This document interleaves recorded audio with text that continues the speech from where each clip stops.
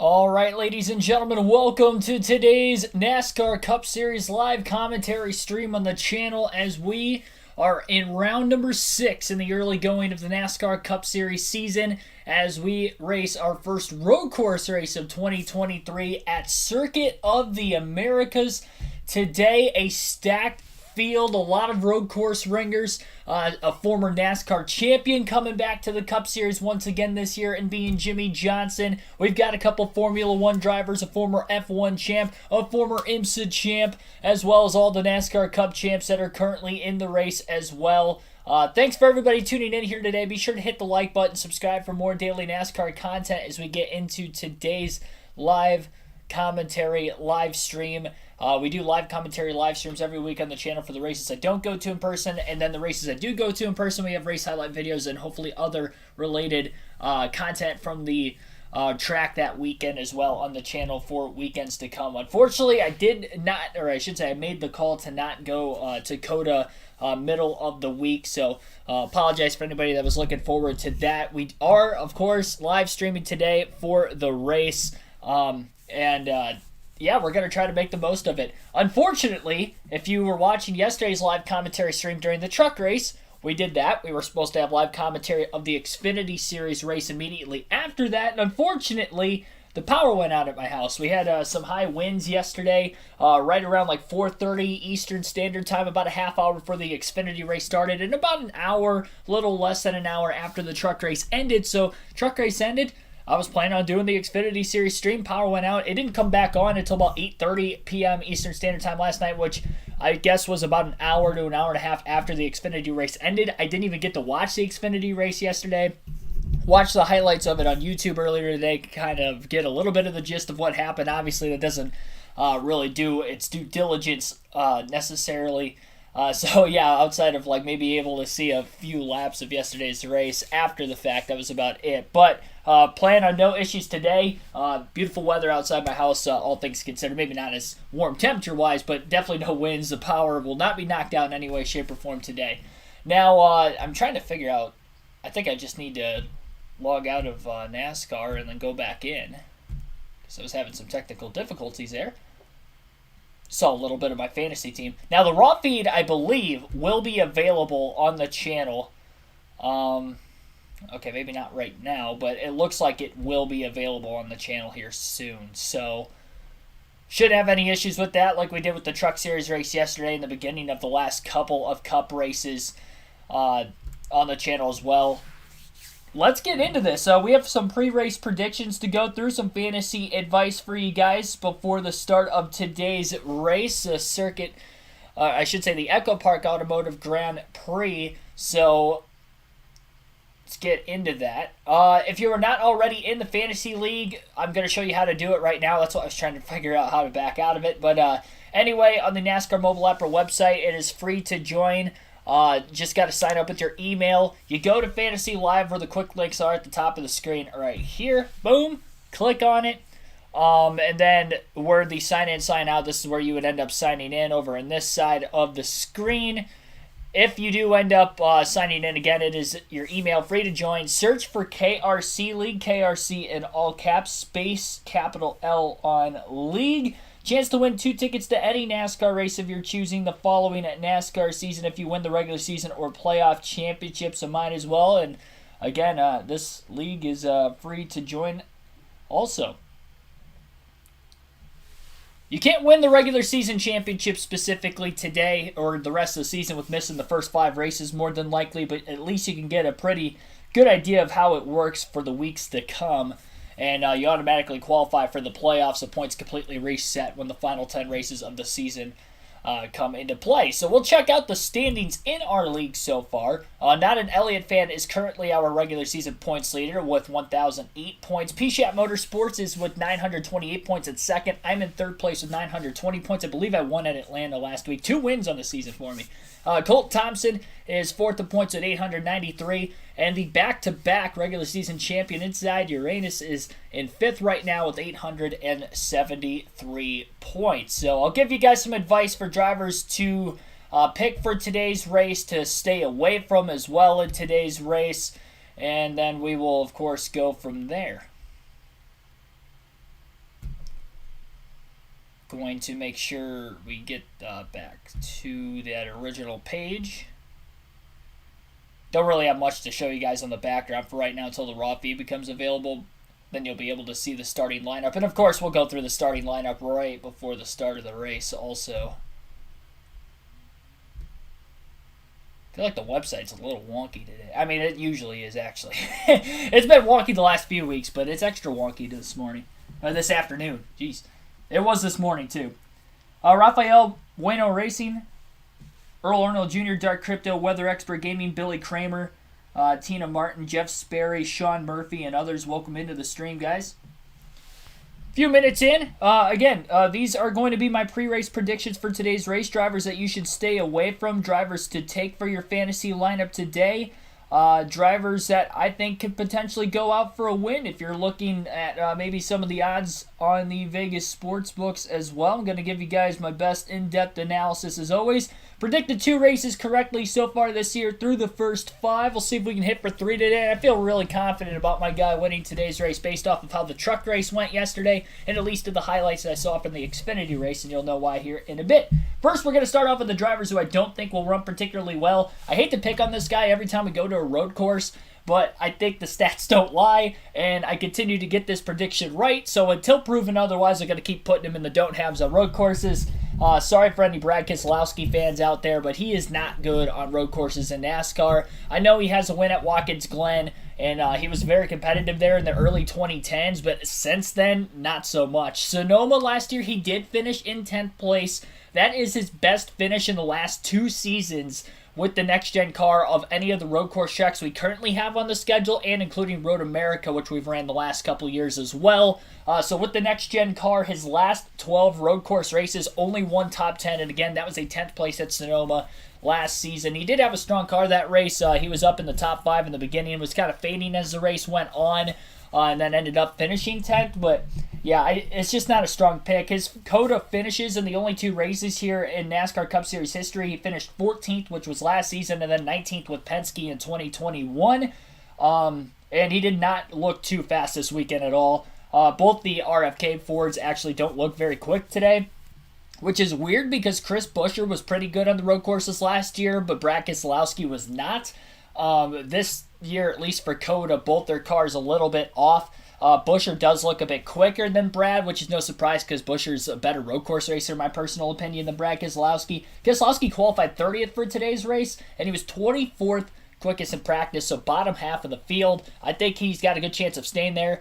He's not going to collect any stage points more than likely because there's no cautions with the stages, so I think that's going to hurt his chances of scoring even more points for fantasy purposes, so stay away from Brad Keselowski today. I know he's off to a hot start this season. He finished runner-up at Atlanta last week. I think he'll be good for the ovals races to come, but I just don't trust him on the road courses. And again, that car and that entire organization does not look quick coming into this weekend. The next driver I'm going to have on the don't have list to stay away from today is another driver who's off to a pretty strong start this year when it comes to consistency. Also doesn't have a win. I don't think he'll come anywhere close to it today, and that would be Kevin Harvick, also for the Fords. Fords looking particularly slow this weekend. They were very fast at Atlanta last week, but this week, outside of Austin Cindric, nobody else was in the top 14 in qualifying yesterday. And if we look at the practice times real quick, Cindric was 7th, Logano was 9th, Blaney 12th, Harrison Burton 15th, so the Fords just not looking good. The SHR Fords as a whole this season not good except for Harvick. Harvick was leading in points going into Atlanta last week before he found himself in trouble. He is no longer the points leader coming into this race. He qualified in the 29th place position, so just one spot ahead of Keselowski. Practice time, as you see on our screen right here, he was 22nd quickest, so also bottom half of the field, and both just like the 6 team. So I think that those former champions in the series are not going to get top 10s at the very least at the end of the day. And again, without any stage cautions, you're not going to be seeing the leaders pit early to try to get track position at the beginning of the next stage. Unless we do get a caution before the end of the stage and we know we're going to get a restart, then they will sacrifice the points. But if we have long green flag runs in today's race like we saw in the truck in the Xfinity race yesterday, I don't plan on that necessarily being the case. So I would stay away from Harvick and Keselowski. And those are 2 drivers I have used and have praised for their good runs so far this year. I just don't think particularly this weekend is a good week to choose them. Going with the sleeper picks, going out on the limb maybe for one of them. I think a lot of you guys will probably agree if you've watched practice or qualifying this week. And we're going to start off with Jordan Taylor. He's taking over for Chase Elliott this weekend in the 19 for Hendrick Motorsports to get Elliott out after breaking his leg in a snowboarding accident in Colorado the week of the Las Vegas race, which would have been the third race of the season. So he's been out for a few weeks. Josh Berry's filled in for him the last 3 races, but this week it's going to be a road course ringer, Jordan Taylor. Who is Jordan Taylor, you ask? Well, Jordan Taylor, former Rolex winner, IMSA champion, so he's pretty good with the sports car side of things, and this next-gen car probably relates more to that side of things than what we'll see from some of the other road course ringers in the field today that have more of an open-wheel background in both IndyCar and Formula One. So that also translates well because Jordan Taylor is racing with arguably the best team in NASCAR. And not only the best team in NASCAR, but that number 9 car has won 7 road course races with the man Chase Elliott. So with Chase Elliott's input coming into the weekend and Jordan Taylor being a strong road course racer, if you were to put a road course ringer in any specific car in the field, this would be the best car to have him in. I think he's going to get a top 10 today, honestly. I wasn't too confident on that going into the week, but after practice and qualifying, I'm a big Jordan Taylor believer today. He qualified 4th and was 10th fastest in his opening laps of practice back on Friday afternoon as well. So I got Jordan Taylor getting a top 10 today. I think he's actually going to be maybe a long shot to win the race. I don't think he will win the race. I don't think it's really possible. Again, it's just his first Cup start. There are a lot of good road course racers in the NASCAR Cup Series today versus maybe yesteryear. So a lot of the guys that are up towards the front based off of qualifying are either very good at COTA or just very good road course racers in NASCAR. And I would probably lean towards him not winning. I think Vegas had him at like 18-1 odds to win, which I was surprised. He was ahead of guys like Joey Logano, who's won on a couple road course races. Who else was he ahead of that I'm trying to remember? I mean, he was ahead of Harvick, but I don't have Harvick very high on the list. But he was ahead of a decent amount of names. I think him and AJ Allmendinger had the same odds to win the race, if I remember correctly. I think they were both 18-1 on FanDuel, which is just absurd, honestly, considering it's his best start. I wouldn't go that high on him.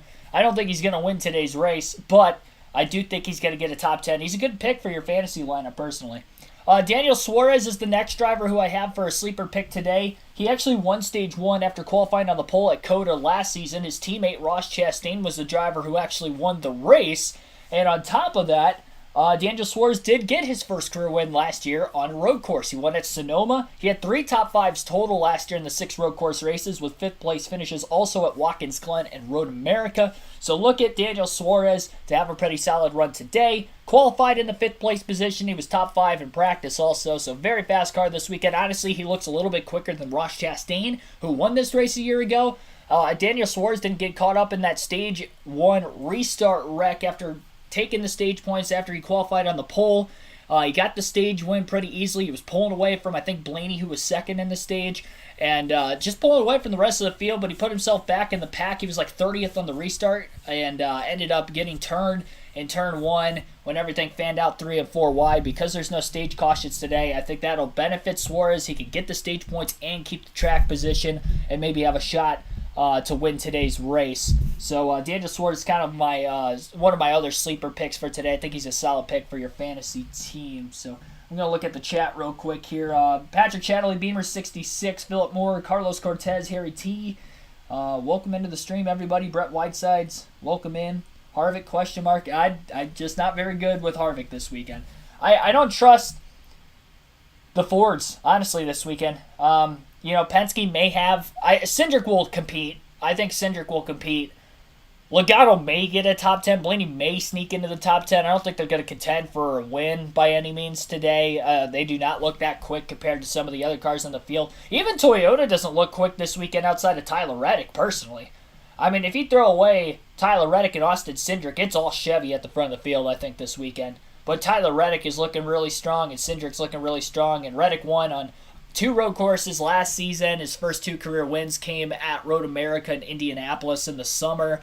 So I would probably lean towards him having a good day. And we know Cindric's won a handful of races in the Xfinity Series and had some really good finishes in the last couple of seasons on road courses, even when he ran part-time back in 2021 with Penske. He, remember, led a bunch of laps at COTA in that race. So I think he could potentially contend for the win today too. But yeah, if we're sticking with my two confident sleeper picks, though, I'm leaning towards Jordan Taylor because I'm really high in the Chevys, and Suarez driving the Chevy too. They're both starting in the top 5. Track position will matter.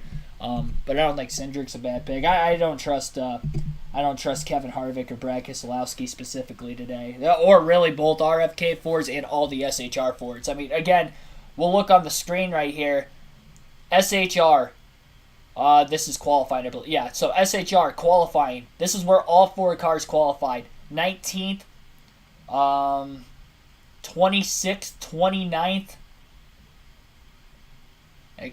and last. So Almirola, I don't think qualified though. So, but still, yeah, not good. And then you look at the RFK Fords, 30th and 32nd. So I think that's pretty self-explanatory. Track position matters a lot in NASCAR and really any racing. It matters maybe more so in the road courses, and I think it matters even more on the road courses now than what it did in the handful of years past, now that we're not going to have any cautions after the stages. It's going to be very tough for those drivers to work their way through the field with a lack of restarts. We may get a couple cautions today still, but it's not a guarantee anymore, so it's hard to really strategize off of that, really. It's a big guessing game for all these teams today. 22 minutes to go. Yeah, we are getting close. With that being said, and getting closer to the start of this race, we'll go through the 3 drivers I have that I'm also guaranteeing top 10 finishes for, other than Suarez and Jordan Taylor. And these guys are probably going to be more of the heavy favorites, I think, to win today's race. So we're going to start off with Kyle Busch. Now, again, I was just talking about Tyler Reddick. Kyle Busch off to a strong start in that 8 car this year. On top of the fact that he's off to a strong start in the 8 car, just remember that, again, Reddick won 2 races on the road courses last year. He ran really good at Auto Club last year. Kyle Busch was able to seal the deal this year, so maybe he could seal the deal in a couple road races this year. Kyle Busch didn't look as strong on road course races last season, but remember, Toyota as a whole was terrible on road courses except for Christopher Bell at the Roval. That was literally the only outlier. Even Christopher Bell on the other road course races this season struggled, but for whatever reason, he got the job done at the Roval. No other Toyota was up there. And as far as all the prior races for road courses, they were really bad. So I wouldn't take Kyle Busch's stats last year off of it, but if you look the year before at COTA specifically in 2021, remember Kyle Busch actually won a stage. He led a bunch of laps in that race. It was a rain race, but still, he was up towards the front. He was contending. He was running in second place with what was actually 3 laps to go from when they actually called the race because of rain. He was in second, and if he didn't short pit, thinking that NASCAR was going to call the race in 3 laps, he definitely could have made it that far on fuel because Chase Elliott did. He was on the same strategy. Chase Elliott won. So he was pretty much looking at a second place finish that day. He still ended up with the top 10, finished in 10th place. So still got a good finish. It's not as good as what he probably should have deserved in that race. I think he's going to be really good today. Could he compete for the win? Yes.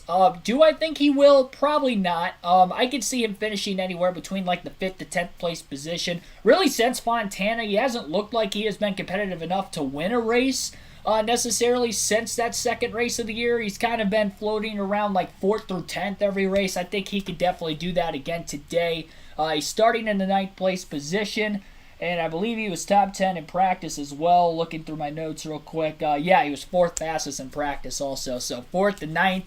It's kind of where he's been in speed this weekend. I think he'll definitely finish right between there as well. And maybe a little better. Who knows? Again, he is a veteran. He's already got a win this year. He could go for broke. Try to call a Hail Mary when it comes to the strategy game. And I think him losing the race on strategy in the truck race will help motivate him for what strategy could potentially be even better for him in the Cup race today. So, and obviously racing the truck race will have extra laps. This driver also ran the truck race, has extra laps, and is a former COTA winner, and that would be Ross Chastain. I think Chastain's a solid pick for your fantasy lineups today. He was very good on the road course races, much like his teammate Daniel Suarez last season. He had 2 top 5 finishes on road courses last year. Again, a win at COTA and then 4th at Road America. Finished 7th at Sonoma as well. And at COTA specifically, again, won the race, led quite a few laps, actually led the most laps at race, 31 laps led, almost half the race. And at COTA in 2021 with Chip Ganassi Racing, which isn't as good of an organization, at least at the end of their time, as what maybe Trackhouse is now with this two-car team, he finished in 4th. So he ran really well. He qualified on the pole in the truck race and had a lot of laps. Probably was the second fastest truck in the field. Second or third fastest, him, Zane Smith, and Kyle Busch were definitely the class of that truck race yesterday. So he's got a lot of extra laps on the track this weekend. I think that'll help for him. Didn't qualify as well as some of these other drivers in the field. He's starting 12th, just outside the top 10, but he was third fastest in practice. So that car does have speed. I think he just had a little bit of a hiccup in qualifying. That cost him some time. He was about 0.8 of a second off of Byron, who qualified on the pole. So I would probably lean towards Ross Chastain and having at least a top 10 at the very least at the end of the day. I think that'd be a strong pick. So the next driver is going to be my pick to win the race. I think he's the last must-have. You should, at the very least, absolutely have him on the fantasy team, and that would be Tyler Reddick. Again, I'm picking Reddick to win today.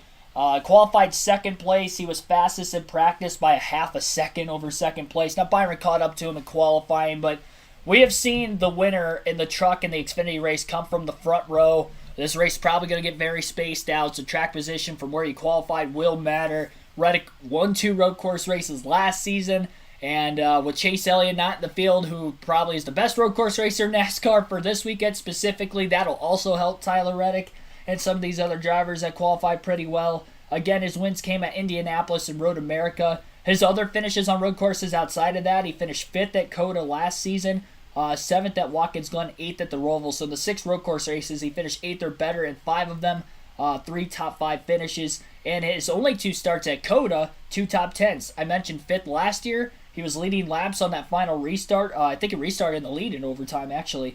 And then he finished 9th with RCR in 2021 as well in just his second season in the Cup Series. So, yeah, looking pretty good for Tyler Reddick, I think. Predicting him to win today's race. And I want to see who you guys think will win today's race, so I will put that up in the poll. And we'll go from there. So, put the poll up for you guys. Frank Powers, welcome into the stream. Ryan Jensen, Melinda Leverett. Gary Kennedy, welcome. You took Bell, your son took Reddick.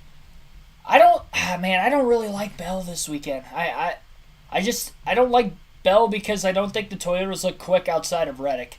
And I know Bell won at the Roval last year, but outside of that, he didn't run well at the road courses. And he did win at the Daytona road course the year before. So I'm not denying that he has talent on road courses. I think he's a pretty solid road course racer. He's got 2 wins for a reason, but I don't think that's a very confident pick. He didn't qualify as well.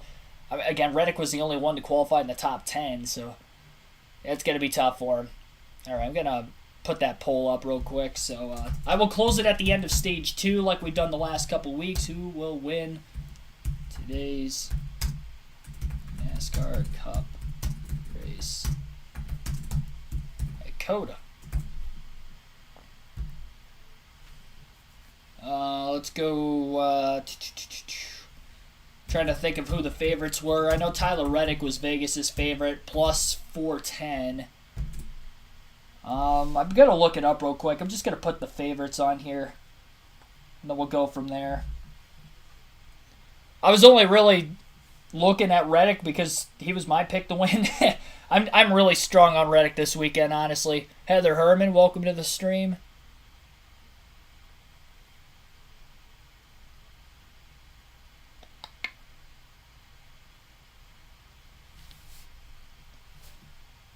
Give me a second here.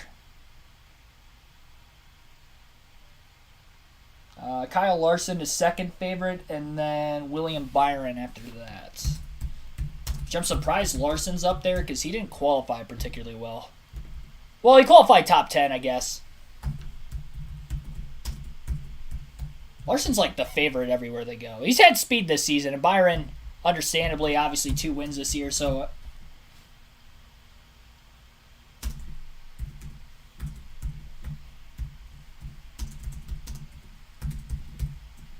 Specify in chat.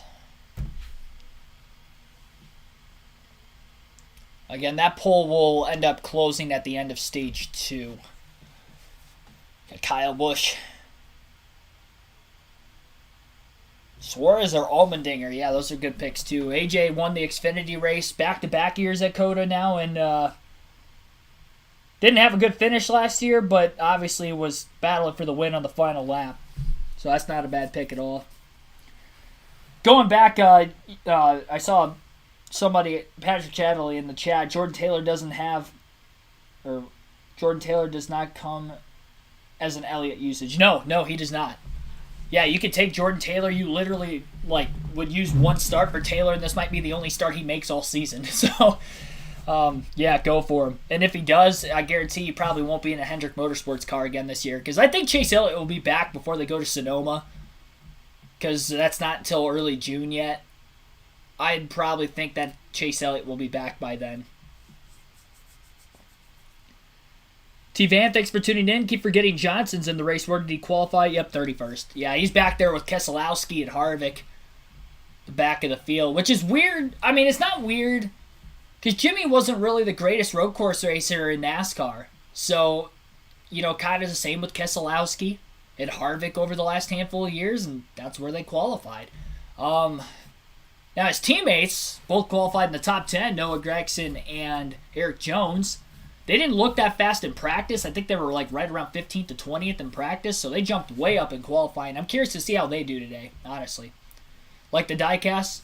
Well, I will be showing 2 of them off because I showed one off during the truck race, but I couldn't get the Xfinity commentary out, unfortunately, yesterday, which I do apologize for that, and I apologize for what I'm about to say, too, but I do have to air a few more ads to try to make up for that lost stream yesterday, so I hate to do that throughout the course of today's race, but I have to do it. Unfortunately, again, if you're just wondering, why I didn't stream the Xfinity Series race, I tried to put a community tab out. I was still able to get connected to 4G, but it was very, very slow when my internet was out, so I couldn't keep up in the chat with anybody. I couldn't even really get the chat open in the live stream. That wasn't even, really running, but the chat was still there.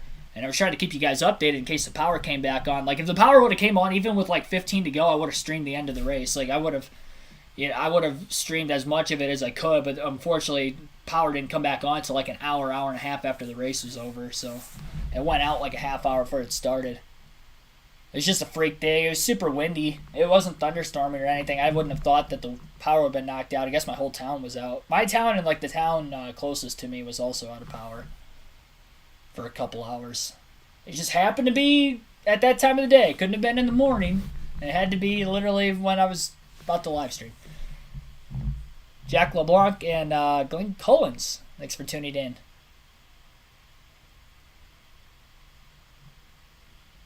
Silly Johnson is in this race if road courses aren't at his forte. I think he's running this race probably because he likes the track. He ran here in IndyCar the last couple years, so at least he knows the track. And he hasn't ran a next-gen car on a road course, so that maybe has a lot to do with it also. He's only running 10 races this year, so. All right, we'll tune in for the opening ceremonies here. Austin Travis County Emergency Medical Services Honor Guard presents our nation's colors. Please remain standing as television anchor and co-host of SportsCenter on ESPN, Sage Steele, offers today's invocation. Strong and faithful God, as we come together for today's race, we ask that you bless everyone in attendance. The drivers, their crews, the teams, the first responders, the military personnel, we ask that you keep everyone safe from harm. For the drivers, please God instill in them respect for each other and reward them for their perseverance. For the fans, thousands of fans who've come from so far away to cheer for their favorite athletes, we ask you, God, to give them a beautiful day here at the track with each other, friends and family, and remember to always lead with kindness. And finally, Lord, we ask you to bless us. This is such a gift to be here together to celebrate the great sport of NASCAR in the great state of Texas, in the greatest country on this planet, United States of America. Amen. Here to perform the national anthem from Apple TV Plus's Schmigadoon, whose second season premieres on April 5th, award-winning actor and NASCAR enthusiast Jaime Camil. Oh, say, can you see by the dawn's early light what so proudly we hailed at the starlight's last gleaming, whose broad stripes and bright stars through the perilous fight o'er the ramparts we watched were so gallantly streaming, and the rocket red glare, the bombs bursting in air, gave proof through the night that our flag was still there. Oh, say, does that star-spangled banner yet wave o'er the land of the free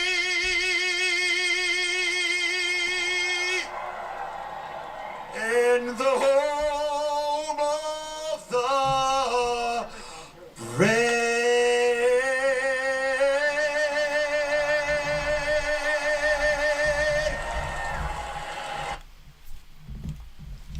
Alrighty.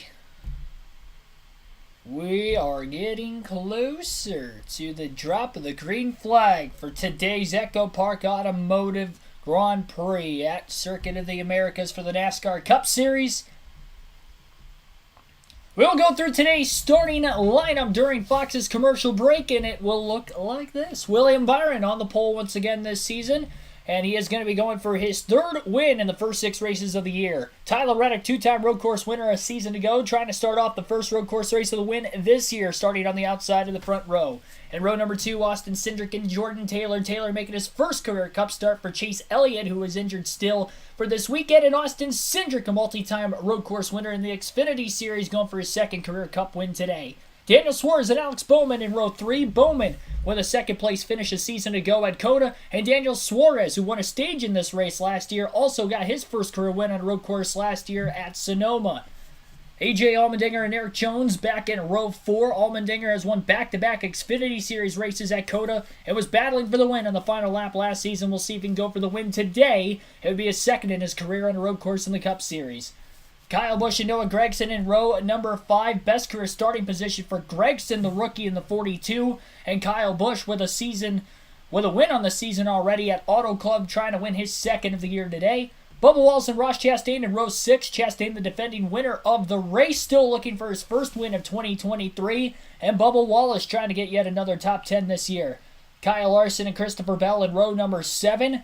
Both winless on the season. Larson 2 runner-up finishes, though, and he'll try to go for the win, starting back at 13th. And Bell, a winner on a road course last season at the Roval. Larson also won on a road course at Watkins Glen. Joey Logano and Harrison Burton will be in row number 8. Logano pretty deep in the field for qualifying, but he's a multi-time Cup Series winner on a road course. Ty Gibbs and Ricky Stenhouse Jr. back in row 9. Gibbs with a few wins on road courses in the Xfinity Series, starting mid-pack, though, at his Cup debut at COTA. Chase Briscoe and Michael McDowell will be back in row number 10. McDowell, a pretty successful road course racer in his own right. Denny Hamlin and Kimi Räikkönen back in row number 11. Räikkönen coming over from F1 to run his second Cup race in the last calendar year. He ran at Watkins Glen last summer. Justin Haley and Jenson Button in row number 12. Button, another F1 driver, making his first career Cup start, though, today. Martin Truex Jr. and Ryan Preece will start back in row 13. Corey LaJoie, Austin Dillon in row 14. Couple of series champions, Kevin Harvick, Brad Keselowski, back in row 15. Jimmy Johnson, another series champion, 7-time champ, making his second start of 2023. He'll be on the inside of row 16 with Chris Buescher to his outside. Row 17 will be Josh Bilicki and Ty Dillon. Connor Daly making his second start of the year for the Money team. He'll be on the inside of row 18 with Todd Gillen to his outside. Cody Ware and Ryan Blaney back in row number 18. Blaney starting at the rear of the field today. He did not qualify yesterday. And then Eric Almirola also did not qualify yesterday. He will be starting in last place. So that is a starting lineup for this year's EchoPark Automotive Grand Prix at Circuit of the Americas. 4-man booth for Fox today. You'll get to listen to it periodically throughout the course of today's race. Am I at the track? Obviously not. No, I'm in my room, unfortunately. It stings, honestly. It does sting, but I guess if I wasn't there, next best place is to be right here.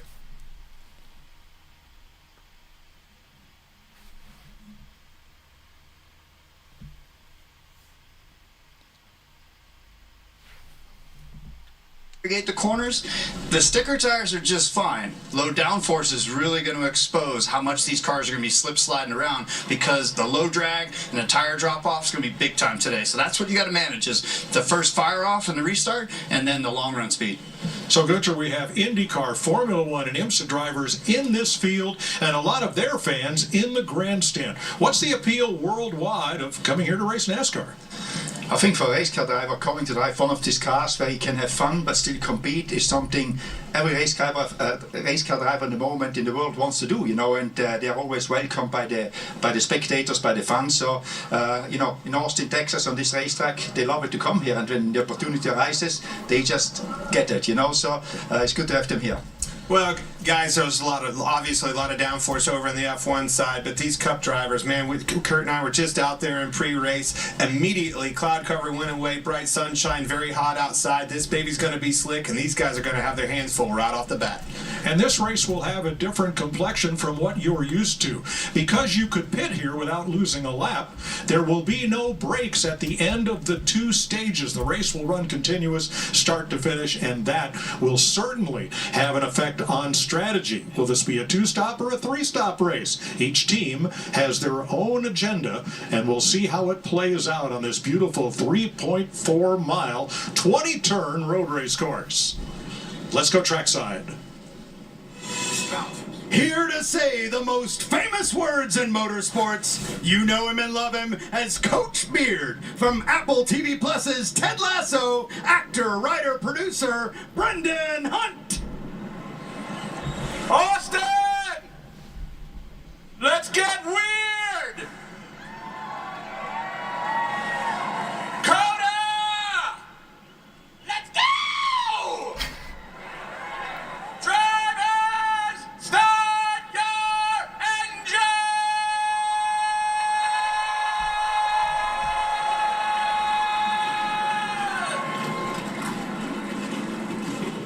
That man put his heart and soul into that little spiel. We already went through our starting lineup today. Excuse me for that. Fox heading to a commercial break. We'll get our first ad out of the way here before the race starts. And when they come back, you'll get to listen to the booth a little bit more before the drop of the green flag starts. And then we'll get into our usual live commentary coverage. So appreciate everybody tuning in. Be sure to hit the like button.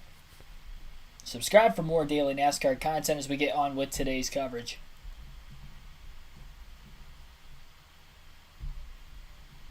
Gonna have to, looks like I'm gonna have to get NBC Motorsports on here.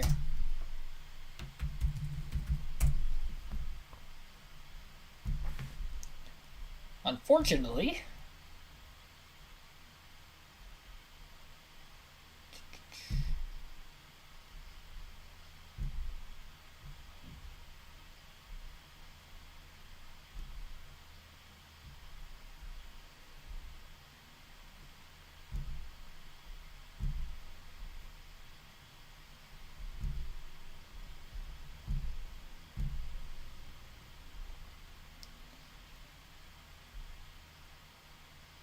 whoa, whoa.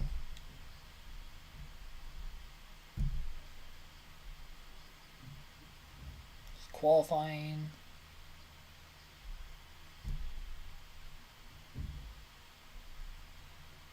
The race hasn't started yet, so even NBC doesn't have anything either. Unfortunately. I'll keep refreshing the page. This is the third week in a row that NASCAR's website has been off at the start of the Cup race. And it was off at the start of the truck race yesterday when we did live commentary for that stream also. Jim Troyer, Bond 1771, thanks for tuning in. Yeah, everything is back under power today, thankfully. Seth Thomas, welcome. Dale Campbell, welcome.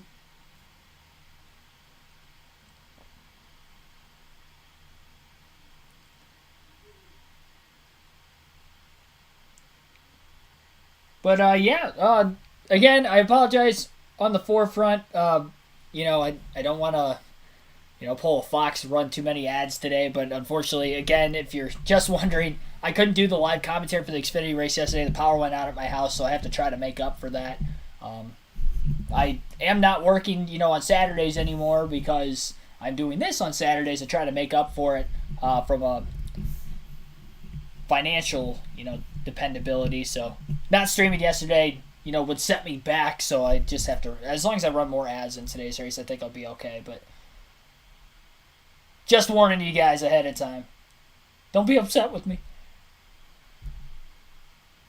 Yeah, this is what always happens too with NASCAR's website, is that if the Xfinity Series is the race before, which the Xfinity Series has ran just as many races as the Cup Series this year, you click on the race center like normal, and it takes you to the Xfinity Series race results from yesterday. It's done that 3 weeks in a row, which is weird.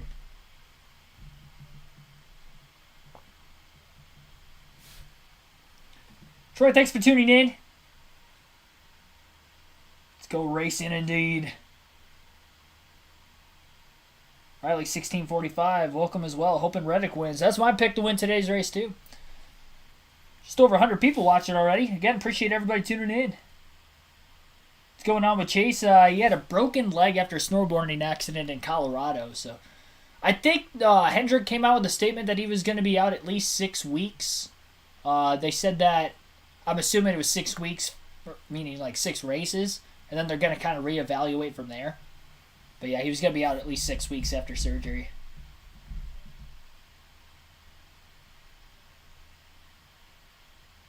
Robin Marks, thanks for tuning in. Shout out a YouTuber.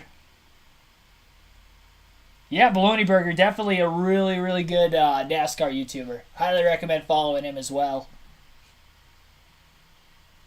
There's a lot of good content out there in the NASCAR realms, but yeah, he is definitely a guy that could use some more recognition.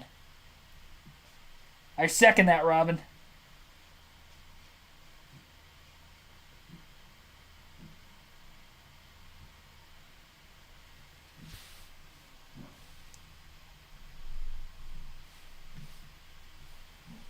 I'll let you listen to Fox's coverage then, because they'll probably end up radioing in at least a driver or two. We do have cars on the racetrack right now getting set for the pace laps for today's Cup Series race. And, Chastain came right back and repaid the favor back there in 19 and 20, just like you said, drove off for the win. Pretty cool racetrack. Well, the hottest driver of this season so far won the pole here yesterday. Here's Jamie Little. Well, William Byron certainly turned some heads this weekend with the speed that you had. You're on the pole here. How much personal preparation have you put into your racecraft when it comes to road course racing? Yeah, I think it's just kind of been a slow evolution. I think, I didn't start in this kind of racing. I started racing late in general, but started mainly on ovals, and so road course racing's been kind of a slow process to learn, but been fortunate enough to get a few poles on road courses, so it's just a matter of kind of putting it all together in the race, which I think we can do today. Our car feels great. So yesterday was a fun battle with AJ. That was really exciting. It stinks to finish second always, so that fire kind of burns for today, and I think this Liberty University Chevy can stay up towards the front with Tyler, and I think Jordan will be fast, so it's going to be a fun race. William Byron looking for his first road course victory in the Cup Series. Mike? Thanks, Jamie. William Byron before he climbed aboard. His number 24. Now out there leading the field, Michael Waltrip, along with the winner of the EchoPark Automotive Pace, the Pace Car Contest, winner Karen Thomas. Michael. Woo, Mike! This This is awesome. The race cars are right behind us. Karen, EchoPark Automotive has given you a chance to pace the pace car. You won the Fast Face contest. How's it feel, darling? Oh my gosh, it's so awesome. Man, I'm having so much fun. Mike, you can go to EchoPark.com right now and buy my car. I sold a car to EchoPark, and it's online right now. You can purchase it, and Karen and I are hopping some curbs. Let me just tell you what I'm seeing out here. Folks lining this racetrack 3.5 miles everywhere. So much fun. Watch this. I'm going to get on the inside of this guy.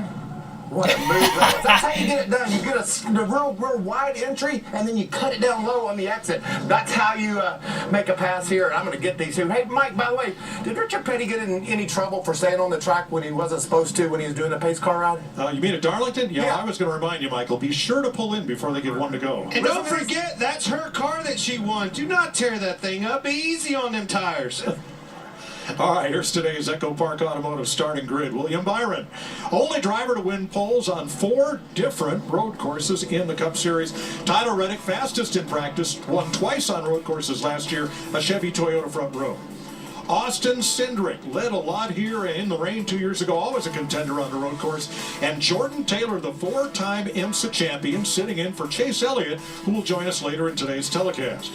Daniel Suarez, winner at Sonoma last year. Alex Bowman, runner-up in this race last year. Boy, the talent is stacked to the front. A.J. Allmendinger used a bump and thump to take the lead yesterday and win the Xfinity Series race. Eric Jones, fastest in round 1 of qualifying, finished 9th here last year. Kyle Busch is a 4-time NASCAR Cup Road Race winner. And Noah Gragson makes his best road course start. Now, here are the road racing ringers. Jordan Taylor from IMSA, world driving champions Kimi Räikkönen and Jenson Button, and IndyCar star Connor Daly, and where they will start today. Jordan Taylor's had a lot of success here. This is 2017. He and brother Ricky teamed in their dad, Wayne Taylor's Cadillac Daytona prototype to win here at COTA, the 4th of their 5 season opening wins, including the Rolex 24 at Daytona with Jeff Gordon. Hey, Jordan Taylor, how about you sporting the boards on the Fox booth? You got us?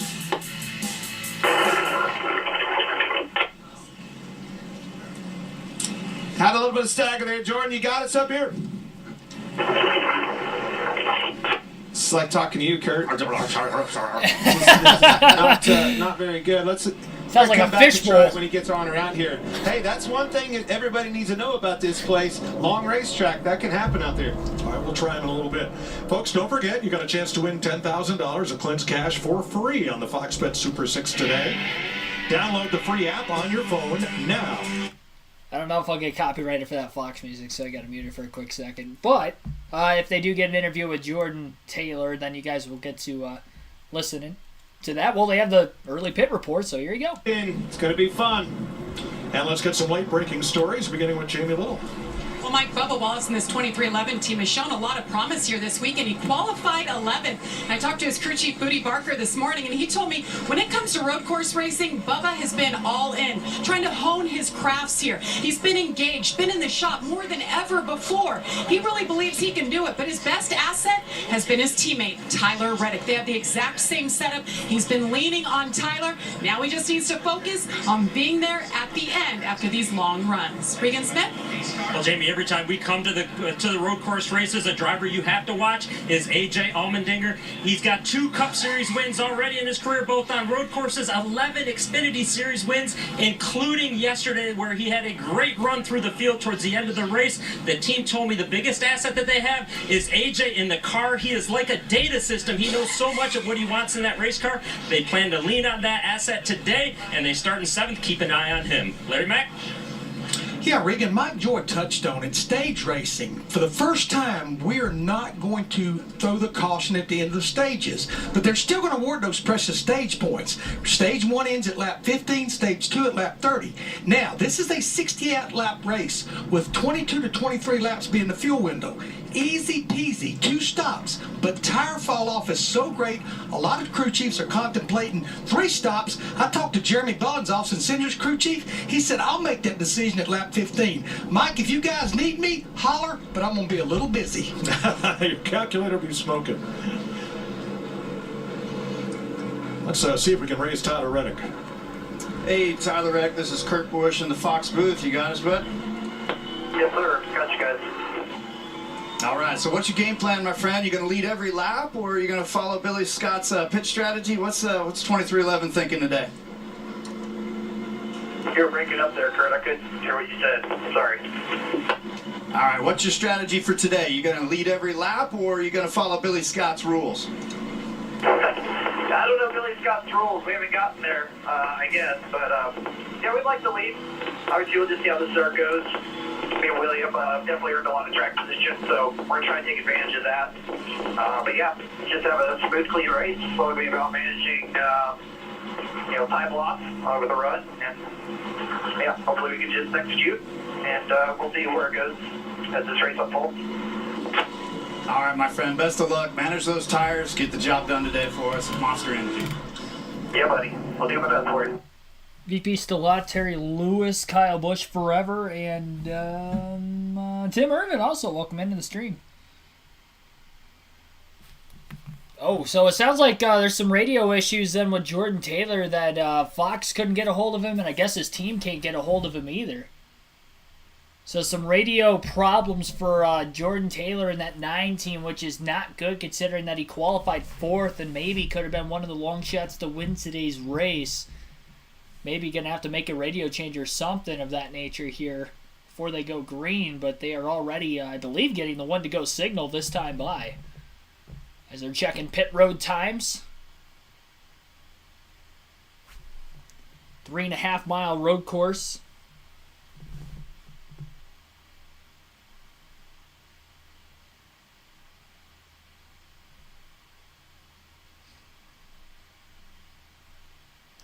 Arena Sarah also welcome into the stream.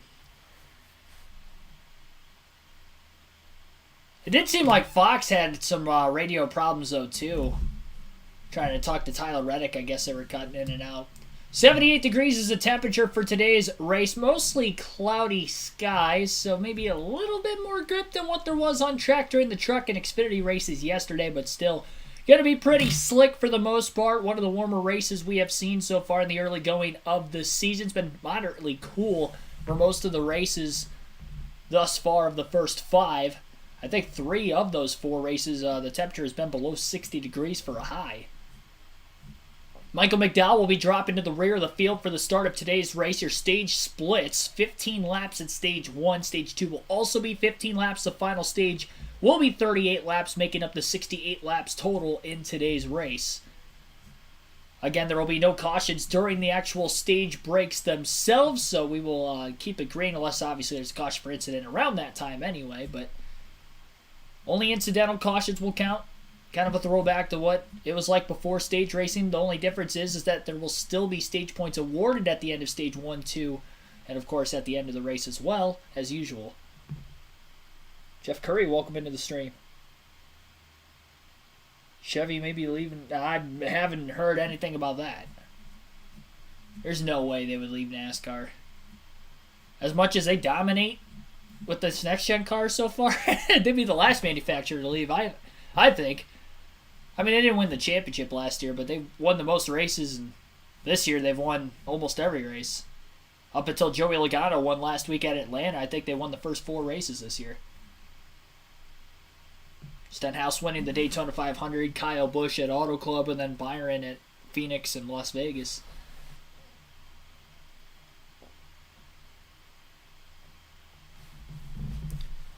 About 10 more turns under caution, and we will get the green flag to start today's race. Trying to get a leaderboard up for you guys. Again, Fox's website's down, and it looks like NBC, which is like my backup leaderboard, hasn't really been working. Fox airs the race. I tried to have them for the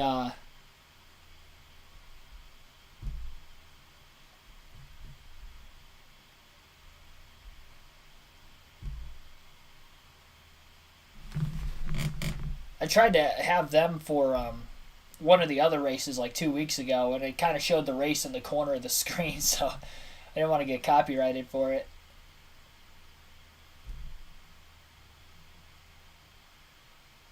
I'm not able to get it on NBC's website either. It's weird.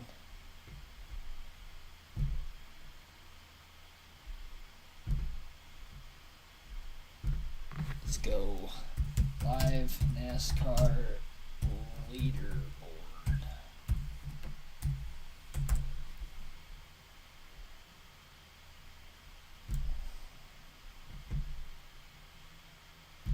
CBS has one. Maybe. Probably not. There's no way.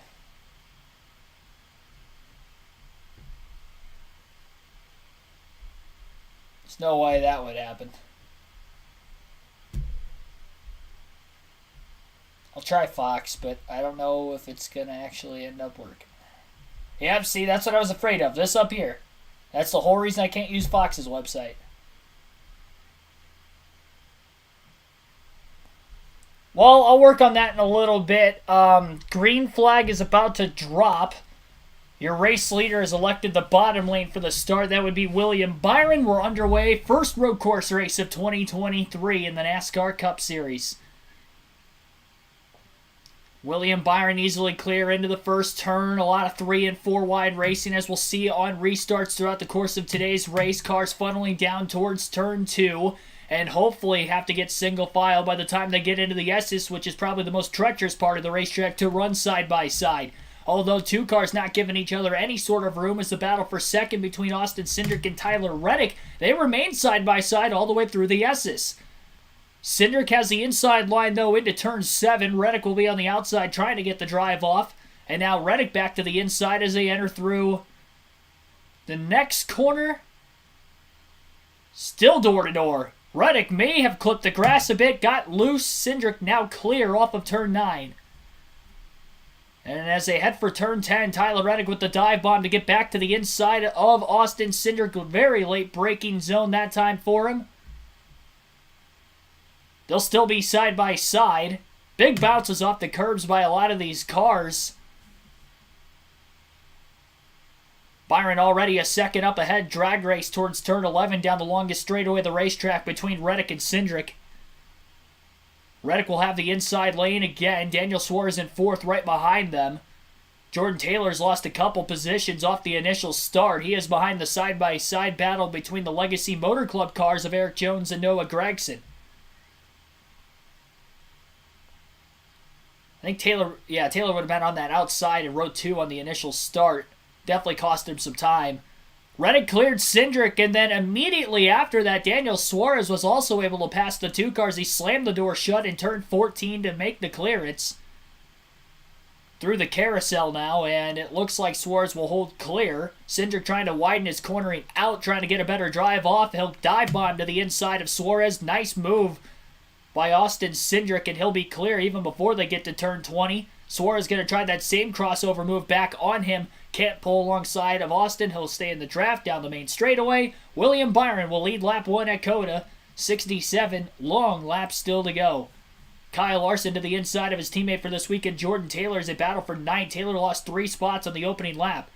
Larson went to give his teammate more room, backed out of it, and Kyle Busch saw that, took advantage, and he dove to the inside of Larson, making the pass for position there.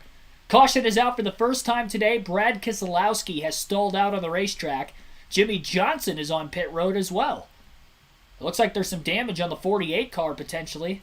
84 rather, of Jimmy Johnson.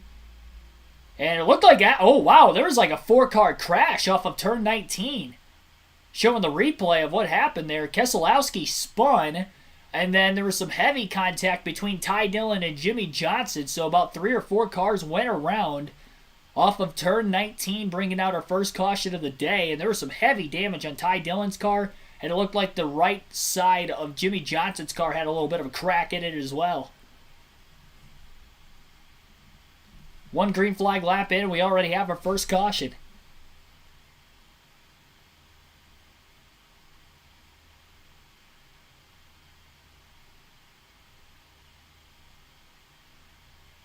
Hanover Race, thanks for tuning in also.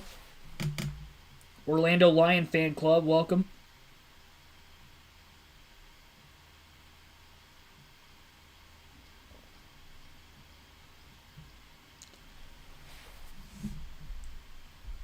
And sorry that there's no leaderboard on the screen for the time being. I would imagine we'll get the raw feed up and available at some point throughout the course of today's race.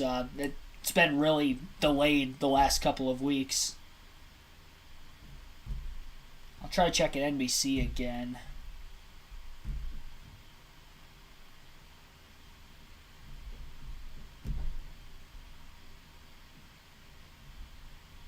Yeah, NBC's website isn't working. Fox is, but I can't show that, unfortunately.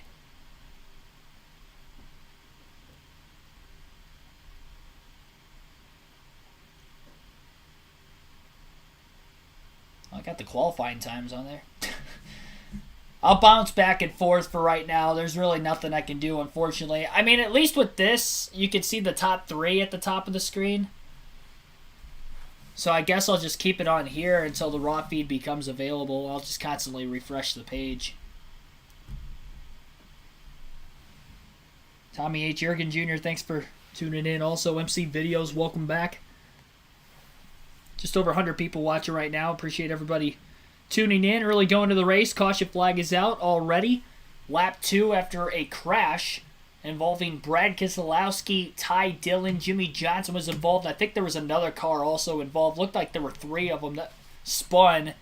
And then there was somebody else who had a decent amount of contact with Ty Dillon, but I couldn't tell exactly who it was. Have to wait for them to come back from the commercial break and get another look at it. They showed the replay very quick right before the break, and there was a lot happening at once, so hopefully they diagnose it a little bit better on the way back. Regine Huddleston, welcome into the stream.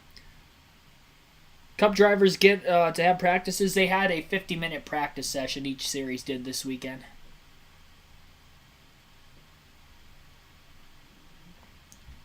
So it sounds like Chris Buescher had spun. Ty Dillon, they're going to pull that 77 Spire Motorsports Chevrolet behind the pit wall. He'll be out of the race already. So an early wreck.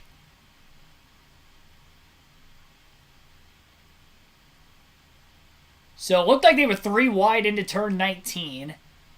They meaning Ty Dillon. That had nothing to do with... Oh, man. It was still hard to tell what happened there. Chris Buescher made contact with somebody. I couldn't tell who it was. I think he made contact with his team owner, I think. Brad Keselowski. I think Buescher and Keselowski made contact. And then in the process of trying to catch up, Ty Dillon had made contact with another car that spun into Jimmy Johnson. Quite a bit of damage on Johnson's race car. Ty Dillon's day will be done, and it looks like we'll have our normal leaderboard up now as well. Enter 19 and spun out. Oh, wow. Well, he got assist, but it was off of that was in lowering blocks I was talking about, ride limiters. That thing will Brad Keselowski's radio. Take you for a ride. Might have bottomed out on Gunther's carbon fiber parts.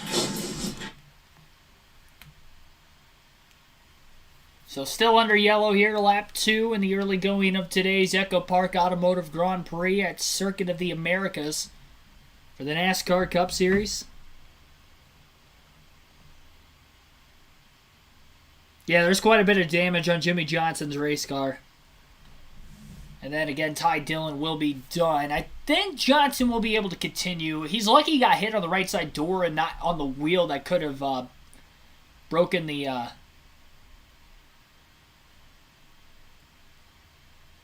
broken the truck arm of the race car, so that way he can continue on.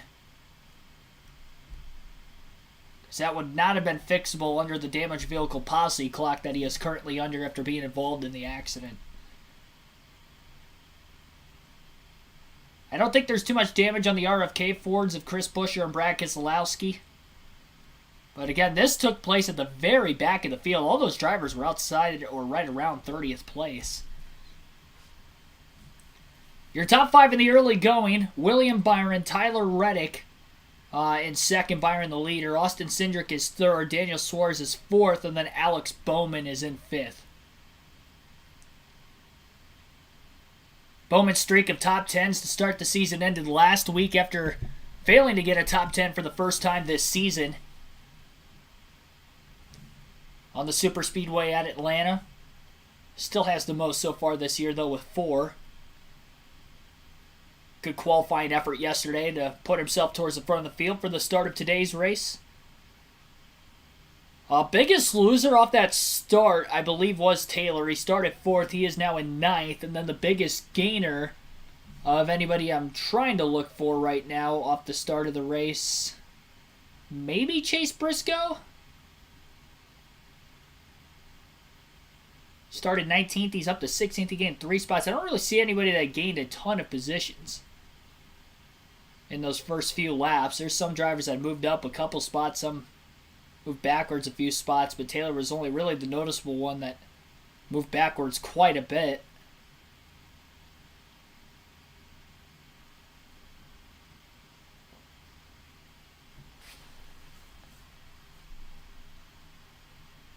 Waiting for Fox to come back from the break, so we'll take another quick one right here. Shouldn't have any pit stops, I'd have to imagine, with this caution coming out on lap 2. Saw a caution on lap 2 of the Truck Series race yesterday as well. Again, you can vote in the chat right now. There is a poll for who you think will win today's NASCAR Cup race at COTA. Right now, Other at 38% is leading the voting poll. William Byron at 26%, 18% for Kyle Larson, and 17% for Tyler Reddick. 76 votes have been casted thus far. And again, that poll will end at the end of stage 2. By the time we go green, we should have anywhere between, I'd probably say, 11 or 12 laps to go in this first stage. The good news with the caution laps being long at COTA, because of how long this racetrack is, about 3.5 miles, it allows for the cleanup crew to get everything cleaned up fairly quickly. We only really have to run 2 to 3 laps under yellow at a time during the caution. And I believe they'll be getting the 1 to go signal this time by. And it sounds like they're going to radio in Chase Elliott in the booth. I think he's at his house right now. You'd sure rather be out there than sitting where you are. But we got off to a great start in turn 1, and then what happened, and how are you doing, most importantly? Yeah, I'm doing really good. Appreciate you guys having me, and thanks to Fox for setting this up and making this go. So I'm looking forward to, just watching the race with you guys. I don't know. We're just kind of getting started. I was hoping we could get more than a lap or so going to understand a little bit of what's going on. I saw Jordan kind of had a tough opening lap, but yeah, hey, Jimmy got taken out there, but a lot of racing left, and excited to see kind of where it goes and some of the things that some of the things I can see from this vantage point is super different than what I'm used to seeing. Obviously, I miss being there too, but we're working through it, so we'll make the most of it. Man, seeing the headset on you, buddy. Why didn't they pick you to replace that crew chief, sit on top of that box? I think you might be able to do it. Yeah, I don't know about. I think that'd probably go as good as you doing it, unfortunately. So I'm not sure that that's a good idea. But yeah, actually, we joked around about it a little bit last couple weeks, and yeah. So I don't know. Never say never, but I don't know that my crew chiefing abilities would go over too high. Well, you and Jordan have been texting back and forth after every session that he's been in the car, and I know you've been a big help to him. He said as much on the pre-race show, but what kind of advice can you give somebody who's a winning race car in his own discipline but is new to this kind of racing? It's tough, and I think from my perspective, I've just tried to probably say too much just in case something dumb that I say happens to make sense, right? I would rather give him too much information and just like one of those things click in his mind. And I did run the Rolex 24, a couple years ago, so some of those things I do feel like the cars are very different, but I think anything I can do just to say, hey, this was a big hitter for me, and me transitioning to those cars, let's think about it from the other way. How can I help you get this direction? So I've really just been giving him as much information as I possibly can. Anything I see, and I've been super in tune with his comments and post-practice meetings and post-qualifying meetings. So I've been talking a lot, probably too much, and I'm sure a lot of it probably doesn't make sense to him, and probably doesn't make sense to anybody but me. But it's just in hopes that just one or two little things might stick and could make a difference today. So I'd rather give him too much information and him not listen to 99% of it, and just that 1% help. I feel like it was worth it. Yeah, Chase, I mean, that's exactly how I've been with our team at 2311, with Tyler Reddick, with Bubba Wallace. I've been just trying to give as much information, right?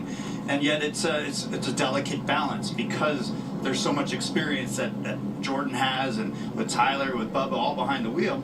And so it's a delicate field, but yet we don't want to miss anything. We want them to be their best. But most of all, first of all, it's just great to see you, my friend. I know all the fans wanted to see you, and I'm hoping PT's going well, and you'll get back to the track soon. What about this racetrack? What do you love about this racetrack? What was the challenges? Yeah, I mean, that's definitely a unique one, and honestly one that I feel like I struggled with the most. I would say of all the road courses, I really struggled at Sonoma early on. I feel like I've gotten better there, but Coda was a really tough one, and I think a lot of it's just the length of the track. And that sounds super simple and easy, but there's a lot of turns and there's a lot of really technical places on this track. And I think one thing that probably gets lost in translation with road racing in general is, we talk about going to Fontana and how old the track surface is, and we talk about going to Atlanta and how new the track surface is. Well, turn one might be abrasive and the stadium section might be repaved. And I think that's one of those things that probably doesn't get talked about a lot in road course racing, and just those really small, fine details can make a big difference. So it's a really technical place. The laps are long, and the grip level in the track really changes a lot from turn to turn. Well, thanks for being with us. Chase is going to be with us through the day. Since none of the leaders chose to pit under this first caution of the day, we're going to step away. Yeah, going to another commercial break. It looks like during this caution, more cleanup than what I would have thought they would have had. I think they were trying to put some speedy dry down on Ty Dillon, who drove his car back to pit road.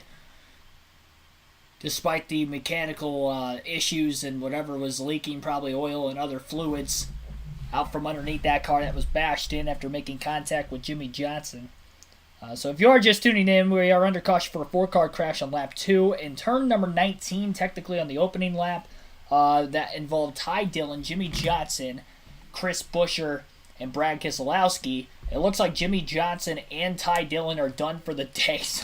Tough break for Jimmy Johnson, making his second start of the year, and he's already out of the race. And Ty Dillon's had a rough start this year, too. I feel like he has DNF'd quite a few times already this season.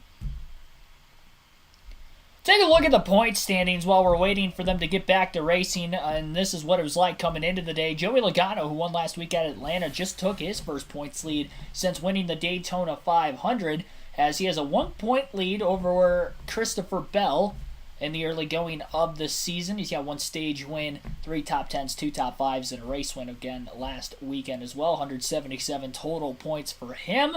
Christopher Bell, highest in the points of those without a win. And looking at the drivers right around the cutoff line coming into this weekend specifically, with Byron being below 16th in points with that win after the Hendrick Motorsports penalty. They are appealing that penalty later this week, but for right now he is below 16th, so that would actually put Tyler Reddick as the first driver above the cutoff line on his teammate Bubba Wallace, who's the first driver below. But still plenty of races to go yet. Obviously the regular season, a win and you're in. But just wanted to check in on that because we are 5 races into the year and seeing how some drivers are performing early in the year compared to others. Corey LaJoie also still inside the top 16. He's 14th in points. A great start to the year for him. He had a top 5 last week at Atlanta, finished 4th as well. Daniel Suarez kind of picking up where he left off. He is in 10th in the early going of the season. Chastain, the other Trackhouse Chevy, up there. Brad Keselowski, who missed the playoffs last year, is 5th in points so far this year. Early troubles for him this week. It just didn't really unload with great speed, as well as his teammate Chris Buescher, but hopefully those two can stay in the top 16 before the end of this race today, because Buescher also up in 13th. So a lot of bigger names outside the top 16 in points right now to start the year. Of course, with the penalty for the Hendrick cars and Chase Elliott being hurt, you have those guys all below 16th in points right now. Trying to think of some other guys that are down here looking at it. I mean, I guess that's pretty much it for the bigger names. So that's still 4 names that you would usually see up there, and you wouldn't see a Corey LaJoie, a Chris Buescher, or a Ricky Stenhouse Jr. even, who won the Daytona 500. We know he is already locked in.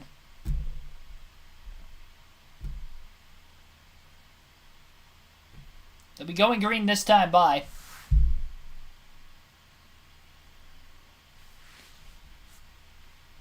Luis Bambino, thanks for tuning in. Daryl Smith, welcome to the stream.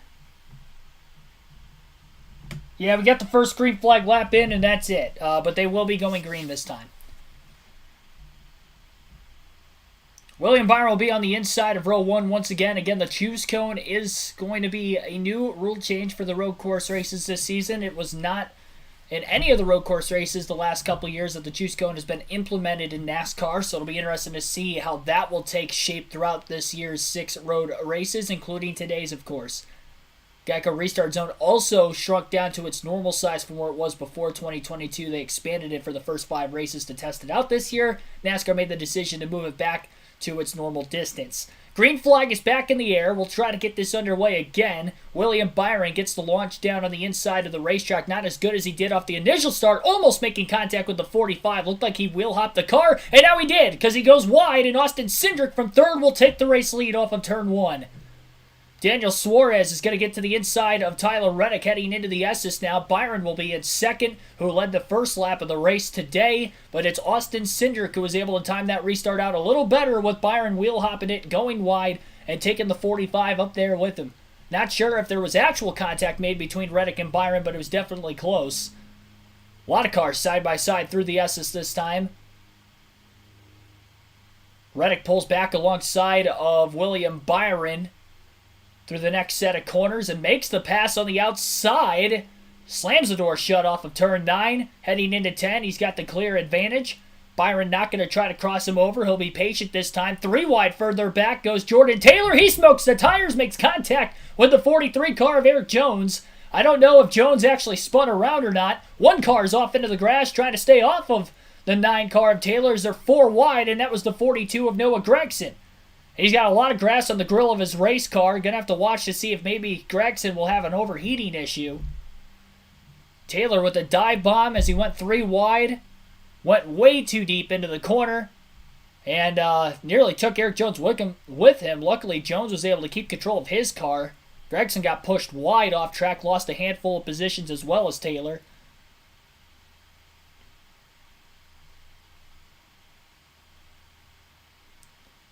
Cindric with about a 1-second lead over Reddick.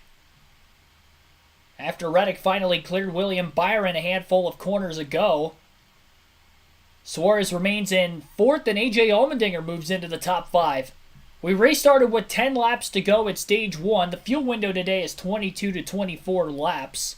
So it should be a pretty standard 2-stop race, you would have to imagine. Maybe some drivers try a 3-stop strategy depending on how strung out things get and what the tire wear will look like over the course of the long run. There was a rule package change to the short tracks and road courses this season. Lower downforce, smaller rear spoiler to try to accommodate for more tire fall off so we can see more passing over the course of the run compared to what we saw on those types of racetracks last season. 4 wide towards turn 1 again, and some contact made. 1 car is around in the back half of the field. I couldn't tell who that was. And it was Chase Briscoe in the 14 who went for a spill in turn 1.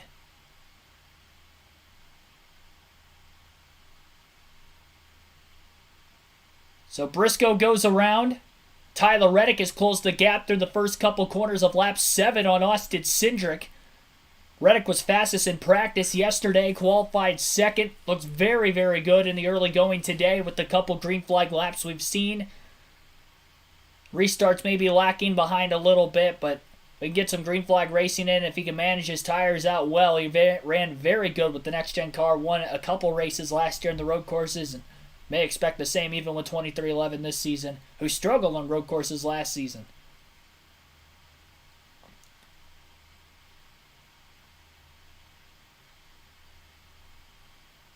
Huge log jam of cars showing the restart of everybody 2, 3, 4 wide further back in the pack, and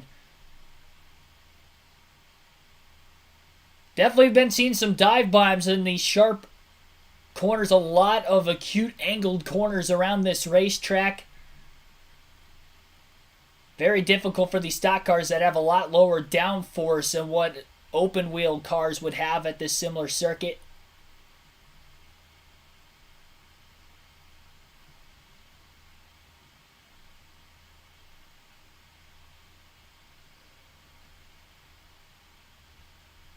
Top 3 cars pulling away from everybody else slowly. but a little bit of a gap has been created.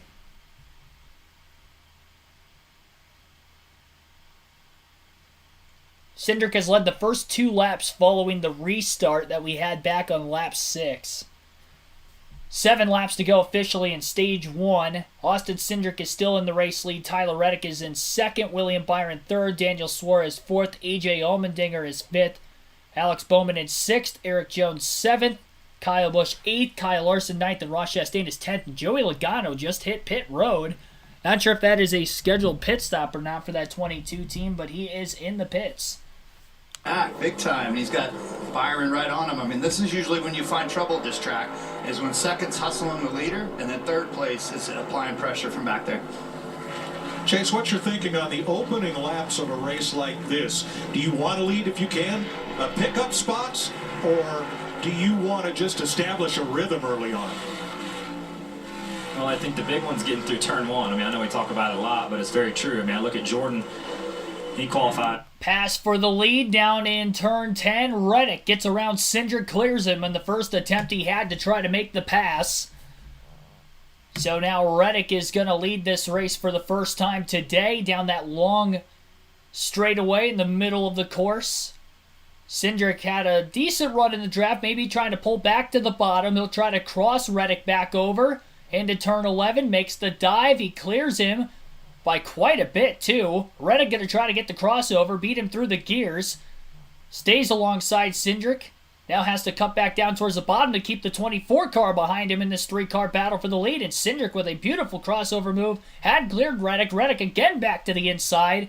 Great battle going on between the 45 and the 2 right now. And Byron is just waiting for one of these drivers to make a mistake and try to pounce on it to take the lead himself. Back and forth go Cindric and Reddick. You'd have to imagine they could be using a lot of their tires up if we get a long green flag run. It'll be interesting to see if they can keep this kind of a pace up. Reddick with the slide job move off of turn 19 clears Austin Cindric. Cindric not going to be able to get back around him in turn 20 as they head for the main straightaway. Cindric with a better drive off than Byron. He'll pull him a little bit, but not going to really reel in the 45 cars. They head to the start-finish line and back up the hill towards turn 1. Pulling out of line on each other just a little bit into the first turn. Byron maybe angled that corner off a little bit better than the 2 cars in front of him, but they all stay equally apart from one another as what they entered that corner. 7 to go, stage 1. Fox going to a commercial break right now. Take a full field running order rundown during this break. Tyler Reddick leads. Austin Cindric in second. William Byron third. Daniel Suarez in fourth. AJ Allmendinger in fifth place. Alex Bowman sixth. Eric Jones seventh. Kyle Busch eighth. Kyle Larson ninth. And Ross Chastain is 10th. Bubba Wallace in 11th. Christopher Bell in 12th. Jordan Taylor is 13th. Ty Gibbs in 14th. Noah Gregson 15th. Ryan Prix 16th. Ricky Stenhouse Jr. 17th. Todd Gillen 18th. Harrison Burton 19th. And Justin Haley is 20th. Martin Truex Jr. 21st. Corey LaJoie 22nd. Kimi Räikkönen 23rd. Kevin Harvick 24th. Austin Dillon 25th. Michael McDowell 26th. Ryan Blaney 27th. Cody Ware 28th. Chris Buescher 29th. And Eric Almirola is 30th. Brad Keselowski in 31st. Josh Bilicki in 32nd. Jenson Button 33rd. 34th is Chase Briscoe. Denny Hamlin is 35th. Connor Daly 36th. Joey Logano made a pit stop a couple laps ago. No real report on why he hit pit road, so not sure if that was scheduled or not, but he's in the pits, lap 37. Jimmy Johnson and Ty Dillon out of the race after that crash in the opening lap on turn 19. Johnson will finish 38th, Ty Dillon 39th. So still under green with about 7 laps to go in the EchoPark Automotive Grand Prix at Circuit of the Americas. You're watching it live right here on KRC. Again, you can vote in the chat for who you think will win today's race. 93 votes casted so far. Others still at 38%, leading the voting poll. Byron with 25%. Has the second most. Larson with 20%. And then Reddick, who leads the race in the early going with 17% of the votes.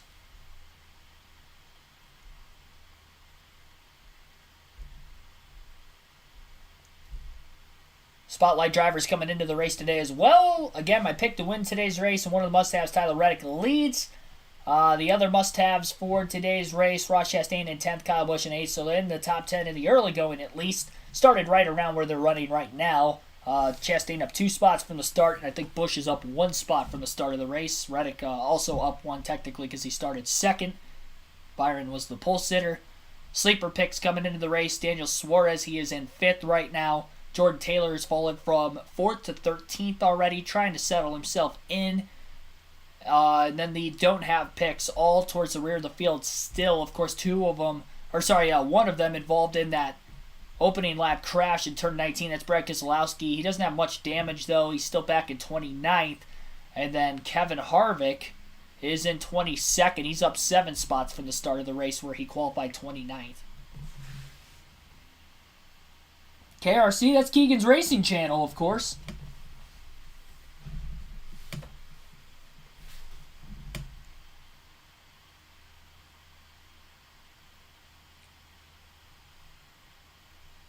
Sure to like and subscribe. More daily NASCAR content. We're getting very, very close to 4,000 subscribers on the channel. 82 likes already on the stream today as well. Let's see if we can get that up to 150 before the end of the race. And we'll go from there. Sid for Brains, welcome in. Going out on the limb, Eric Jones. That is definitely out on the limb, but he is in 8th right now. Off to a good start. Had a little contact on that last restart, but was able to hang on to it. Fox back from the break, and they have Cameron Logano. Daniel Suarez and Alex Bowman going back and forth for 5th place on the racetrack through turns 19 and 20.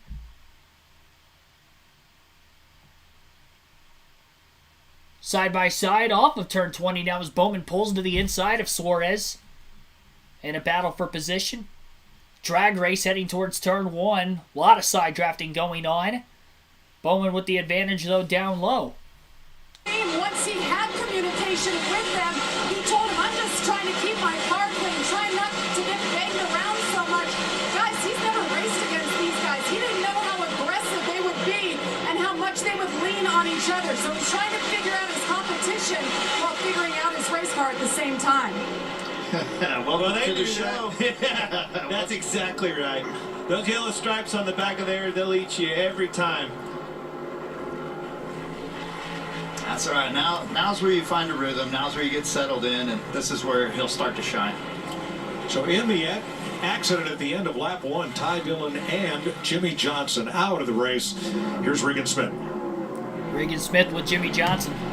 Well, Jimmy Johnson checked in, released from the infield care center. Jimmy, I know you were so excited about today. How disappointing is this one?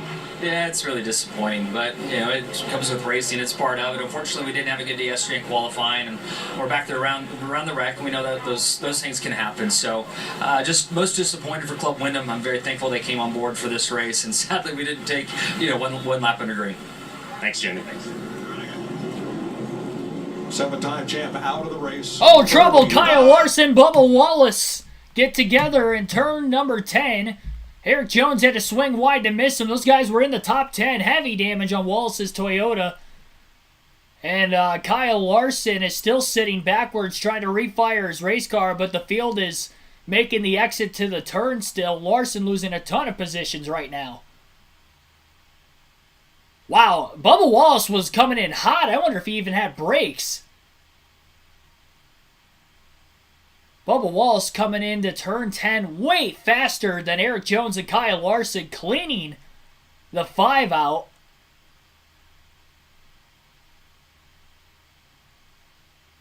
Pretty heavy damage though on Wallace's car. Looks like a toe link maybe broken on the right rear of that race car. I don't know if there was a mechanical issue going into the corner, but he was going so fast, it looked like he had almost a brake failure, really.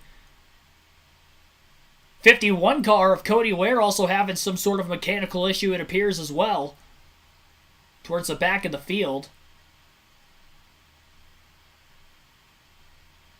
Ware actually went for a spin moments ago. Kyle Larson's back around again towards the entrance of pit road, and the caution flag is out with 4 laps to go in the stage.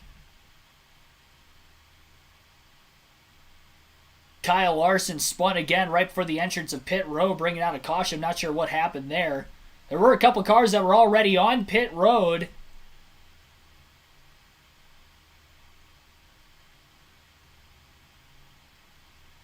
Like Denny Hamlin and Kyle Larson got together.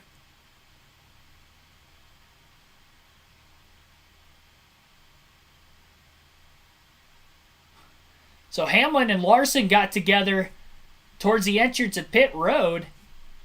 Really off the exit of turn 19. It looked like Larson turned down right in front of the 11 car. It didn't really look like Hamlin made a move there. I don't know. That was interesting. It's tough to tell. It looked like Larson swung wide off of turn 19, cut across the 11's front bumper, and kind of spun himself. But Bubba Wallace was also towards the inside of the racetrack at that time too, so I don't know if maybe he was trying to get back at him. I really have zero clue what happened there. That was a mess. And a tough break for Larson and Wallace. I don't think Larson's got severe damage on the car despite both spins on the same lap. He's definitely going to have to get some new tires, that's for sure. I mean, he could have been trying to pit too, and then when he moved down, the 11 was already there. But it definitely looked like Wallace had some sort, either he had a mechanical issue or he just completely whiffed in turn 10. Because he was going in so fast when making contact with Jones and Larson. And then in Larson's spin off of turn 19, that looked like it was more on Larson, where he just kind of cut across the front bumper of Denny Hamlin's car. Because Hamlin looked like he held his line off of turn 19. Larson went a little bit too far wide, and when he came back across, he just kind of turned himself.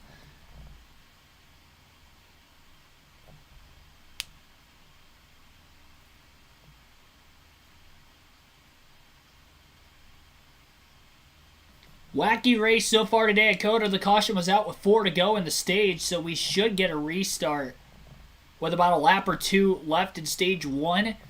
Might see some drivers try to sacrifice some track position for the stage points here, similar to what we probably would have seen in years past without the stage cautions in play. Tyler Reddick had about a 1-second lead when that caution flag came out over William Byron. So Reddick is the leader right now. I'm not sure if he's going to end up winning the stage or not, though. This will be interesting. And this will definitely be splitting the strategy up quite substantially, because I guarantee we're definitely going to be seeing some cars hit pit road. And again, there were some cars that hit pit road before the caution flag came out that will be able to capitalize this on strategy even more, because they hit the commitment line. They were able to service a car under the yellow with already being on pit road. So they could stay out during the caution, get some track position back. So if a lot of cars hit pit road, when pit road opens, probably this time by, next time by, whatever it is, then those cars that hit pit road right before the caution flag came out are going to benefit the most. Maybe even Joey Logano too, who had made an unscheduled stop, I guess, at the very start of the race, following that first restart from the 4-car accident on lap 1.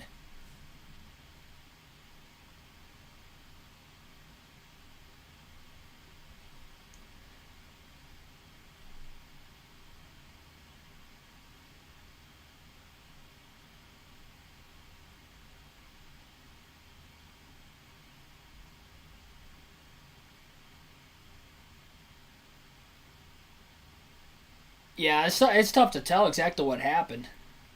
Wallace definitely had a mechanical issue after the contact with Jones and Larson. I'm not sure if there was a mechanical issue which led to the initial contact or not, but he definitely had a toe link broken on that right rear when he was trying to limp to pit road. And then Larson just darted across Hamlin's front bumper. It looked like he turned himself there. Trying to get into 23 since he just stopped. I don't believe so. No. I think he was trying to get to pit road. Quite possibly. Now, yesterday we heard from Kyle Busch that in driving in the Xfinity race, a car with a conventional H-pattern shifter developed a blister, because we don't have those kind of shifters anymore in the Cup cars. We have sequential shifters. Here's a look with Larry McReynolds and our Toyota Cutaway car. Prior to 2022, the transmission in our race car was a 4-speed manual transmission. In our current car, it's actually a 5-speed, a sequential shifter. Let's go inside the Toyota Tech Center to our Toyota Cutaway car, and let's take a look at the sequential shifter. It's still located on the right-hand side of the driver, and to upshift, he just keeps clicking it back all the way to 5th gear. Downshift, you just move it forward. Now, it works pretty simple. There's a rod that goes through the rear firewall to the top of the gearbox, and that's what actually changes the gear. Now remember, this is a 3.41 mile road course. We've seen where drivers will be shifting roughly 25 times a lap. Mike, 68 laps, that's almost 1,700 shifts in this race today. Wow. Thanks, Larry. Pits will be open this time under this second caution of the day. It's hot in there. And we've got 3 to go on this stage here. This will be interesting. If you want to stay out, grab some stage points, and then pit while it's going to be under green is what we would assume. But there's still a lot of cleanup left. And remember, no stage breaks in road racing this year.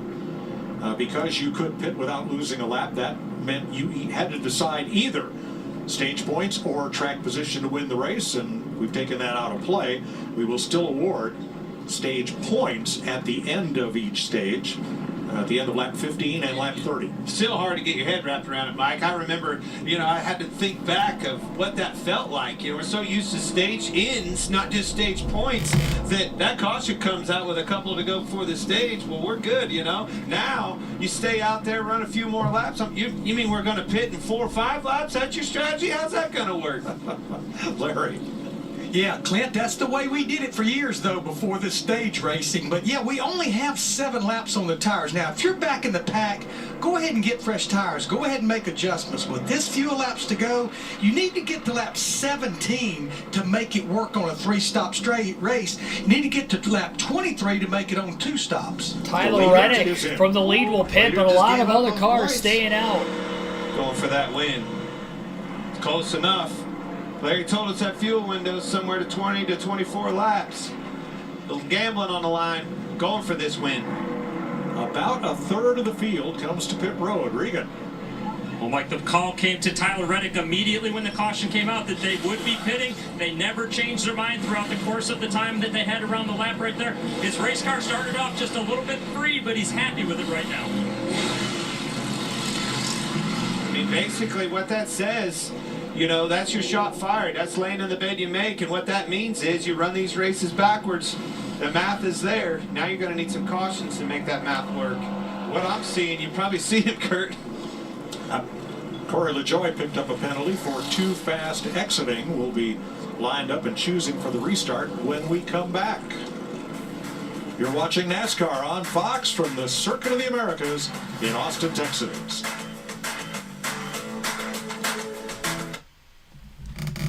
So we'll have a couple laps to go as of right now in the stage. If they don't go green this time by, then the stage will end under caution, even with Reddick pitting during the yellow from the lead, so he is sacrificing a potential playoff point there, as well as all 10 stage points, because stage points are still awarded throughout the top 10, of course. And we won't know exactly where he cycled until we get another lap in under caution here, because our leaderboard updates when the leader hits the start-finish line every time. Doran Davis, Silent Owl, Scribe, thanks for tuning in.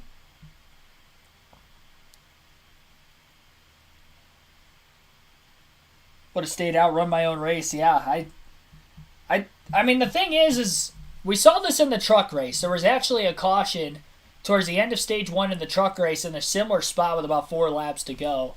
Kyle Busch, Zane Smith, Ross Chastain pitted during that yellow. Everybody else pretty much stayed out. There were cars at the back of the field that also pitted, but very similar to Reddick at the front pitting. And a lot of other cars that did pit were pretty much already outside the top 10, top 20 anyway, not going to get stage points with how many cars stayed out in front of them. And those are the drivers that actually cycled to the front of the field during that long green flag run after that.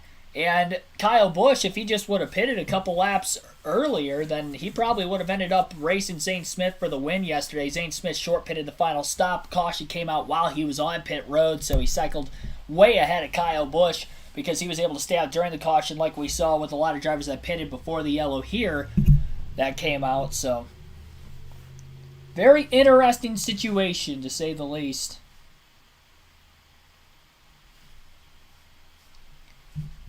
So William Byron will be the leader on the restart, and then Austin Cindric will more than likely be on the front row, unless obviously he elects the inside of row 2, which he did take the lead from the inside of row 2 in the last restart, so who knows? Maybe he tries to do it now. He was actually scheduled to be restarted in third anyway. It'll be interesting if he chooses the outside of the front row this time, because Reddick lost a couple spots, but he was able to get to the lead during that green flag run before the caution came out anyway. Al Bose, thanks for tuning in also. Have no credit card. How can I watch the race? I mean, the race is on the big main Fox affiliate, so whatever your main Fox affiliate is, you can watch the race if you just have an antenna, really. So it's not even on cable this week, if that's a problem for you.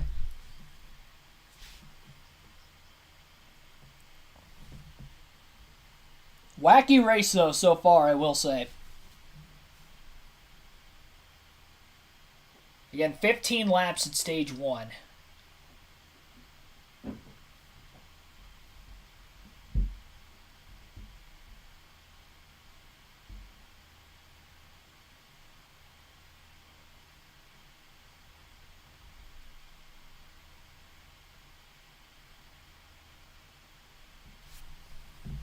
Formula One transition from pit to box. Don't ask me where it came from. It's there since I'm there, so it was there before me, basically. So I think it's just like box.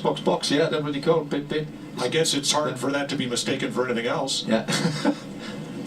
It's pretty clear. Now, you're no stranger to NASCAR because you worked for Jaguar and Red Bull and were a technical advisor when Red Bull came to NASCAR 05 and 06. How has this side of the sport changed since then, most dramatically? It has changed immensely technically. I mean, look at this car, they're a different car now than they were 15, 16 years ago, or even 3 years ago when this new car came.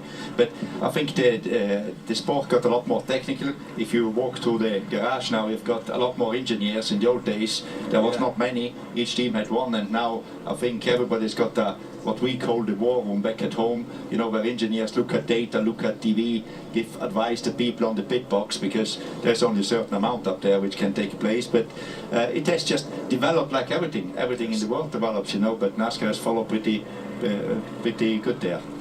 Very much so.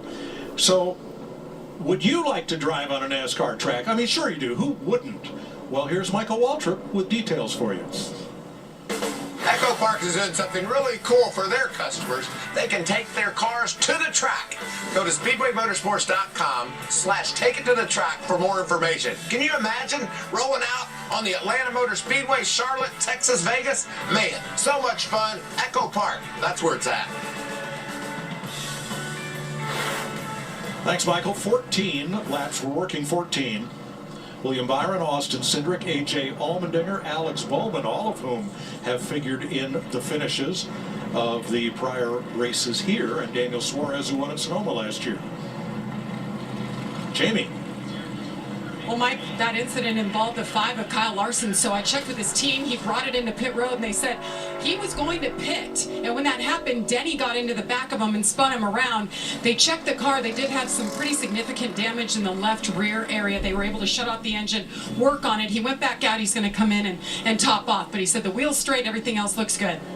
Good. A lot of that damage, it looked to me like it was back on that rear bumper just before that so important left rear tire.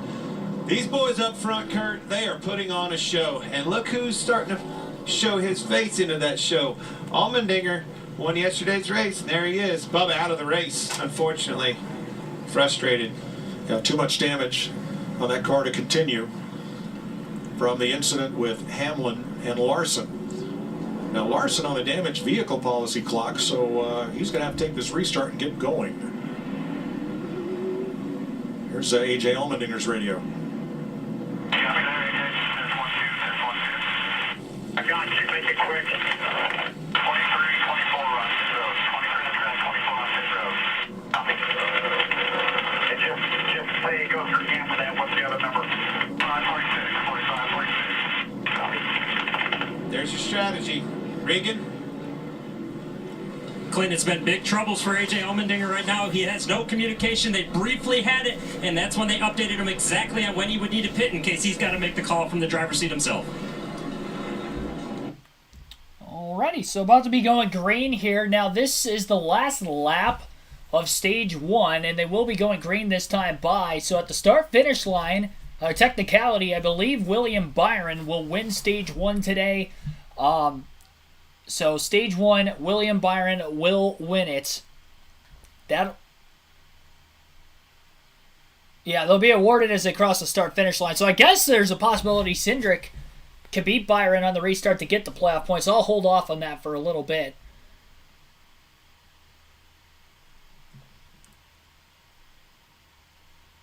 Rui Rubiero, thanks for tuning in. Dale Opplinger and Richard Dart also welcome into the stream. Jensen Button, by the way, is in 15th. I saw you ask that a little bit ago. 15th is where he's running. Through the Geico restart zone, stage 1 will be over. Stage 2 will begin at the same time. Green flag is in the air following the second caution in the early going of the EchoPark Automotive Grand Prix at Circuit of the Americas. One car locking his tires up, heading towards turn 1 on the bottom. That would be Kyle Busch in the number 8 as he's 3 wide to the inside of Daniel Suarez and Alex Bowman. A lot of contact towards the back of the pack, single file at the tail end of the field. As they all log jammed. Been seeing 3 and 4 wide through turn 1 on every restart so far today. William Byron clear at the front of the field over Austin Cindric. Couple of cars side by side in the top 10, making contact into the S's. More contact made now. Couldn't tell exactly who that was. It was a blue race car of some sort. It looked like Stenhouse, but I'm not entirely sure on that. Single file now through about the top 8 or 9 cars after the exit of the S's as they head through the chute and down towards turn 10, which has been one of the bigger passing zones of the racetrack so far today. Turns 10 and 11, 4 wide further back around McDowell, Almirola, Raikkonen, and the 45 of Reddick, who was leading and pitted from the lead during that last caution. A lot of the other leaders around him stayed out. So William Byron won stage 1 today. Austin Cindric 2nd. A.J. Allmendinger finished 3rd. Alex Bowman 4th. Ross Chastain 5th. Daniel Suarez 6th. Kyle Larson 7th. Jordan Taylor 8th. Christopher Bell 9th. And Ryan Prix rounded out the top 10 in stage 1 when they crossed the start-finish line on that official restart. So playoff point awarded to William Byron. And I do believe that was William Byron's 4th stage win already this season. Let me fact check that just to make sure, but I believe that is the 4th stage win of the year for Byron. Yes, it is. 4th stage win of the year for him. And he will lead the first lap of stage 2 under green flag conditions as well, although Cindric right on his back bumper in yesterday's Xfinity race winner A.J. Allmendinger, who is running full-time in the Cup Series this year. Owen would go a long way in putting him in the playoffs. Another car smoking his tires on the outside lane heading towards turn 20. Back to the main straightaway, it was Brad Keselowski in the 6 who already went for a spin all the way back on lap 1 in that similar area of the racetrack.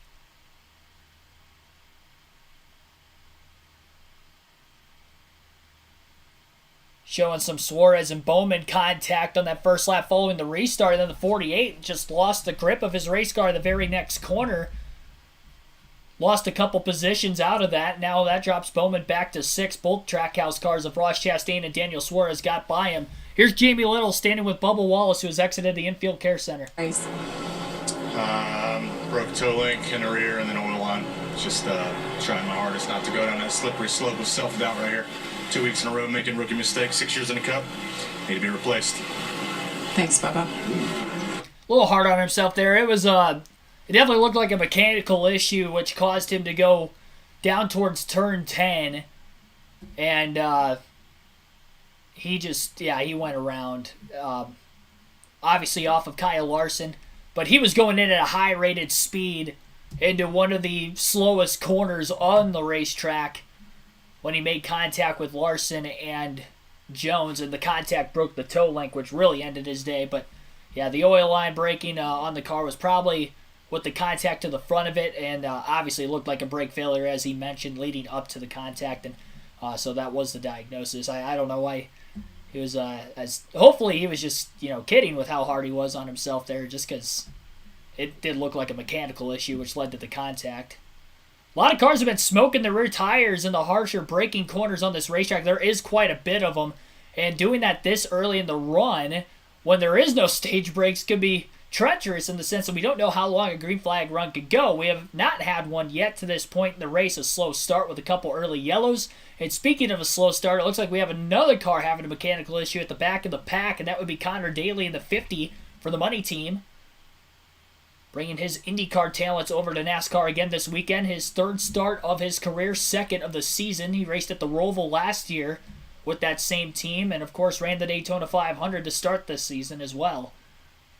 Had to race his way in, was able to do that through the duel, and had an early exit, unfortunately, but maybe a little bit better of a start for him today up until this mechanical issue. That team does not run full-time in the Cup Series, an uncharted team, so obviously a lot of that has to be factoring into the mechanical issues these first few weeks and first few races that team has ran this year. Byron with a half a second lead right now, a side-by-side commercial break for Fox. So we'll go through the full field running order real quick. Again, William Byron, a half a second lead over Austin Cindric in second. AJ Allmendinger is in third. Daniel Suarez in fourth. Ross Chastain is fifth. Alex Bowman in sixth. Kyle Busch seventh. Christopher Bell eighth. Ty Gibbs in ninth. Ryan Preece is 10th.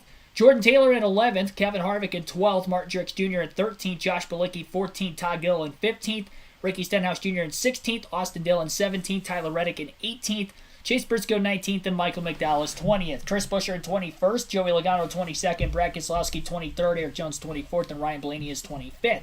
26 is Kyle Larson, Noah Gragson in 27th, Jenson Button 28th, Cody Ware 29th, Denny Hamlin 30th, Eric Almirola 31st, Kimi Räikkönen 32nd, Corey LaJoie 33rd, 34th place is Harrison Burton, Justin Haley 35th, Connor Daly, last car in the lead lap at 36th, but I think he just pulled into the pits.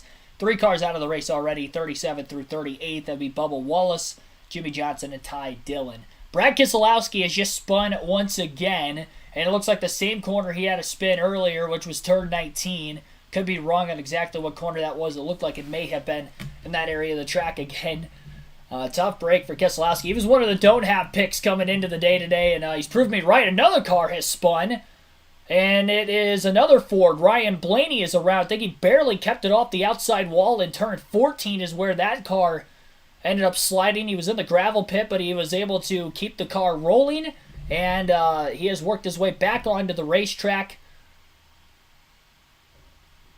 Blaney falling off the pace, losing a ton of positions after that spin. Not sure if there was contact that correlated to both him and Keselowski spinning that last lap. A lot of spins in the early going of today's race. Mainly contact created, and to every incident we have seen so far, more contact towards turn 1. Michael McDowell moving BJ McLeod up out of the way. In turn 1, McLeod with a little bump and run to make the pass on the 78 there. Fenders are banging all over the place. Like a short track, but they're on a road course. Short track racing on a road course is essentially what we're seeing so far today. Ryan Blaney decides to hit pit road after his spin. They'll change tires and top off on fuel. Probably pretty close to the end of the fuel window anyway for the drivers who did not pit during the stage break. And it looked like Keselowski had spun off the front bumper of Ryan Blaney. And then a couple corners later, Blaney ended up going for a spin himself. And I'm not sure if he had contact from behind. Eric Jones got underneath him. Kyle Larson actually made contact with Blaney. So Larson made a dive bomb on the inside of Eric Jones. Cleared the 43, but then just sideswiped the 12 of Blaney, who was trying to make the corner in turn 14, and Larson just took his line away. Larson has been a wrecking ball today. You don't really see that out of as talented of a driver as he is, but spun himself off Denny Hamlin's front bumper earlier. The spin from Wallace was not his fault, but it looked like he was probably at fault for the Hamlin spin, and then just spun Ryan Blaney out there, dive bombing, trying to pass 2 cars it looked like in the same corner. That just did not work. Stop Motion Hockey League, thanks for tuning in here today as well. Kyle Busch Fan 8, also welcome to the stream.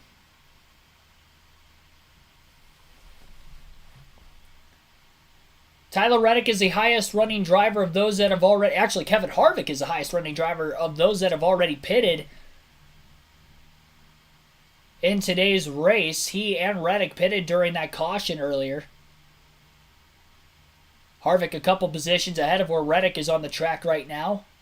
Battle for position between Logano and Larson outside the top 20 on the front stretch heading towards turn 1. Larson making another dive bomb. Hopefully he clears the 22 with a clean pass this time. Byron has stretched his lead out over Austin Cindric by almost a second, as we are currently on lap number 20 of this race. And again, 22 to 24 laps is the scheduled fuel window in today's race, but we've had a lot of caution laps in the early going with 2 separate yellows, so drivers have been able to save a little bit. They might be able to go a little longer than 24 if they try to stretch it, but still at least a 2-stop race. And a lot of drivers have not yet hit pit road today. William Byron at first, Austin Cindric second, AJ Allmendinger third, Daniel Suarez fourth, and Ross Chastain again is your top 5 right now with 11 laps to go in stage 2. As this is about 5 laps into the current green flag run. They restarted on the very first lap of the stage.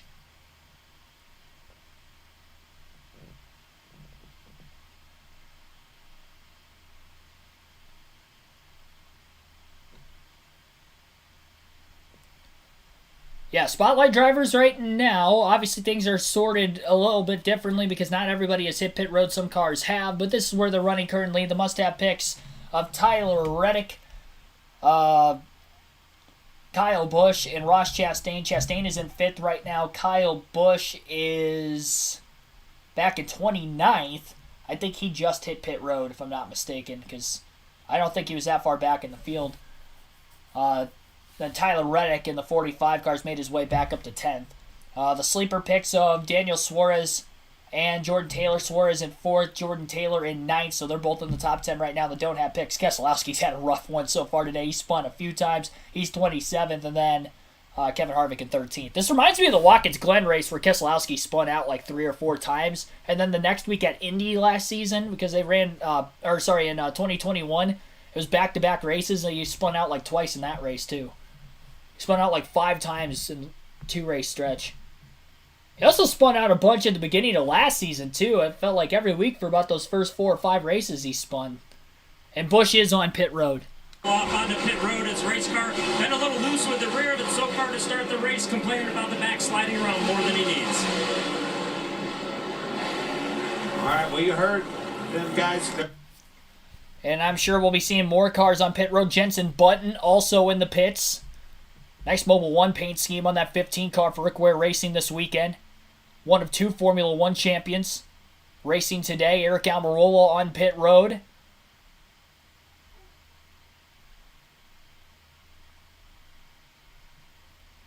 Cindric has closed the gap on William Byron as well as AJ Allmendinger in the 16. The top 3 are all within 1 second of the race lead. Byron's car may be falling off at this point in the run. He had a lot of battling with Cindric and Reddick on that last green flag run before that second yellow of the day for Kyle Larson spinning off of turn 19. Maybe used his tires up a little bit too much compared to the 2 and the 16 behind him, and he's starting to hold them up. Interim crew chiefs on all 4 Hendrick Motorsports Chevrolets after the biggest penalty handed to a single team or organization in NASCAR history this last week. Handed to all 4 HMS Chevrolets. Crew chief suspended for 4 races on all 4 teams. So without Rudy Fugle this weekend, the 24 car still showing speed as he's had through the first handful of races this year. And currently leading in the early going. We'll see what the strategy will be like on that team with the interim crew chief in this weekend as well. Austin Dillon passing Jordan Taylor on the racetrack. That was for 9th place. Dillon moving himself forward quite a bit. Not sure if he's one of the drivers that had pitted during the caution or not. I think he was in the back half of the field, so it wouldn't surprise me if he has already pitted. Could be wrong on that, though, so don't take my word for it. Yeah, he did pit. Okay, so I was right on that. And Reddick did pass Kevin Harvick as well as Austin Dillon that last lap, so Harvick is no longer the leader of those that have already pitted today. Reddick is in 10th place, and he is the first driver of those that had hit pit road. Ty Gibbs is on pit road right now. He was in the top 10. Qualified, I believe, 11th for today's race. He was the only car to hit pit road that lap. Kelly Jones, welcome into the stream also.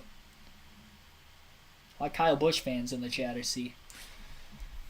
Voting poll right now, again, will end at the end of stage 2. 124 votes casted. I asked you guys who you thought was going to win today's race. 35% still say other.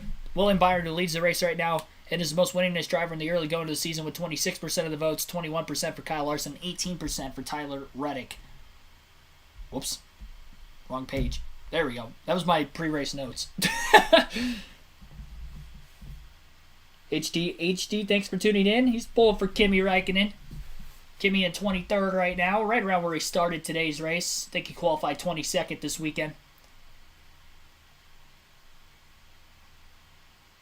So it sounds like AJ Allmendinger will be pitting at lap 24. We'll see if they stick to it. Daniel Suarez starting to close in on the top 3 cars as well. 4-car breakaway at the very front of the field right now. About halfway through stage 2 currently.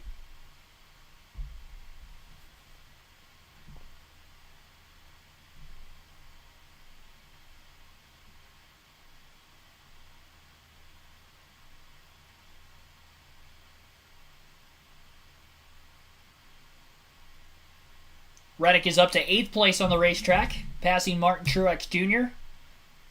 Austin Dillon still not far behind him.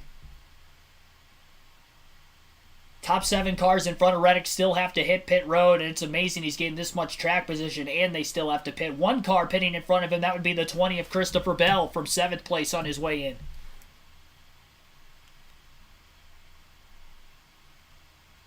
Also, remember that the Fantasy League locks up for your starting 5 at the end of stage 2. That's in 8 more laps. Martin Truex Jr. also came in with his JGR teammate Bell that last time. Jordan Taylor in the pits also. Well, Jordan Taylor, he's never made a pit stop in NASCAR. This is unlike anything he's done before in any of the kind of racing. It's 4 tires of fuel here, a little bit tight on corner entry, but so many things he's really thinking about right now.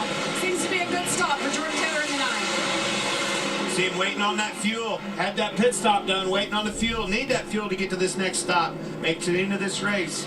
Truex actually cycled ahead of Bell.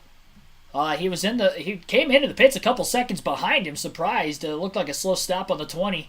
AJ Allmendinger sliding the tires down towards turn 10. Great job hanging onto that car and also keeping off of the back of the 2 of Austin Cindric simultaneously. Before heading now down the long straight to turn 11. I'm sure Allmendinger's in need for new tires. Again, it was planned for him to pit at lap 24. Another car coming in hot. Stenhouse closing the gap on Kyle Larson in the 5 as they battle for 11th. Now, they would have pitted during the caution. Larson definitely would have because he brought out the yellow. So this could end up working out for him somewhat. He's only a couple spots behind Reddick. He's a full 5 seconds behind him, but position-wise, he's about 3 or 4 spots behind.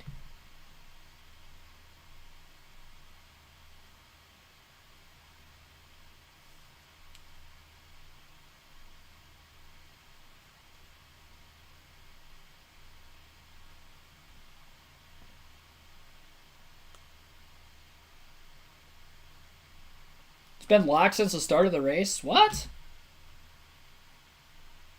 Let me check. I haven't had it open at the start. You should be able to move your garage driver into the starting 5. Like the starting 5 locks.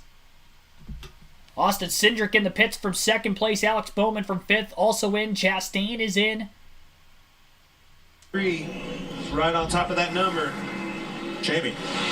Alex Bowman in his pit box. He's been pretty happy. Top 3 lap times here. The pace has been good. Remember, Greg Ives, his former crew chief, on the box. Austin Cindric always so good on these road courses. Right now he's a little bit too tight with the car to get to the cars in front of him, though. Wants an adjustment for that in the middle of the corner. You are allowed to make the changes on your fantasy lineups, by the way.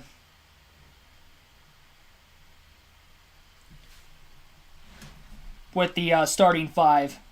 It locks at the start of the race for who you can put on your team of the 6, but you can move your garage driver in for a starting 5 driver. As of right now, I'm putting Kyle Busch out of my lineup because he isn't quite looking as strong as the other drivers I have in, which are Daniel Suarez, Jordan Taylor, William Byron, Tyler Reddick, and Ross Chastain for today's race.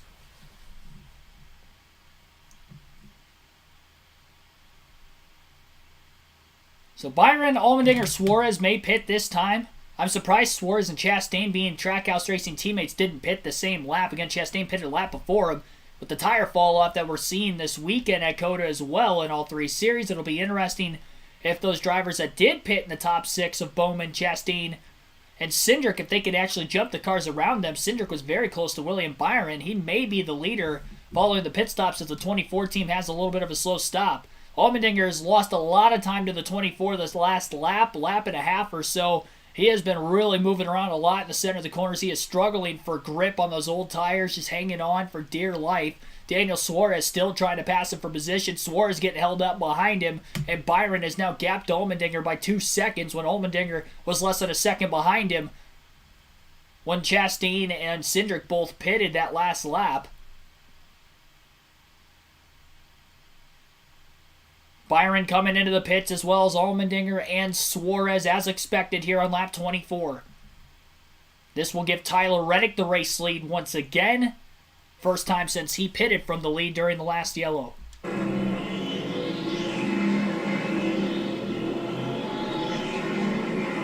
Yeah, so far so good for them. We'll go down the pit road. 40 miles an hour. Doesn't look very fast, Regan. William Byron's been managing the tires and managing the fuel this entire run. No complaints on the race car. Said he loves where the car's at. And you see AJ Allmendinger in the 16 car behind him. The plan is to throw a radio into AJ so if they get a yellow flag, he can try and hook it up and hear the race. And William Byron leads them out of the pits as we look at our race off pit road, sponsored by Ram. So Byron did beat the other 3 cars out of the pits. Curious to see where Austin Cindric will end up if he hasn't already cycled ahead of him with pitting about 2 laps before Byron, Suarez, and AJ. Daniel Suarez and Kyle Busch battling for position on the racetrack. Busch was one of the first cars onto pit road about 4 or 5 laps ago. But Reddick easily having the lead. Fox going to a commercial break right now. We'll take a break here live on KRC. Your top 10 in Stage 2. Tyler Reddick leads. William Byron 2nd. Austin Dillon 3rd. AJ Allmendinger 4th. Daniel Suarez in 5th. Michael McDowell 6th. Kevin Harvick 7th. Kyle Larson 8th. Ricky Stenhouse Jr. 9th. And Chris Buescher is 10th. Of course, in the middle, green flag stops, so that will still have to cycle all the way through yet.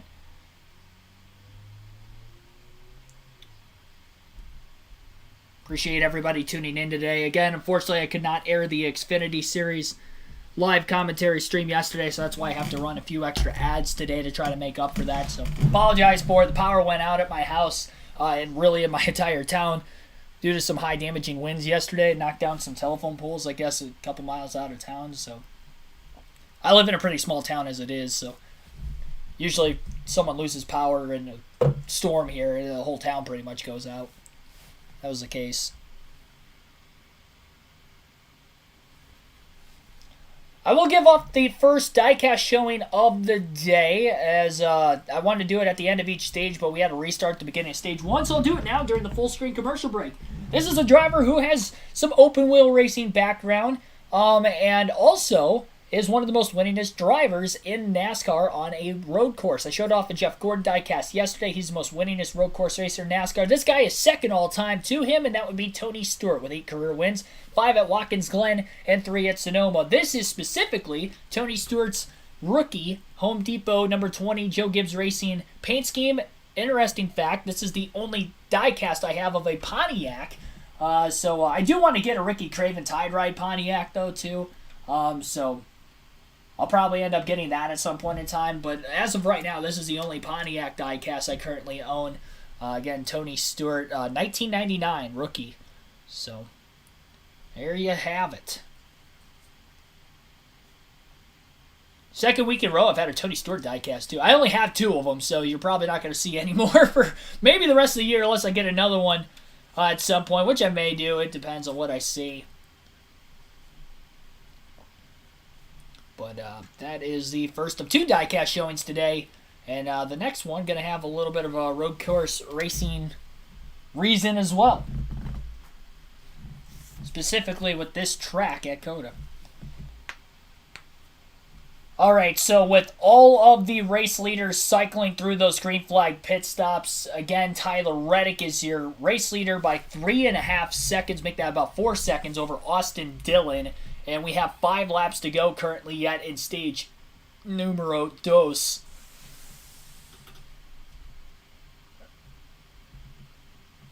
John Barber, welcome to the stream. Awesome race coverage, Key. Don't have TV this weekend, so... Well, yeah, hey, thanks for tuning in. Have this coverage every weekend. I'm not at the racetrack, so... I was supposed to be there this weekend. Very unfortunate that I had to pull the trigger to not go for personal reasons, so... Apologize for that one for anybody that was looking forward to some race highlight videos and other stuff I had planned on getting done at the track this weekend, but... Next race, hopefully, I can go to is Talladega. That's looking a lot more likely with that being still a month out. But I said that about Coda after Daytona, and that's probably not. I don't want to set it in stone. I have to because of the live commentary schedule. I have to let you guys know ahead of time, like, hey, I'm not streaming this race, and then, when they announce like middle of the week, oh yeah, I am. It may hurt the ratings a little bit, so I apologize for anybody that's maybe missing the stream thinking I'm at the track. That's why you got to hit the notification bell so you get alerted when I go live. So that way, if something like that were to happen, which usually doesn't, but it's happened twice this year, unfortunately, but you guys can be aware of the situation.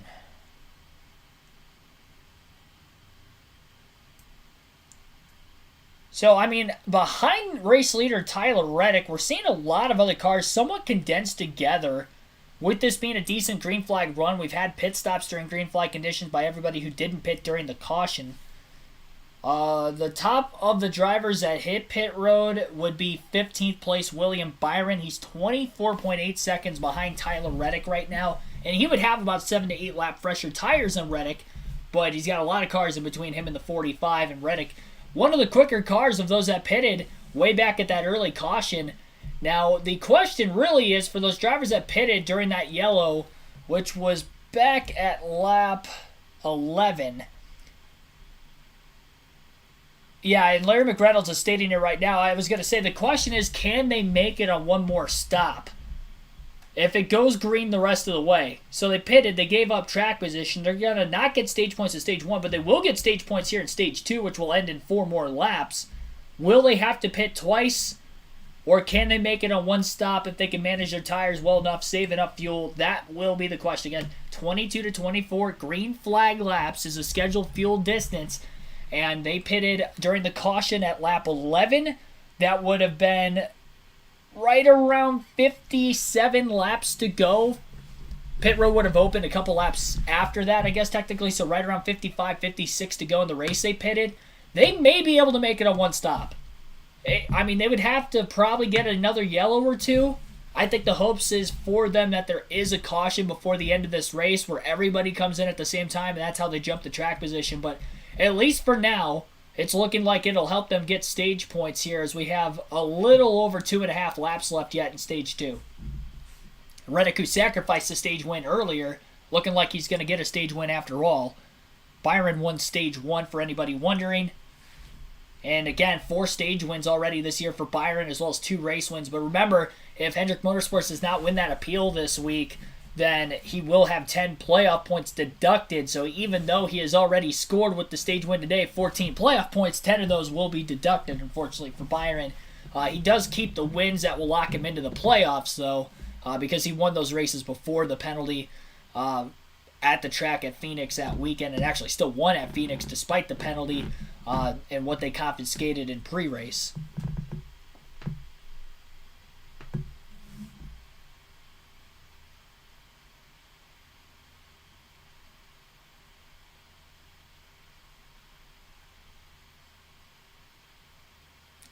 Reddick is already pulled ahead about 2 seconds over Austin Dillon over the last couple of laps. Dillon has 0 pace compared to the 45 of Reddick, his former teammate right now. And it looks like Michael McDowell is actually slowly reeling in Austin Dillon for second place as he is a little less than 2 seconds behind the 3 car.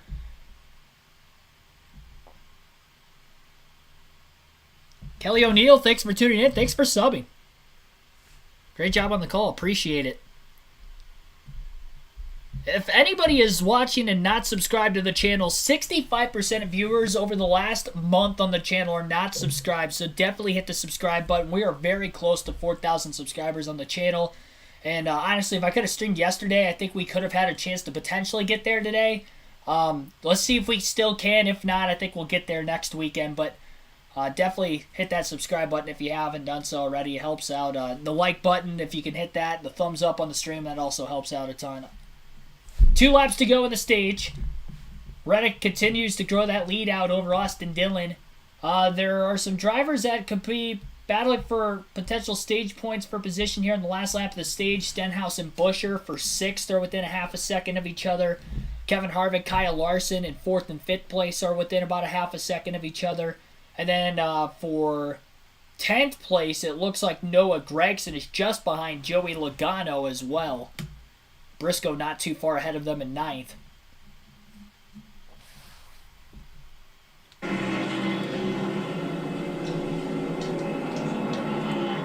Tickets available for the Bristol Dirt Race. You can get yours now at bristolmotorspeedway.com.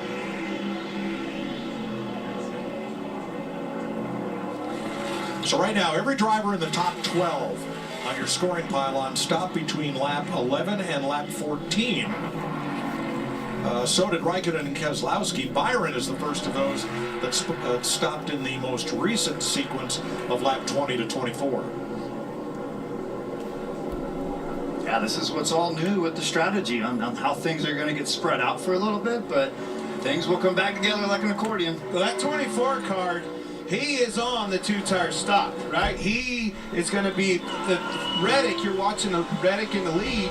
You know, he's clear out here, but he pitted so much earlier on lap 13 that he is going to have to pit somewhere around probably 38, 36 to make it to the end. And oh, by the way, that's not going to get him to the end. He's going to need some cautions. Without a caution, that 24 card is in the catbird seat. That's what makes this interesting. That's why you move and take away stage breaks and the things that they've done to try to make this interesting. Now, Reddick on that last restart was actually able to drive himself up to 7th before the leaders ahead of him hit pit road. I'm not sure interval-wise how far behind William Byron he was. Right now, he's about 24 and a half seconds ahead of him, which has not really changed. The lap time that Reddick ran that last lap of a 134.3 was about a tenth quicker than William Byron with a 134.4. So even with Byron having about 7-8 lap fresher tires, Reddick still running slightly faster lap times. Reddick has clean air though. No lap traffic around him with him being the leader. William Byron is back in traffic, so that is affecting his lap times right now. So that could be a part of the strategy as well for Reddick pitting when he did. The only real interesting question as to why he still pitted is because he was the leader when he first hit pit road during that second caution of the day. That is the big head scratcher, really, in that situation. We'll see if it'll work out for Reddick. I'm hoping it does. He was my pick to win today's race, but may need a yellow. We saw Zane Smith in the truck race yesterday catch a yellow at the right time, which helped him beat Kyle Busch and Ross Chastain, who probably had a little bit quicker trucks than him in that race. They're all fairly equal on speed, but it looked like the 41 and the 51 were the ones that were going to be the ones battling for the win until a mechanical issue from Chastain, and of course Busch staying out a little too long when a caution came out in the late going with around 14 or 15 to go in that one.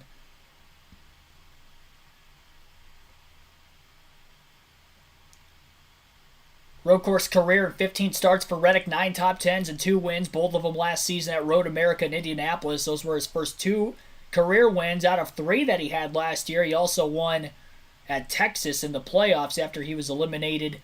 All 3 of those wins came with Richard Childress racing in the 8 car before making the jump to 2311 racing in the 45 this year after Kurt Busch announced his retirement at the end of last year due to a wreck that happened in qualifying at Pocono a season ago.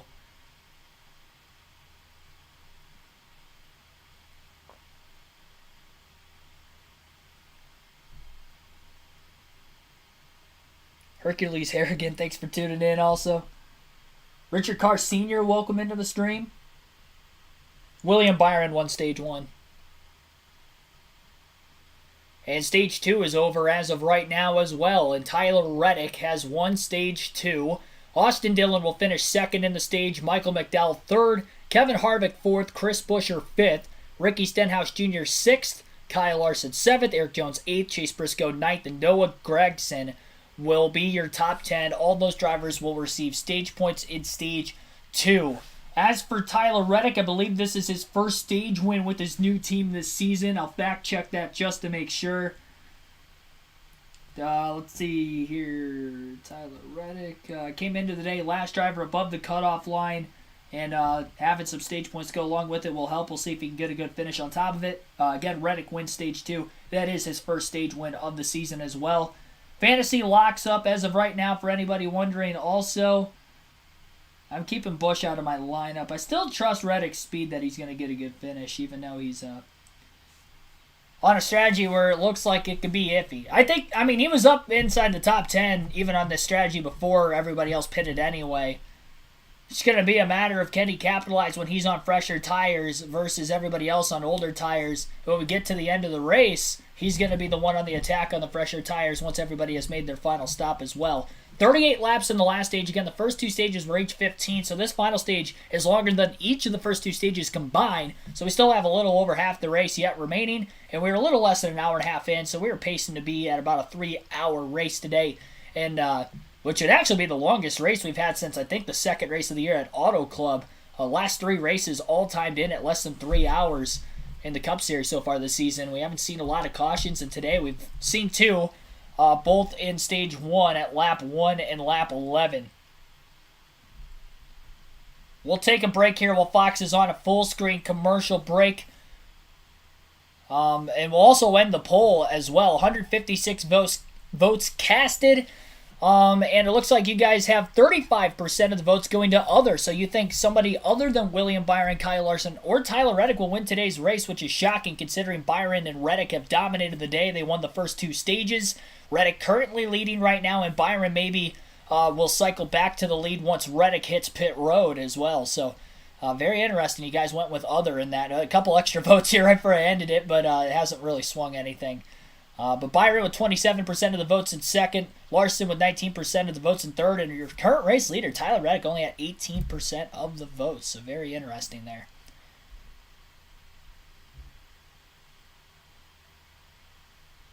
Do you like Kyle Busch or Kurt Busch? I like them both. Got some pit stops following Stage 2. You'll listen into that before we take our break. 32.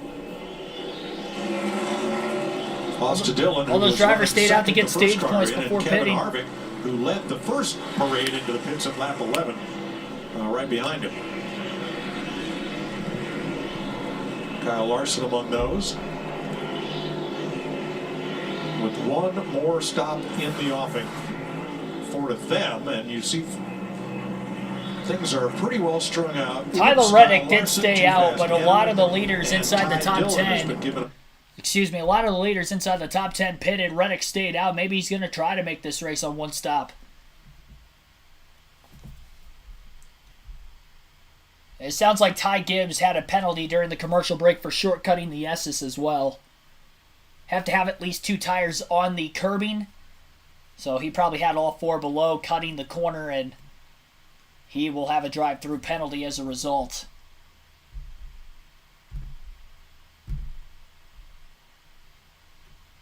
Chris Buescher's in second, 19 seconds off of the race leader. Byron's up to 5th now, still 24.5 seconds back.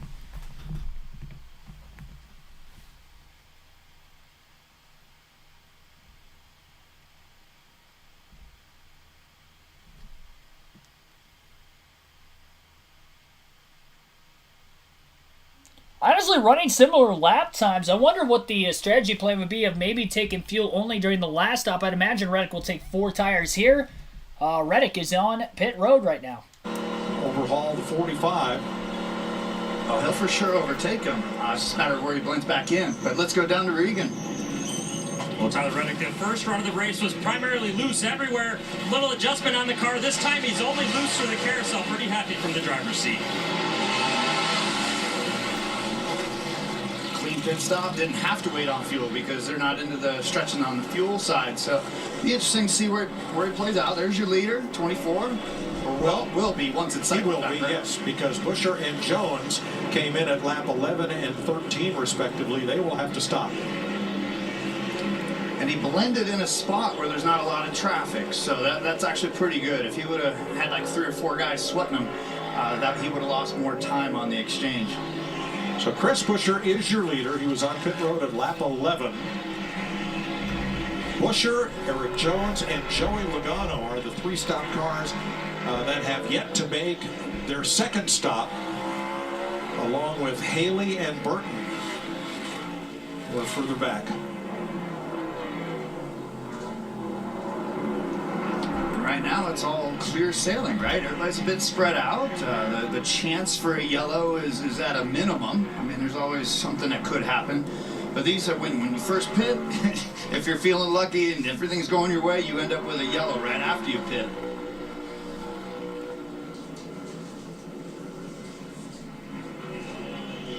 Byron pulls out of the draft on Jones, who may be pitting this time. Jamie. Yeah, listening to the radio for Eric Jones. He's just had a great weekend, Mike. Great qualifying effort of 8th yesterday. Went to the Skip Barber School here at COTA. Been putting a lot of effort into his road coursing skills, trying to get better. He's been pretty happy with the car. Now we could follow William Byron and learn a little bit more here, but Eric Jones shown in the 3rd spot on the 2-stop strategy.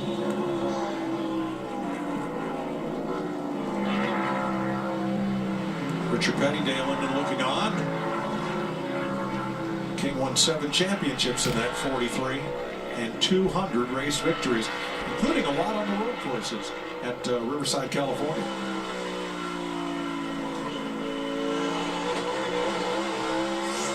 All right, Buescher is in. That will hand the lead over to William Byron. Here's Jamie. And Chris Buescher drives down pit lane for his 2nd stop of the day. Here's a driver who's sneaky good on the road courses, finished top 10 in the last 5 straight, including a 2nd at Sonoma. You see Eric Jones on the right side in as well. 4 tires and fuel for him.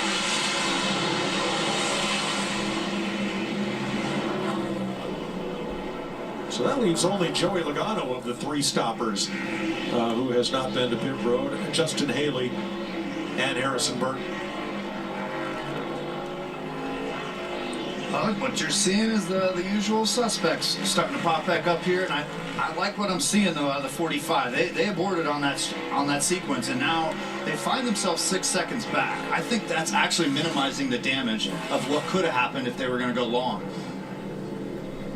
So Reddick has about 9 lap older tires than everybody else that is ahead of him on the racetrack. He cycled out only 6 seconds off the race lead with those fresher tires. So even having that 1 extra stop, he's probably looking like the only one that could actually compete for the win on the 3-stop strategy with how good of a race car he's had, how strong he has been in the early going of this race. Just passed Kyle Busch, it looks like, during the commercial break for 5th now as well. So Reddick into the top 5. He's only 5.5 seconds off the lead. That last lap, he had a 132.706. Byron, who leads in clean air, 134.346. So about a 1.5 seconds faster was Reddick that last lap, taking advantage of it.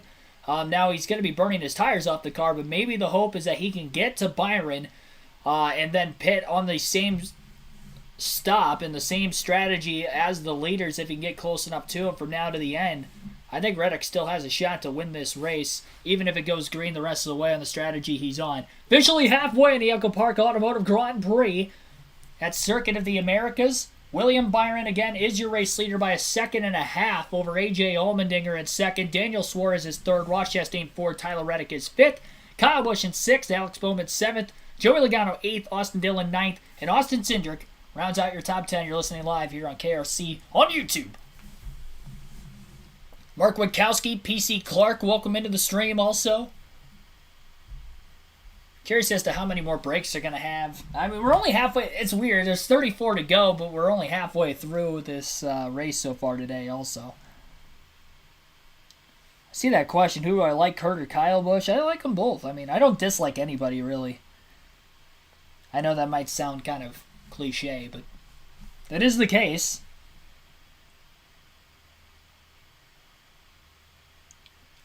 Sonizzo, thanks for tuning in. Also, Cindric obviously has the same pick crew as the Ferrari F1 team.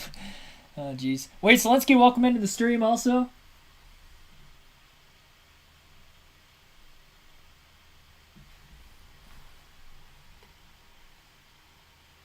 Remember the apron guy? We don't talk of that guy. He would get bashed in this comment section, I guarantee it. He's outnumbered these days. We'll go through the second diecast showing of the day. Means we're already through stage 2. This is a diecast that is a Jimmy Johnson diecast, one of 3 I have. It's an interesting one because I got this when I went to the Indy 500 last year, which was my first Indy 500 I ever attended. And Jimmy Johnson running in it, being a big NASCAR fan, obviously, I'm like, I got to get a Jimmy Johnson IndyCar diecast at my first 500, so here it is. It's Carvana, 48 car. Wanted to show this one off today because, of course, Circuit of the Americas is one of the road courses that IndyCar races at, and Jimmy Johnson was also racing today, even though he only didn't even make it a lap before crashing out, unfortunately. Nothing of his own doing. This has collected a lot of dust already. I don't know why this is way dustier than any other diecast I have, but, yeah. This is, man, I can't get over how dusty this one is. Probably because it doesn't fit in the case. I have to sit it on top of the case. That's got to be why. But, yeah, here it is. It's a good look at it. So this is the second diecast showing of the day. Again, missed the Xfinity Series race, unfortunately, yesterday because the power got knocked out of my house. So if you're wondering why there's more ads today during the stream, that is why also. I know I've mentioned it a lot, but in case we've had any new viewers over the first half of the race so far, that would be why. Allmendinger is about 2 seconds off the lead now. Reddick is only 4.5 seconds off the lead. He passed Ross Chastain during the commercial break also, so Reddick is up to 4th, and he is closing in on the leaders. And now he's side by side with the other Trackhouse car of Daniel Suarez as he makes a quick pass for 3rd. So 9-lap fresher tires working out for Reddick right now. He's trying to get to the leaders. And it's just crazy that he is running faster lap times in traffic than Byron is with the clean air. When Reddick had older tires in the clean air and Byron was in traffic, they were running similar lap times. So I think it's very telling that Reddick's got the fastest car in the field today, unless adjustments can be made otherwise on the 24 and the 16 that are still ahead of him by a couple of seconds. But Reddick is closing very fast. Another question is, he is running some time trial laps trying to catch the cars in front of him right now. Will he be able to sustain this kind of momentum throughout the course of the run? I don't think he's going to make it without pitting the rest of this race. I think the plan is to catch up to Byron, hopefully get to him before they have to hit pit road in about 10 or less laps. They can make it to the end of the race once they pit with about 22, 24 to go. And Reddick obviously will be within range as well to pit around the same time. That's what I'm guessing. That's my take on it.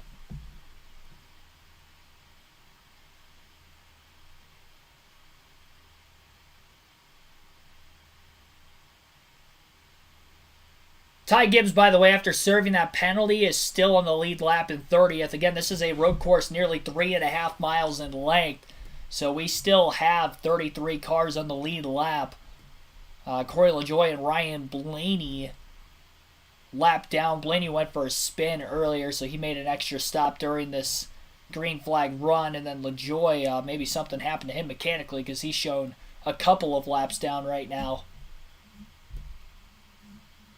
Connor Daly, Bubba Wallace, Jimmy Johnson, Ty Dillon out of the race so far.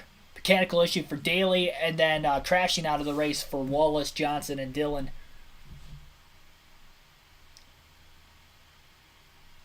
Joey Logano maybe trying to stretch this race on one stop. He is in 8th place right now. He's gone 25 laps since pitting. The expected fuel window is 22 to 24 laps. But again, we had some caution laps ran. Might have been able to save a little bit extra. He could really be pitting any given lap now. But with still 32 laps to go, he is not going to be able to make it on fuel on one stop. It is just not possible.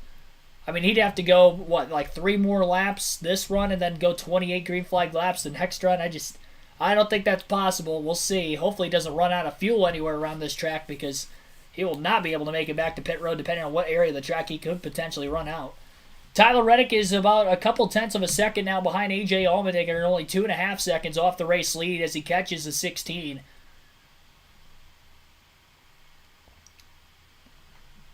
Robert Galletley, thanks for tuning in. Bubba had a brake failure earlier. He had a brake failure, got into Larson and Jones, and ended up breaking his toe link after the. I think he probably would have been done after the brake failure anyway, but then the broken toe link on top of it didn't really help. I guess he had an oil line break with the damage to the front of the car because he bashed the right front end quite a bit too when he hit Larson. Somehow Larson doesn't have a lot of damage on the car. He does have some, and he also spun off Hamlin, giving more damage to the left rear corner panel of that 5 car, but he is still in the race. He is 26th, but he is still running.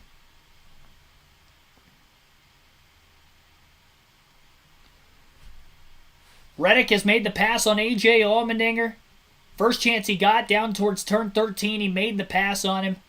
And he is now in second place, and quickly only a second and a half off the race lead from the 24 car. What a strong start to the year for Byron, winning 2 of the last 3 races, of course, back-to-back at Vegas and Phoenix. Super Speedway at Atlanta last week ended that win streak, and leading a lot of laps already today. I believe he has led the most so far. He has 22 laps led for the pole sitter and counting right now. Well, Reddick is closing very fast.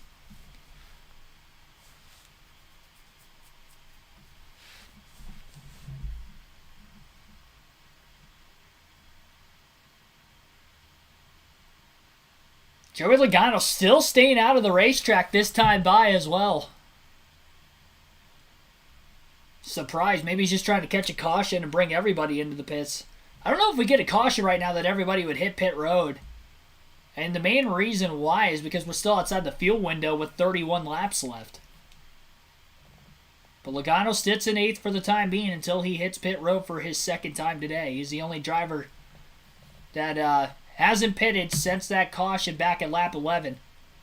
Tyler Reddick is closing in on William Byron, and probably got to get to him here on another probably half a lap or less.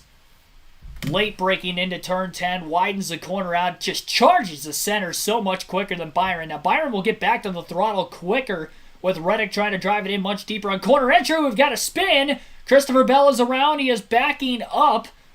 Cars trying to miss him as they go through the racing line. Oh my goodness, Chris Buescher coming in hot. Cole Custer about ran into him as well as he got it corrected in the right direction. We continue to stay green.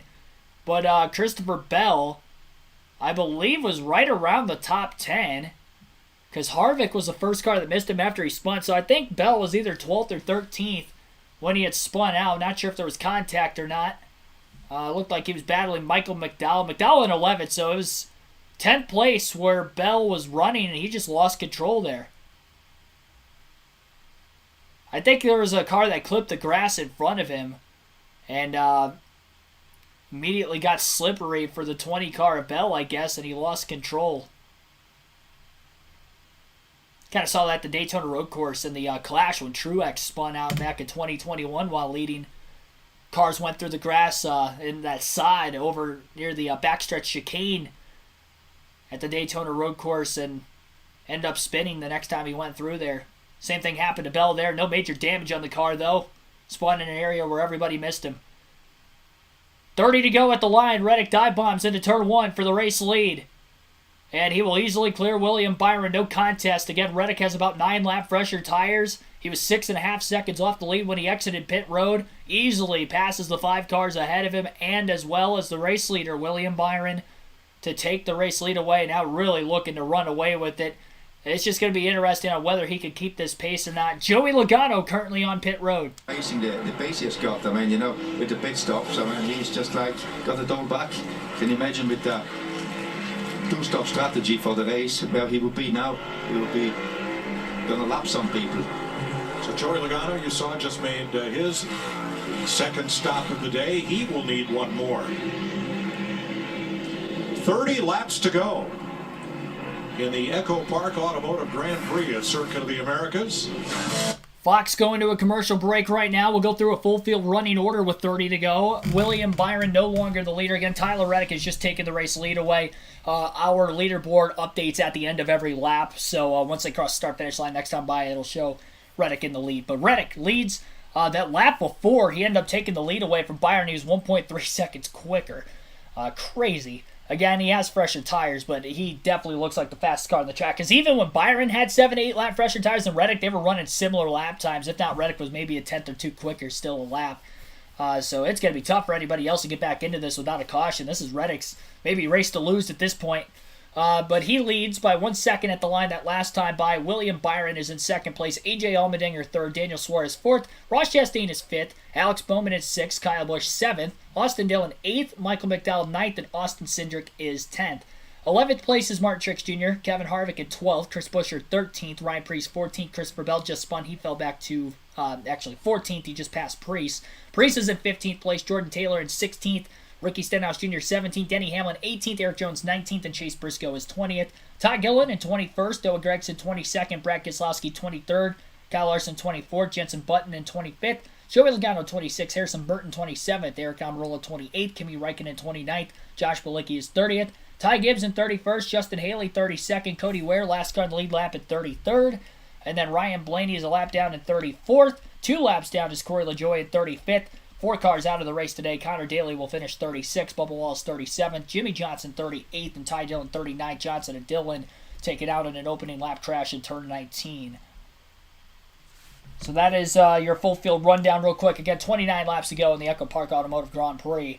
As we'll take a quick break here while Fox is on another full screen commercial break. And we'll get back to the action on the other side. Antoine Powell, thanks for tuning in. JFB 48. Thanks for watching as well. And any other newcomers to the channel, Robert Galetly, thanks for tuning in. Be sure to like and subscribe for more daily NASCAR content if you haven't already. Helps the channel out a ton. We're very close to 4,000 subscribers on the channel. And I think we'll get there by next weekend. I think we'll get there next weekend during the Richmond coverage.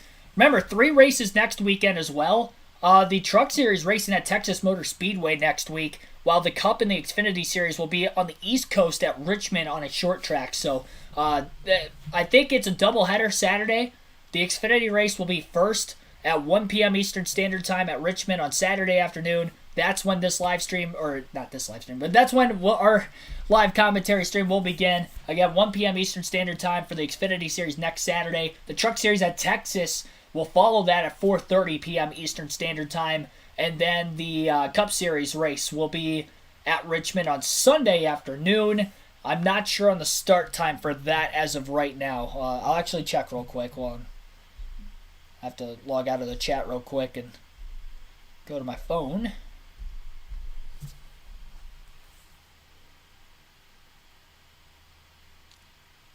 Let's see here. Da-da-da.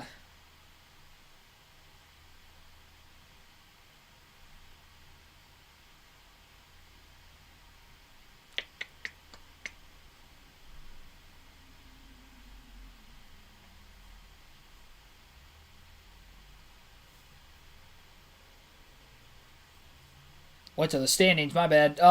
Our coverage of the Cup race at Richmond will begin at 3 p.m. next Sunday. 3 p.m.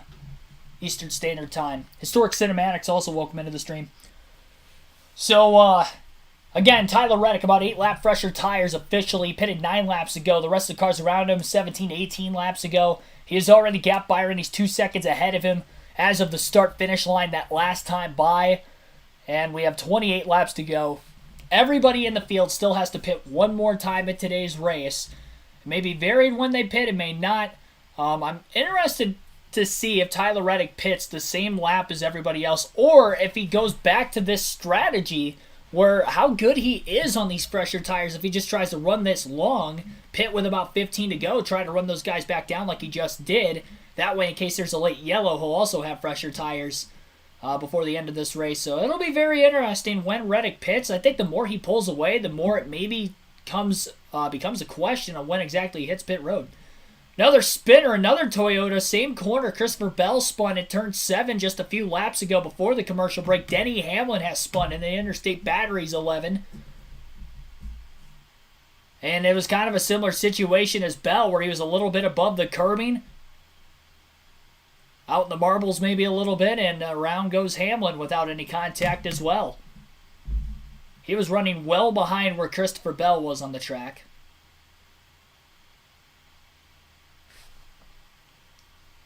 Two-second lead. 27 laps to go. at the start-finish line this time Baez. Reddick is coming off of turn 20. Caution flag is out on the racetrack.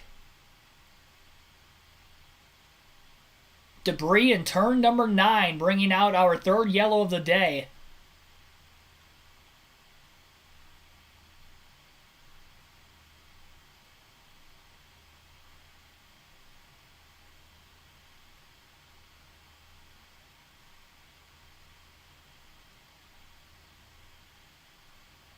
So debris in turn 9 bringing out a caution flag. And a lot of the... Oh, yeah, that's reasonable yellow. There's a lot of dirt that had been kicked up in turn 9 where Denny Hamlin and Christopher Bell have spun in the recent laps. They showed Harrison Burton running through and he was power sliding too. That's a reasonable yellow. I didn't like it at first. Watching the cars roll through that corner, there's just a bunch of dust everywhere. So they're going to blow the track off, I would imagine, get the sweeper trucks over there. This is interesting, though, because they're right on the edge of the pit window to make it on fuel to the end of the race. Yeah, it's an artificial dirt track in turn 9. They're going to fix that up.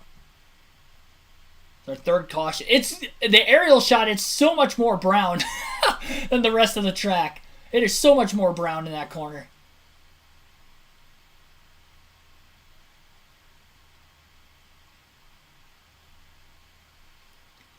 But this is a very interesting time for the yellow, though, because, again, the fuel window, 22 to 24 green flag laps. Caution came out with 27 laps to go. Pit road will probably open this time by... You would imagine everybody will pit, but can they make it on fuel to the end of the race is the question. Oh, my goodness. Tyler Reddick was in the best position to win this race easily, but a late caution will make things interesting. Still a long ways to go, though. 27 laps on this 3.5-mile road course is a lot of time. It takes over 2 minutes to make a lap here in a NASCAR Cup car. Less than 2 hours into the race thus far.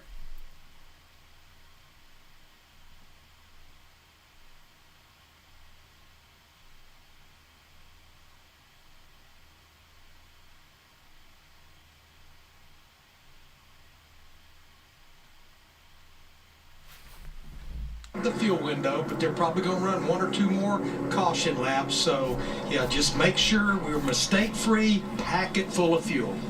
When we were looking at, I need to save you need to save me 6 laps, no can do. Save me a lap, now we're talking. I might be able to do that inside this race car. And isn't what you guys taught me when I watched the broadcast a lot? It's cautions breed cautions. Isn't that a hot thing going on? A little early for that. Is it too soon? A little early. Wait for the restart to hit us with that one. It's out. There is no way that's the last caution, in my opinion. Here are the pit crews, and they're ranked this season for pit road performance. Byron's on that list. Larry, we know you need fuel. What about tires, 2 or 4? You know what? I got fired after Phoenix. It's pretty simple here. 4. Okay. If you leave before I get all 4 on there, I'm coming back out there and get you. I'm feeling that burn from inside here. You fired yourself. You didn't get fired. You fired and you yourself. know what? I should have. Gunther would have fired me on Monday. That was so funny. Might not have taken till Monday. Empty seat on the plane going home. You know, with Reddick pitting and pitting later, he's going to be able to, here's another tidbit, probably going to be able to take less fuel and get out even faster, helping that stop where everybody else has to wait on that max fuel. That's going to be something that's interesting to watch here as well. Well,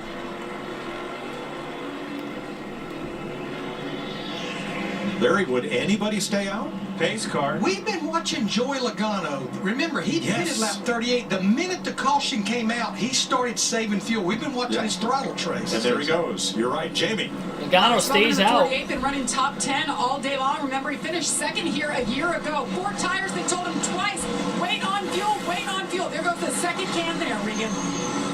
Tyler Reddick, he has been getting better as the day goes on. Needed lateral grip. The adjustments have been good, just a little bit more. And a water bottle as it's extremely hot out here right now. The 99 of Daniel Suarez, a great run in third place. Car was tight earlier. It's 2-3 for him right now, sliding the back just a bit. And the 24 of William Byron, that run the first time he started losing forward drive. Reddick wins the race off pit road. Byron second, followed by Suarez, Chastain, and Dillon. Dillon and McDowell up 3 spots. Harvick, Busher, Bell up 4. Bowman down 1. And AJ Allmendinger loses a ton of spots on pit road. He's going to cycle well outside the top 10. He was in 3rd when the caution flag came out. So 26 laps to go. I like that they air a side-by-side commercial break during caution, but not during green flag conditions. Like, what is this? What is this? Couldn't they get a full... I mean, I guess they didn't know... In their defense, they didn't know that there was going to be a late yellow like this, but you could maybe accommodate for it by not having as many full screen breaks early in the race. So if there is late yellows, you can air them later in the race instead of the side-by-side. I mean, it's just a thought going forward. Just a thought, that's all. I'm a keyboard warrior, I guess, so according to Mike Joy. Who knows? I've never worked in TV before. In all seriousness, though, there were some drivers that stayed out of the pits. Joey Logano, Harrison Burton, Cody Ware stayed out. I think Ware will probably pit if I have to guess. But Logano and Burton may be on the same strategy staying out here. Burton may potentially pit. I am expecting at the very least so Logano will stay out. And he pitted probably 3 or 4 laps before that caution flag came out, so his tires aren't that old. He was in 8th, so he had decent pace. He's got track position. We'll see what he can do. Reddick's had the fastest car in the field. He won the race out of the pits again, but who will get through this restart quicker? And now Reddick, who had fresher tires than pretty much everybody else he was racing around, now has equal tires. Led to the choose this time. I think Cody Ware's still staying out on the track, so he will restart with the leaders, it looks like. Logano elects the inside. No surprise there. We've seen the control car in the restarts elect the bottom every time. And I do believe that Reddick will be on the inside of row 2 behind Logano trying to take advantage. He's got a couple on fresher tires, which may help him more so on this launch, getting up to speed up that ginormous hill towards that hard, acute angled first corner. One of many on this racetrack. This track was definitely not built for stock car racing, I'll tell you that much, but we've seen some good races here at COTA the first couple years in with the Cup Series.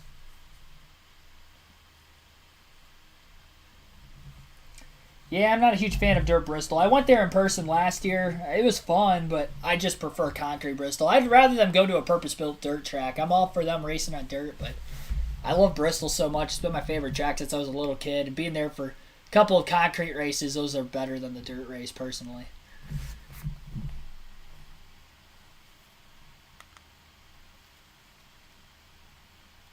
'15th now, had a bad pit stop. If anybody can do it, AJ can. I'm going to go with Reddick. He's going to be the rabbit once he clears these couple. Stop if anybody can do it. AJ can. I'm going to go with Reddick. He's going to be the rabbit once he clears these couple front runners.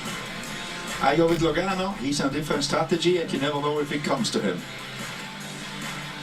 Yeah, I'm looking at William in the 24. I think that he's in a position now. He's on equal tires with the 45. He hasn't been that way in quite some time. Hopefully he can have a little extra pace. Well, I'm looking at the Trackhouse cars. Suarez and Chastain won 2 of the road races here last year.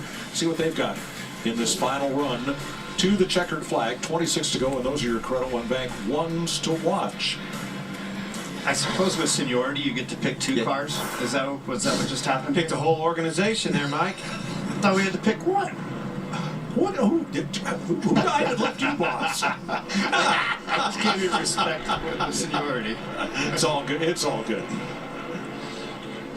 All right, they'll come to the Geico restart zone. Oh, my. That's Harrison Burton up front. Now, he is in second. He has no first gear. So that will be interesting on the restart for Harrison Burton. He's on the outside with Cody Ware behind him.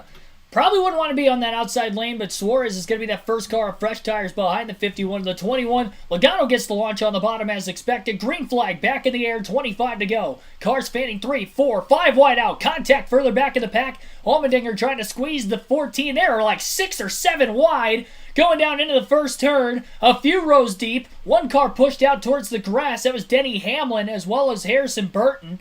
A lot of smoke on the 16 of Allmendinger as he locked the tires up getting to turn 2 as well. And somehow, after all that, William Byron ends up with the lead. I don't know how he got there, but he did. Chastain got the second, and Reddick is in third. Logano making more contact in the S's as he is battling Austin Dillon for sixth. I can't believe they made it through there. That was actually impressive. They didn't wreck. Big defense being played by Ross Chastain, with Tyler Reddick hounding him from behind. Reddick has hit the fastest car in the field today. He'll make the dive bomb into turn 10 on Chastain. Pass is not going to be made as he is not clear yet. Door to door, Chastain maybe clipped the grass off the exit of the corner. After a big bounce off the curb, that holds Reddick alongside. No major side drafting by either car so far.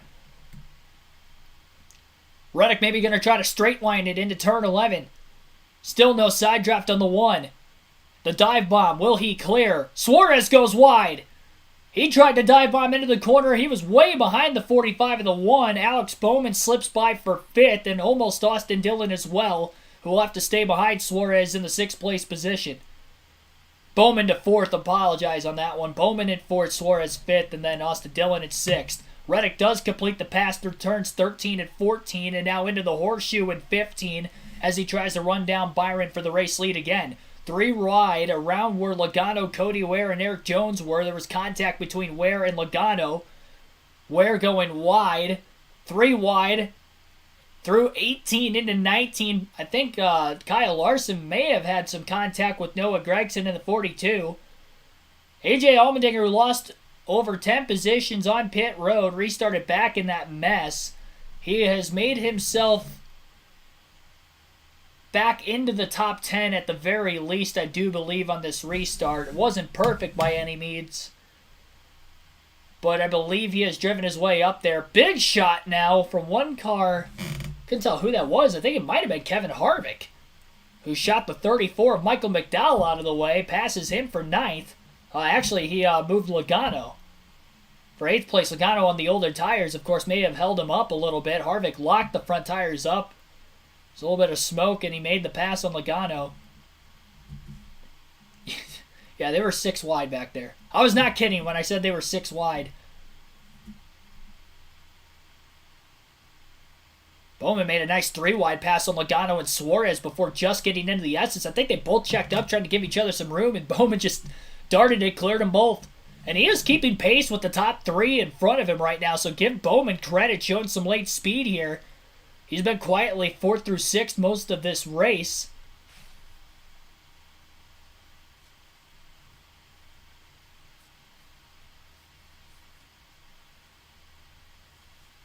$24 to go as we run right now.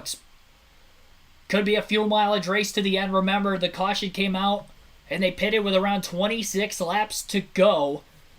The fuel window's 22 to 24 laps. It'd be 25 green flag laps to the very finish of this race. If it ends under regulation, of course, and we don't have any extra overtime laps. Bell battling Suarez for position. Austin Dillon also just passed the 99 for 5th, but Suarez almost battles back to the inside of Dillon. Not quite. Big defense on Bell. He can't hold him up in time, and Christopher Bell gets alongside the 99. Suarez has lost a few spots since the restart. Didn't help. He was in that 3rd lane on the outside behind Ware and Harrison Burton in the 21, and definitely got held up, as I was probably expecting there. Reddick is 0.7 of a second off the lead at the start-finish line this last time by. Reddick has also ran the fastest lap of the race, on top of the fact he's got the fastest car, a 2:12.71 second lap time, is the Xfinity fastest lap of the race.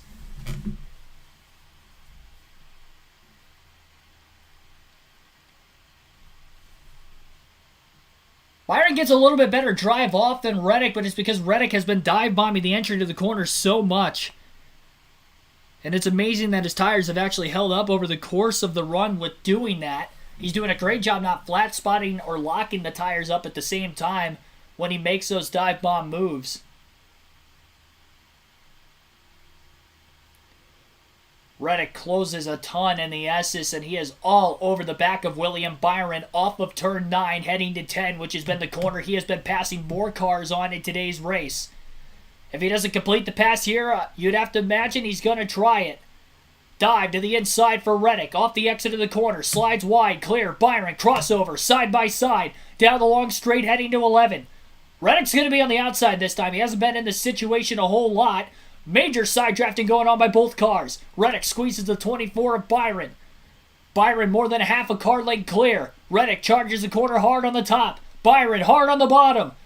As they head for turn 11, it is going to be Byron who is clear and holds on just a little bit longer on Tyler Reddick. Chastain and Bowman trying to close the gap on the 45 and the 24. How much of their stuff are they using up? Major crossover by Tyler Reddick.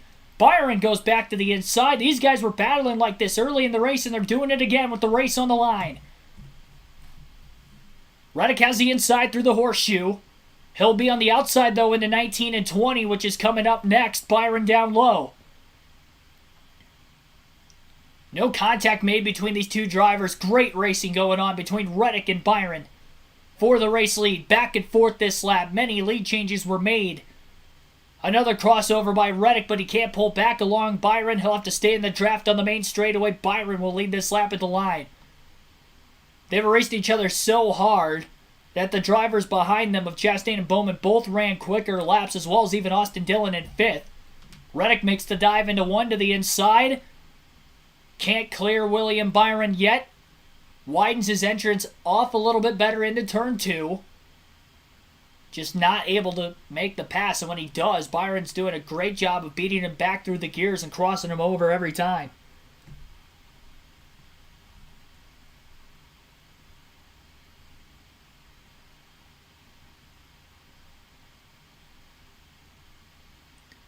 Turn 10 has been the best corner for Reddick so far today. I would imagine he's going to try it again. Byron got loose in turn 9 that time, and Reddick really closed the gap on him.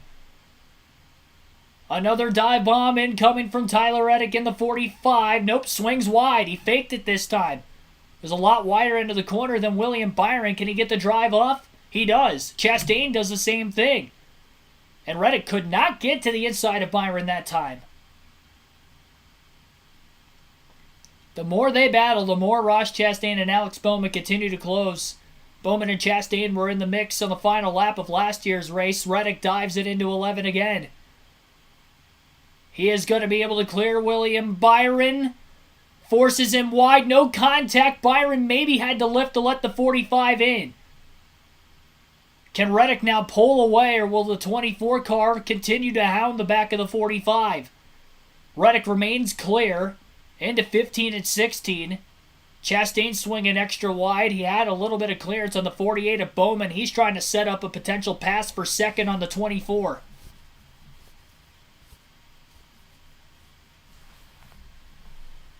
Chastain now is to the 24 of Byron. Into turn 19. Battle for second. Now's the time for Reddick to really try to pull away. As the battle for second is on behind him. Chastain to the inside of Byron off of turn 20. Can't stay there though. 21 to go at the line. Reddick leads. Last year's finish here. Exactly right, but that shows you again Bowman putting himself in position. I mean, he's always there. He's like that stealthy guy that always shows up at the end of these races. Among our road course ringers, Jordan Taylor's worked his way back up into the top 20. Jensen Button, 20s. It's like a commercial break right now. We'll take a quick break ourselves. 21 laps to go in the EchoPark Automotive Grand Prix at Circuit of the Americas for the NASCAR Cup Series. You're listening live here on KRC. 125 likes on the channel so far, so hit that like button. Our goal is 150 into the race today. We're getting very, very close. And subscribe again for more daily NASCAR content.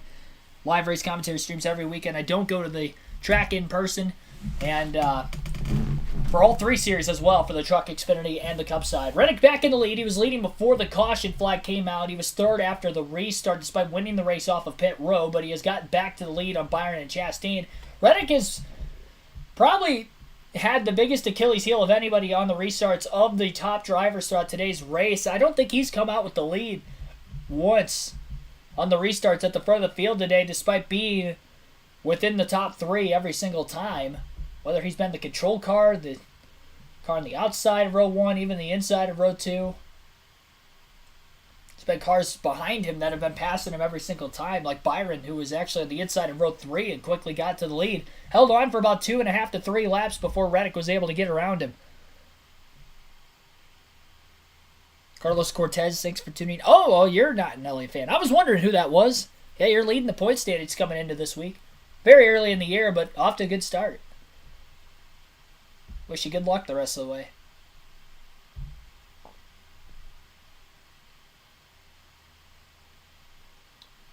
So Chastain was putting a lot of pressure on Byron once Reddick immediately passed him for position. Byron slowly started to pull away from the 1 as he's not letting the 45 car of Reddick really pull away right now. I think Byron actually about 4/10 quicker than Reddick that last lap. Byron dug deep. He found something. I'm not sure where exactly he gained the most on Reddick that last lap, but he did reel him back in again. Great race right now for the lead in the late going.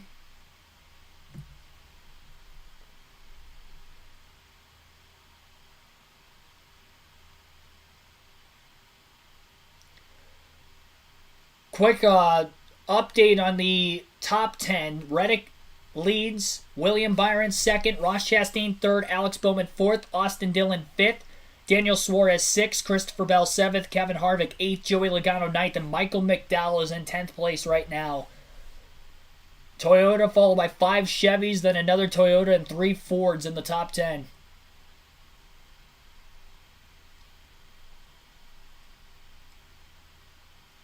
$20 to go with the money on the line, playoff spot on the line for everybody in this battle for the win, excluding Byron, who has 2 wins this season. A win would go a long way for Alex Bowman if the penalty upholds that Hendrick Motorsports received after the race at Phoenix 2 weeks ago. Their appeal, I believe, is this week.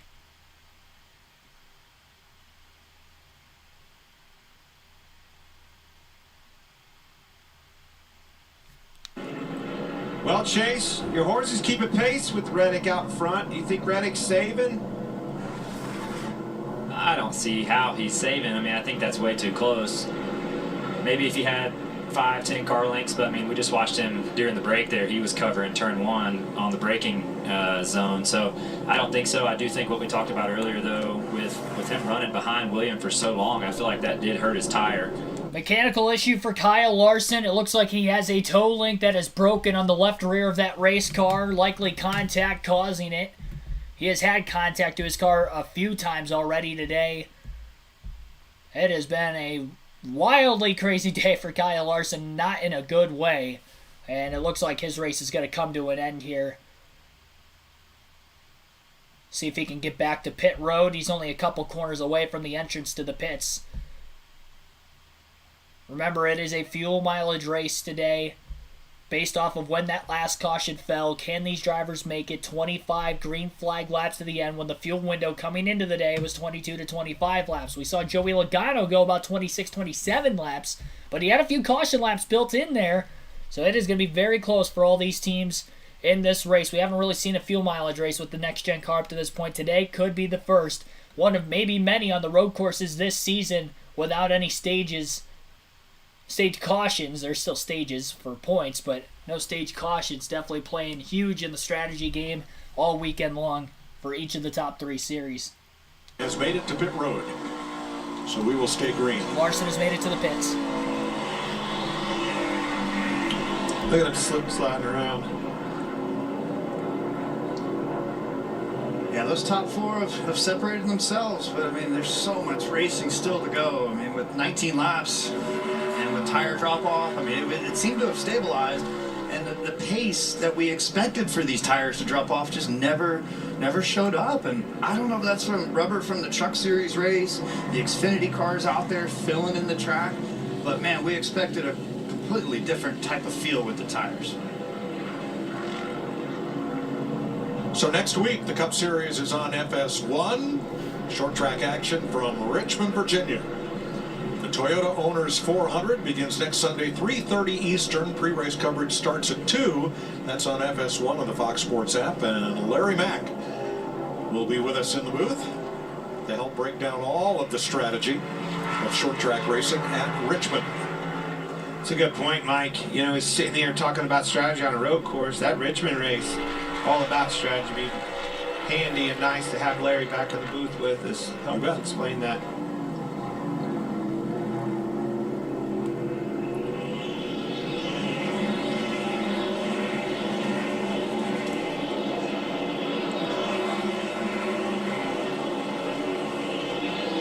Regan? Well, Mike, we've talked about the 16 of A.J. Allmendinger and how they have had trouble with the radios all day long. And you see going on the pit side right now, that is going to say 2 laps short. They believe they're 2 laps short on fuel. A lot of nerves up and down pit road right now in terms of if they can make it if this race goes green. Well, I'll tell you, Regan, the guy that needs to read that sign is going too fast to read that sign. Look at that sign. One says stay out, one says too short. Man, you're gonna have that out in front of him pretty good to be able to see it. I mean, we are at COTA, and it'd be cool to see him hang over that short pit wall like you would see in F1 or MotoGP, but I don't think NASCAR is going to allow that. They're going to have to communicate from the pit box side behind the concrete barrier. Well, you say that. Let me see if I can get a hold of Chris Rice on that box. Let's just go to the horse mouth. They already have enough radio trouble. Hey, I can handle this. Hey, Chris Rice. They're actually dialing him on.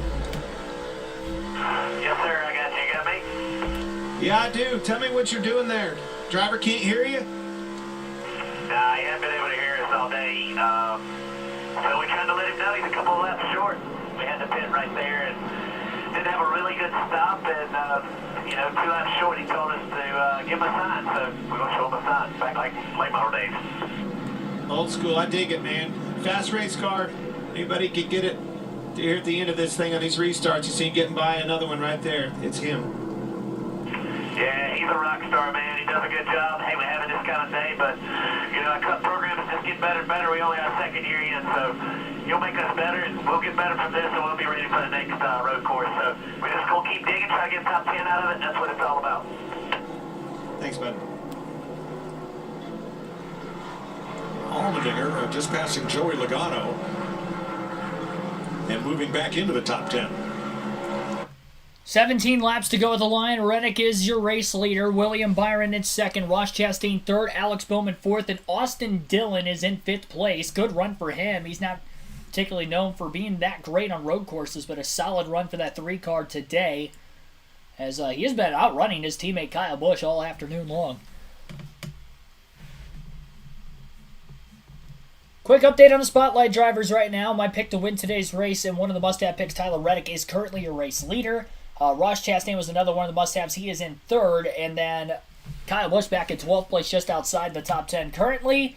The sleeper picks of Jordan Taylor in 19th, not as great of a run as I thought out of him. Just goes to show how tough the Cup Series is in your first try out, even with the speed he showed in qualifying and practice. Top 5 and top 10 in both, actually. Qualified 4th and was 10th fastest in practice on Friday afternoon.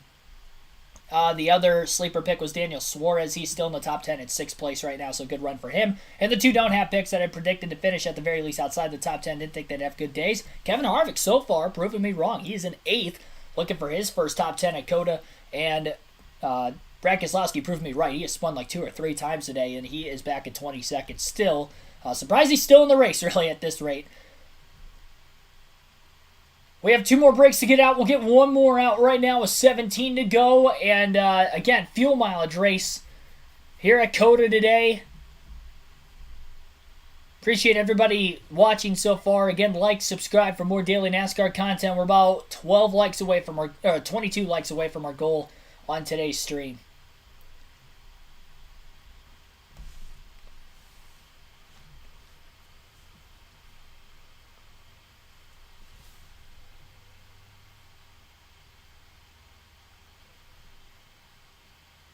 Lap times between the two leaders of Tyler Reddick and William Byron fairly equal. It's a pretty... really the top three. I mean, Ross Chastain actually about a tenth quicker than both Byron and Reddick that last lap. And Reddick only 6 1/1000ths of a second quicker than William Byron the last time by. But with 16 laps to go, who is going to get the win today?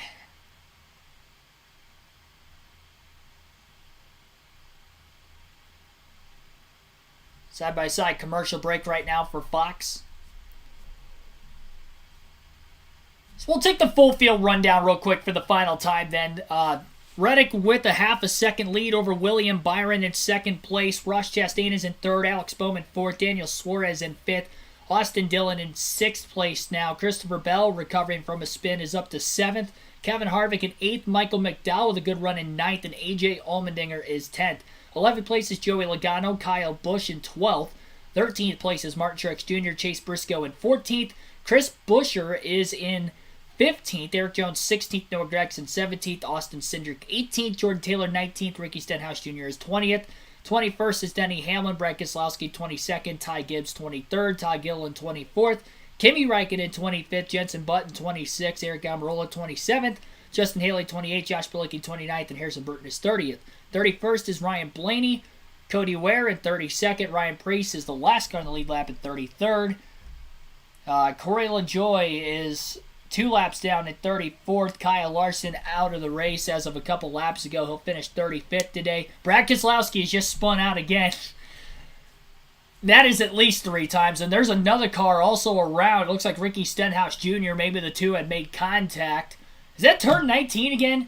No, it's turn 10. Okay, I was going to say, man, turn 19 has been the trouble corner for Keselowski so far, but I believe that was turn 10 where those two cars had spun out.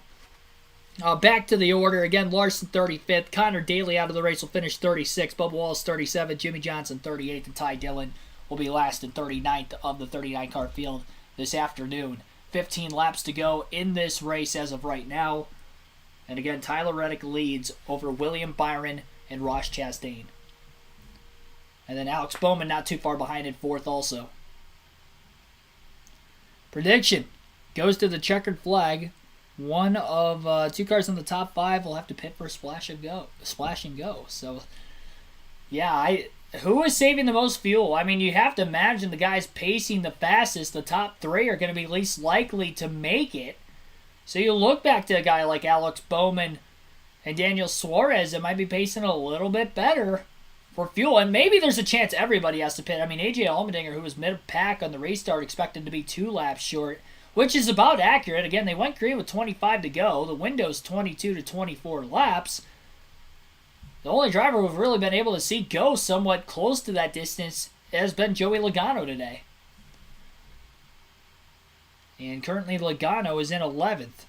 So unless the top 10 cars in front of him run out, who knows, maybe Joey Logano can make it on field to the end. Brad has become a human chicane. Yeah, he puts a whole new definition to the moving chicane in racing. He moves himself in the chicane.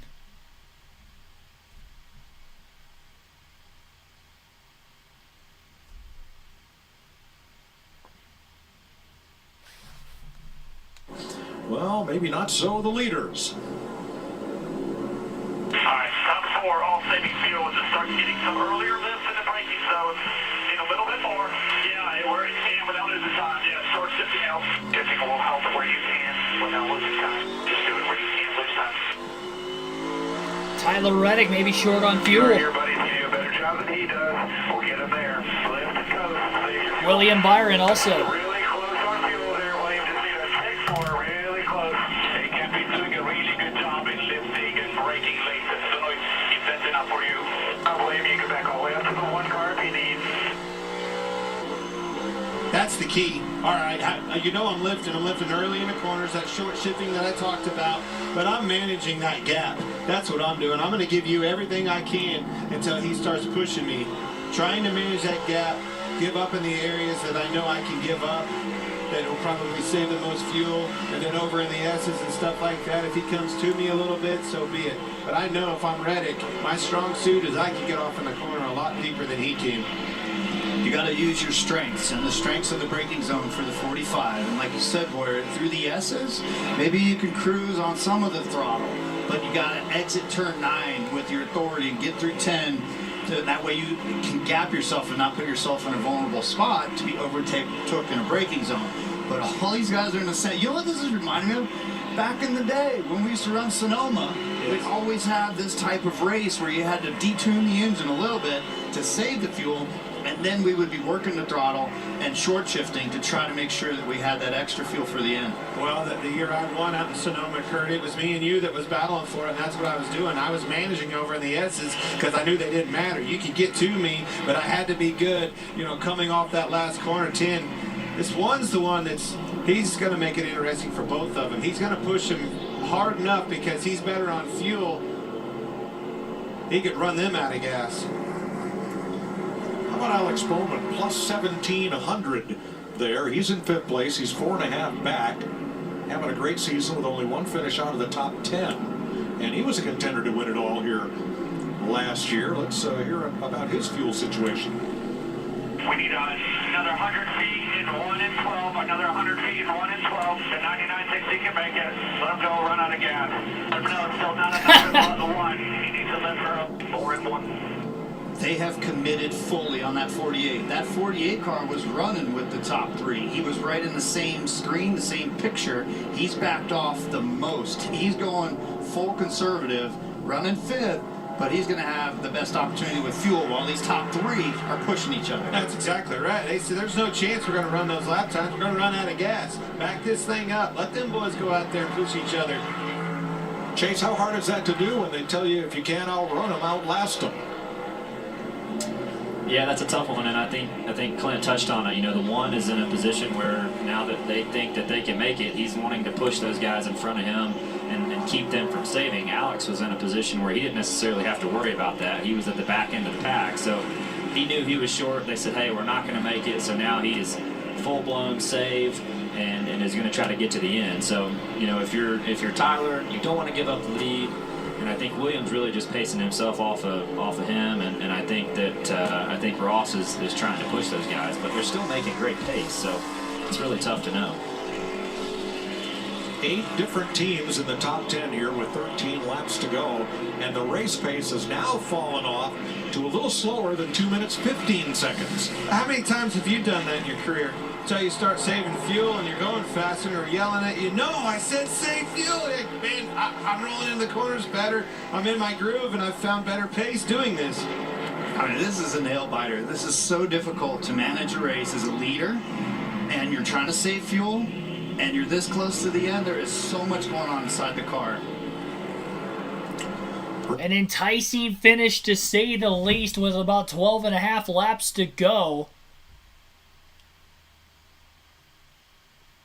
So, quick update. Kyle Busch has just hit pit road, expecting that they were going to be short, so they split the final race in half from that restart. 25 to go. We have 12 to go at the start-finish line this time by, so Busch will be good on fuel, but he already pitted. He's going to try to take advantage. From now to the end, at least he can push.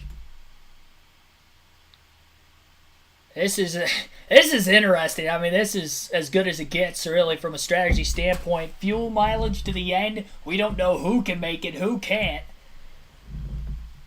You got leaders trying to save. Some of them think they're good. They're trying to run down the leaders. Daniel Suarez is someone to look out for here because he has been running about a second or so faster a lap. The last 3 or 4 laps I've been looking at his lap times, while the top 2 are saving. Even Chastain, to a certain extent, saving in third. He has ran them down. He is 1.1 seconds off the lead right now. Top 4 are all within close proximity after about a 13-lap green flag run right now.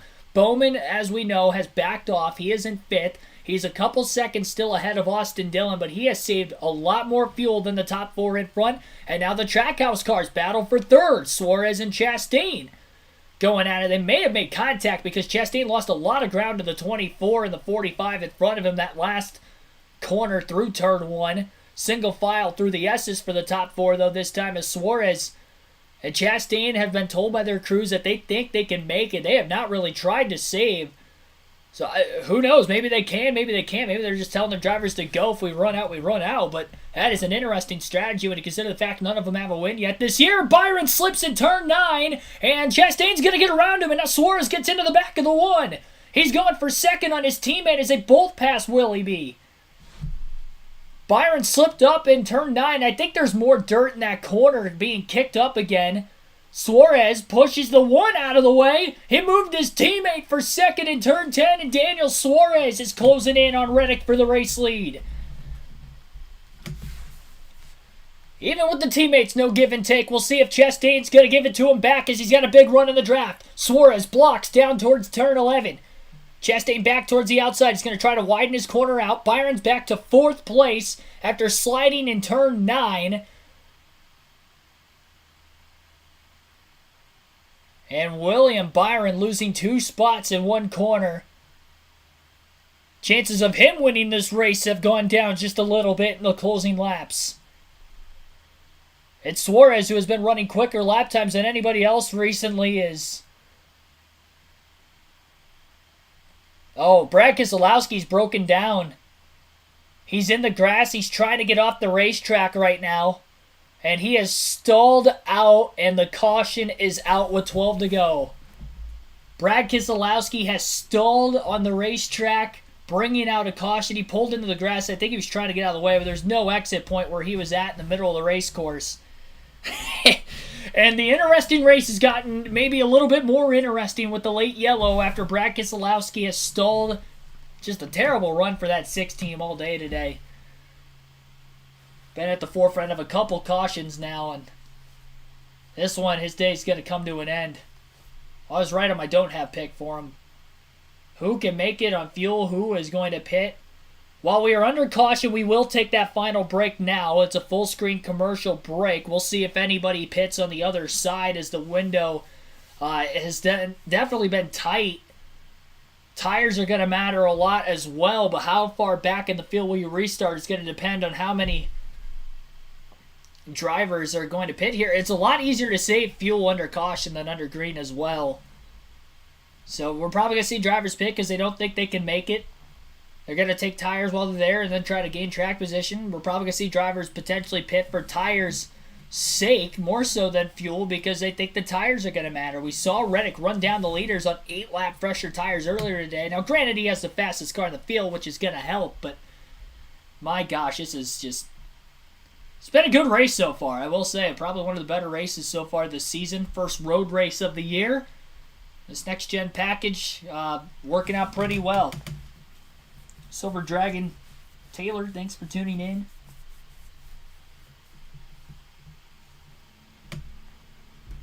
But yeah, we'll take that final break, and when they come back from the commercial break, we're definitely going to be seeing pit stops, but who will pit and who will stay out will be the question.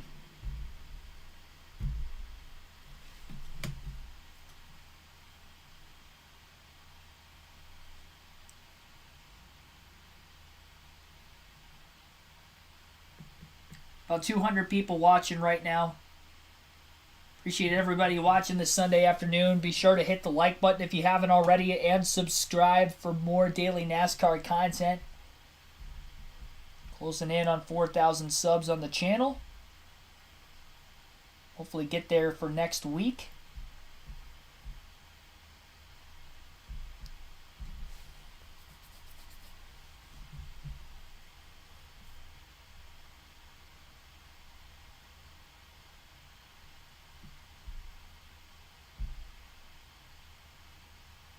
Yeah, they haven't had to crank it up today, unfortunately.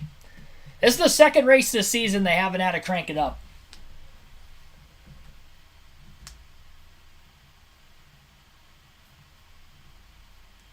It's the second time, Fox. It's the second time.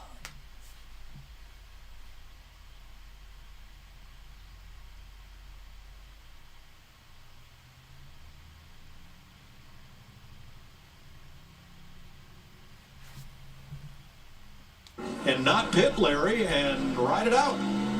Yeah, I mean, we've got 32 drivers on the lead lap, Mike. We're going to go back racing probably with about 9 to go. and they have 13 green flag laps. There's no doubt. The drivers, the crew chiefs, everybody wants to pit and put 4 fresh tires, but I can almost promise you there's going to be a number of them that roll the dice and try it, especially those in the back. As I've always said, if you follow the leader, you know what? You're going to follow the leader. I like that, Larry. And one thing that Kyle Busch has, he already has a W. He's got a win this year. So you may as well just go for the gamble and go start up on that front row if you remember can get it. he stayed out, or he pitted. Not that long for the caution Denny came out. Hamlin, Kimi Räikkönen, 2 laps maybe. Ryan Preece, Cody Ware, all in the same situation. They pitted about the same time as Kyle Busch, so I would expect most of them to stay out. That's it. Pits are open. If you stay out, you can't be the lone wolf. You'll never make it. But these few laps under caution help those leaders gain the fuel back that they needed, but they've got nothing for a green-white checker. I mean, you could try 2 tires or something. What 2 do you put on it? Who pits? Who stays Try out? to set yourself apart. Man, I just want a good pit stop. Give me a fast pit stop. There we go. Tyler Reddick pits. A lot of the cars coming in. Very few will stay out. Coming. Jamie? Alex Bowman's the first pit box here. He gave information to the team. I haven't gone that hard. It makes you wonder if they'll take rights only. They don't have to wait on the fuel. You see, they'll use that 1 can there. They used a Cobra. Yep, right now they just called 4 tires for the 48 Regan. Well, the one car, Ross Chastain, they've been making gains on that car all day long. At one point earlier today was chattering the rear tires, but he's happy with it at the moment. The 45 of Tyler Reddick needs a little bit more rear lateral grip, and the 99 of Daniel Suarez said, just give me a little bit of extra air pressure for the end of this run. So here's your race off pit road. Reddick's crew's been on it all day. He'll win the race out of the pits. Byron will be second, gaining 2 spots back. Austin Dillon up 2, Suarez down 1. Mark Truex Jr. up 3. He's the biggest mover of those in the top 10.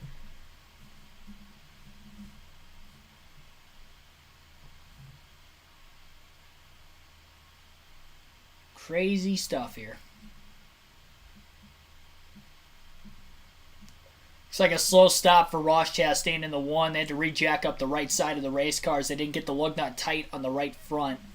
So a slow stop for Ross Chastain. That has cycled him outside the top 10. He was in 3rd when the caution flag came out. Tough break for the defending winner of this race a season ago. His teammate Daniel Suarez will still be in contention for the win. 5 drivers stayed out of the pits during the caution.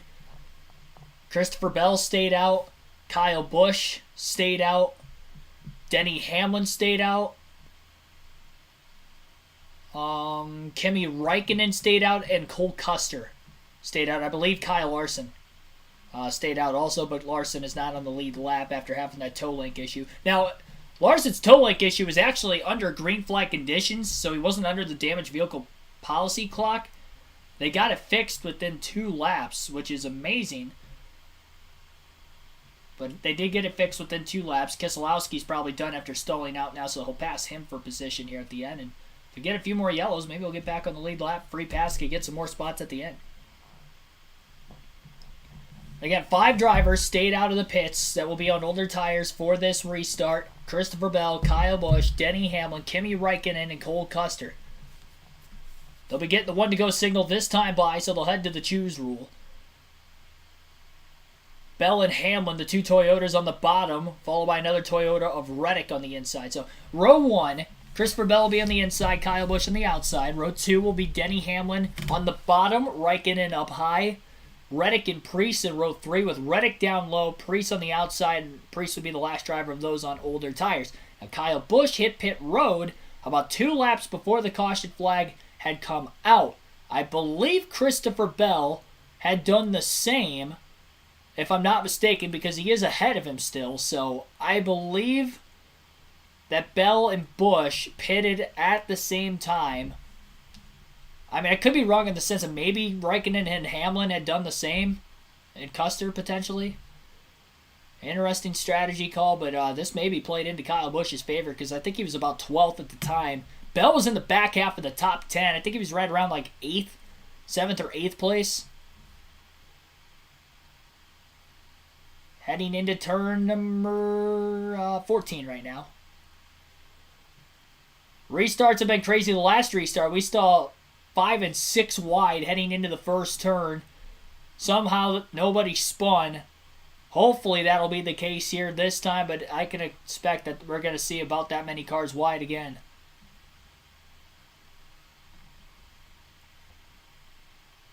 Yep, Bell stayed out. Oh, he stayed out entirely. Okay, so Bell's probably got the oldest tires, and that would make sense. Why he was still ahead of Busch. I know Busch pitted. So Busch pitted, I would imagine that Hamlin, Raikkonen, and Custer probably pitted when Busch did as well.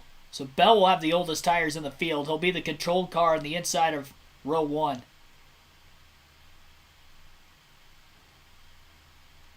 Here we go. Got some chills. Green flag back in the air. 9 laps to go at Circuit of the Americas in the NASCAR Cup Series. Raikkonen and Hamlin didn't get a great jump. Reddick pulls to the bottom, 3 wide under the 11 and the 91. 5 wide further back. Jones almost gets turned. Harvick making contact with him. Now one car got turned in front of the pack. It was Austin Dillon. I think AJ Allmendinger got stuck behind him. Ross Chastain has also gone around. Major damage. There are some parts there, but there's a lot of damage on Ross Chastain's race car. Caution flag is out again. Denny Hamlin fell way back. I think something broke on his car on the restart. And Tyler Reddick was able to go from 5th to 1st on the restart to get to the race lead. So they do have a caution now. Again, Chastain was parked. A bad pit stop from Ross Chastain dropped him outside of the top 10. He was in the Hornet's nest, therefore, in the restart. Got turned, heavy damage to the back of his race car. Eric Jones got clipped by the 2 of Cindric and Harvick who were making contact. They were 5 wide into the corner again. Austin Dillon spun. I'm not sure exactly. It looked like Chastain got turned off the front bumper of Eric Jones's car, I believe.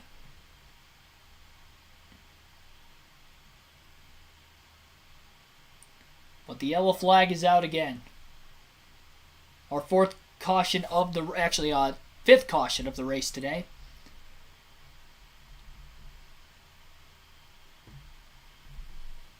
Strauss, thanks for tuning in.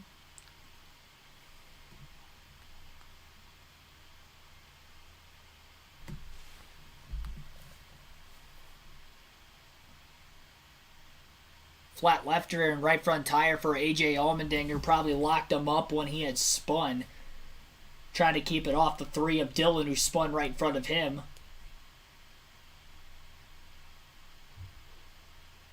We'll have less green flag laps when we go green this time around.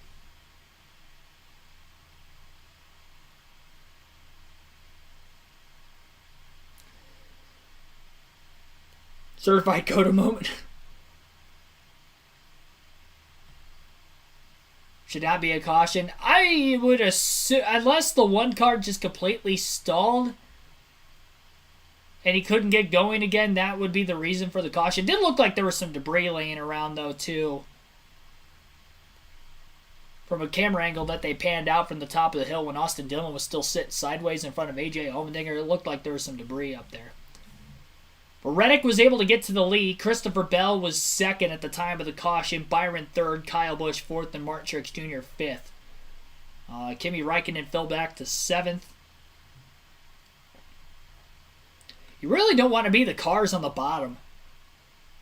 You get used up by everybody on the outside. If you're in row 1 on the outside, you have a little bit better of a chance than if you're row 2, 3, 4, 5, and 6 on back on the outside. I would take the bottom as much as you can because the likelihood of you getting turned is going to be less than anybody who is stuck on the outside if we fan out 3, 4, 5 wide again like we did on the last couple of restarts. This is the first restart that has resulted in a caution. How's Reddick's tires? He got through there pretty cleanly. He cleared the 20 really without any contact, as well as pretty much everybody who was on older tires in front of him on the restart. Reddick quickly got back to the lead. He was leading when that caution came out initially before. The only driver who would be pushing on fuel to the end of the race then would be Christopher Bell. It was an original fuel mileage race, but everybody has pitted either just before the caution or during the yellow except for that 20 car. who is in second. So he is back in fuel conservation mode again, and he also has the oldest tires in the field as a result of that. We'll squeeze out one more break while they're on a full straight commercial break here for Fox, and we'll get to the restart as soon as possible when they come back from their own right. So you're watching the EchoPark Automotive Grand Prix at Circuit of the Americas live here on KRC. Ronald Gutierrez, thanks for tuning in also. Third time they've had their last... I think they met during green flag conditions when they said it earlier. This is our second last break. We had another yellow, though. I'm still trying to make up for yesterday. I'm done with them now, though, so we're good. We're good to the end now. Stay tuned for our post-race show. We'll get through the top finishers' interviews as well as the full field running order, see how the fantasy league looked today, who won that, how my fantasy team went, how all the predictions went from pre-race today as well in our post-race coverage. Following the end of this one, we'll stay live for about 15 to 20 minutes after the race is over. Forever Bachelor, thanks for tuning in.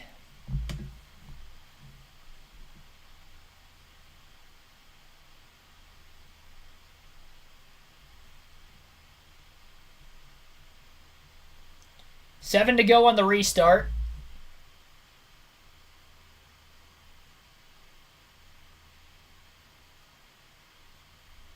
Reddick will be the control car in the restart this time. He's got William Byron behind him on the front row. In the inside row. Byron will be on row 2. I'd probably say, of the drivers who have been in the top probably 3 or 4 all day, Byron has probably been the best on the restarts. I know Reddick got to the lead that time, but Reddick has been losing spots on every restart up until that one, where it took 5 drivers on older tires in front of him leading into it.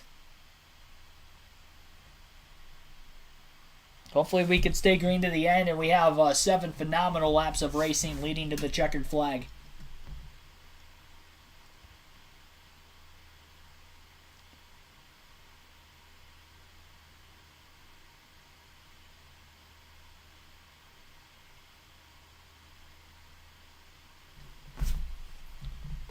Currently, we are sitting at 145 likes. We're 5 away from our goal with 7 to go on the restart. So hit that like button if you haven't done so. We have over 200 people watching here at the very end as we're getting set for a thrilling finish to what has been a thrilling race all day long. One of the better races so far in the early going of 2023. And we'll see if we can have a clean finish to this one. And maybe another instant classic finish like we saw last year at COTA. Can anybody keep up with Tyler Reddick, who's been the class of the field today? Him and William Byron split the stage wins. They'll be on the inside of rows 1 and 2 in the restart. Daniel Suarez, don't forget about him. He'll be on the outside of row 3, though. I don't like that. He's been on the outside for a lot of restarts today, but we have seen some spins from drivers on the outside of the restarts at COTA, not just this year either. And we really didn't see a spin in turn 1 on the restart until just this last one, where we saw 3 cars spinning of Austin Dillon, AJ Allmendinger, and Ross Chastain. They'll be at the tail end of the field for this restart. But still on the lead lap, I do believe all of them are in the race. Green flag back in the air. Reddick and Bell pretty even on the launch. Reddick waited to the very last minute to take off. That's going to wad him up further back. A lot of blocking going on into the first turn. Truex trying to split the middle potentially. Bell locks the tires up. A lot of cars slamming into each other. 4 and 5 wide. Nobody spins that time, but Blaney almost went off track. Well outside the top 10. Byron gets to the lead on the restart again. Ahead of Tyler Reddick. I called it on the restart. William Byron has been the best driver on restarts today. And Reddick, when he has restarted on the front row, has lost at least 1 spot every time. And being on the inside of row 1, he loses the lead to Byron again. These two have gone back and forth a lot today. Another spinner, Christopher Bell, is around in the back half of the top 10. He gets it corrected again in the right direction, gets into Jordan Taylor. Taylor gets sideways. I don't know if he spun or not. Drag race heading into turn 11. Reddick looking to the inside of William Byron. He's going to get there. Can he hang on? No, he will not. That was actually turn 10. Now they'll head down the long straightaway to 11. Reddick has to hop in the draft to Byron. Byron moving back and forth on that long straightaway, trying to break the draft from the 45 behind him. These two have been pretty even the first 5 or 6 laps after a restart today. Shout out to Kyle Busch, who has made his way up to third place off the restart, getting a couple spots back that he lost the restart before. Suarez still hanging on to fifth, and Truex gained a spot or two to move to fourth. Reddick closing in the stadium section of the racetrack through 13 and into 14. About a car length and a half behind him. Widens his corner entry out a lot more. Truex moves Kyle Busch. Little hard into the braking zone in 14. They'll run side by side now. Truex has to hop back in line, maybe wheel hop the front tires going into turn 15. Lost a little bit of ground to Busch, and Busch will hold clear. Daniel Suarez now hard on the brakes into turn 19, as well as Truex, who locked him up going into 19. Suarez and Truex side by side, Bowman behind both cars. Battle for fourth, Suarez clear. Truex chops off the 48, contact made there. Truex gets sideways, getting back into the throttle now onto the main straightaway. 6 laps to go at COTA. Byron and Reddick pulling away from everybody else who battled for positions behind them in the top 5. More contact between Suarez and Truex. Truex goes wide again. Bowman to the inside of him. Truex hasn't been in the top 10 really for most of this day, so he's trying to keep up with cars that have been primarily faster than him. Same goes for Busch, who hasn't been in the top 10 for a little while himself, but he's trying to hang on in third. Byron and Reddick going toe-to-toe. And the battle for third's important if the 45 and the 24 do get together in the closing laps. Turn 10 coming up, which has been the best corner for Reddick today, and the corner he has passed or at least pulled alongside the most cars. He's not close enough to try to make the pass on Byron this time, who drives in a lot deeper than Tyler Reddick. Reddick did close the gap in the center of the corner maybe a little bit more than William Byron. Didn't carry a lot more speed in, but maybe not applying as much of the brakes through the center. Michael McDowell up to 7th place off the restart. Now he battles Alex Bowman for 6th. Pulling out of line going into turn 11 is the 34 of McDowell trying to make a pass.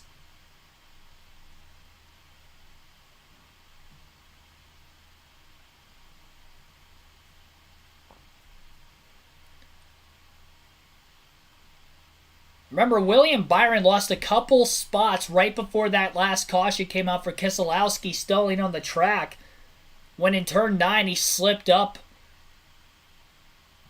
Suarez and Chastain were able to get around him. He gained those 2 spots back on pit road to be right behind Reddick for the restart. First restart, Reddick got to the lead. Second restart, though, after the caution in turn 1, William Byron got to the lead, and that is why he is out in front right now, trying to win his 3rd race in the first 6 of 2023.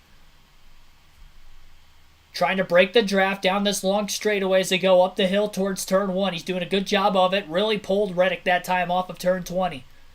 Reddick charging the corners a lot harder as he's trying to keep pace with the 24 of Byron, who is right there. Byron has never won on a road course in the Cup Series, but Reddick won 2 of them just last season. Reddick, a lot faster through the S's than William Byron. Can he hang on to it through every corner as they zigzag? Byron maybe slipping the rear tires a little more into 7 and 8. Reddick closes the gap again. And if he can get close into turn 10, which he does seem to be closing that gap, maybe he'll make the move in his favorite corner. Turn 9, Byron chattered the front tires a little bit. Reddick to the inside. Into 10, side by side for the lead. 2 seconds ahead of Kyle Busch in 3rd. Reddick is clear. Byron trying to cross him over. Not going to be able to get there. Tyler Reddick to the lead. Now he's trying to break the draft down the next longest straightaway of the track, heading towards turn 11. Byron staying in it for the most part.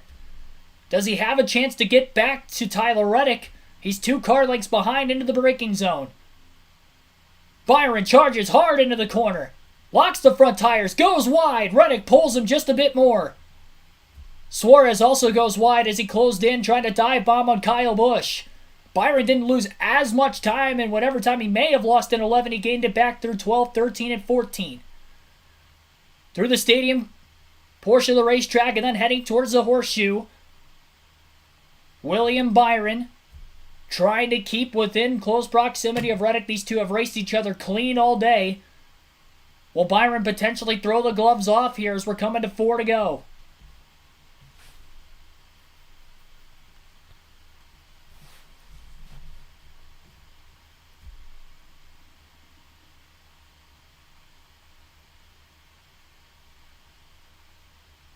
Off of turn 20, now there is 4 to go for Tyler Reddick. Car length and a half lead over William Byron as they head towards turn 1. Reddick not going to try to break the draft like Byron was when Byron was leading. Byron a lot harder onto the brakes into turn number 1. Using everything up at this point in the race. Still a close battle for third between Busch and Suarez as well. They have pulled away from Truex and Bowman in 5th and 6th on back. Shout out to Ryan Prix, who's still hanging on the top 10, by the way, in 8th place also.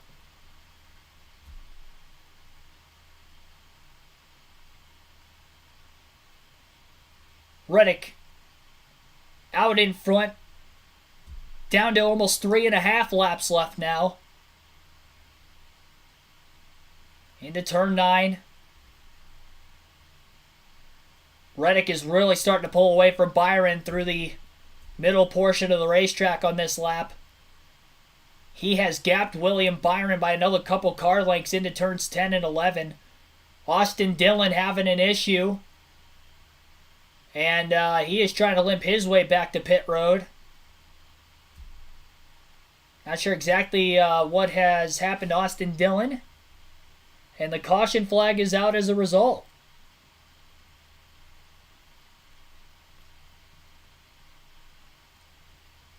Debris from probably Austin Dillon's race car. Looked like he had something break. Not sure what area of the track he was on when that happened, but debris bringing out our 6th caution of the day.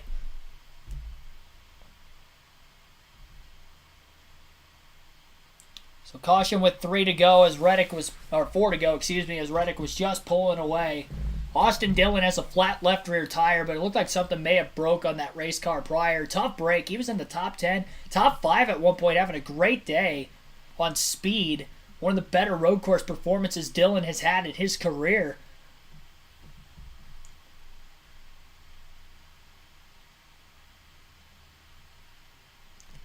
Byron's got another chance. He's been great on the restart so far today. Does he try to line up inside of row 2 again? Just like he did on the last restart? Can Tyler Reddick hold these guys off? He hasn't been as great on the restarts going into turn 1. You have to try to play a little bit more defense, but if he tries to go too low down to the bottom and try to straight line that corner, he might not get the drive off in the car on the outside. If they don't get hit, could end up in the lead. So does Byron restart outside row 1 or inside row 2? It's going to be interesting through the choose. But we do know Reddick will be the control car in the restart again.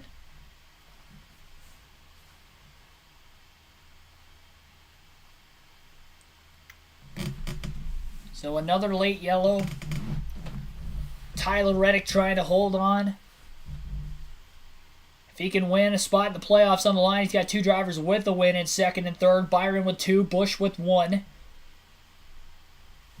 And everybody else inside the top 10, or top 8, I should say, behind Busch and Byron in 2nd and 3rd, also winless in the young season.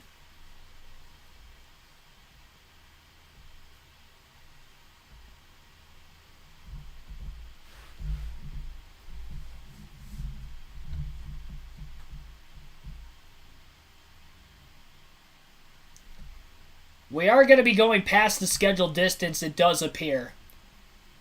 So, we will be going to overtime in this race. Wild finish last year in an overtime restart at COTA. What will happen this year? How aggressive will it be? I mean, again, Byron and Reddick have raced each other so clean this whole race, and they're probably 2 of the cleaner young drivers in NASCAR today.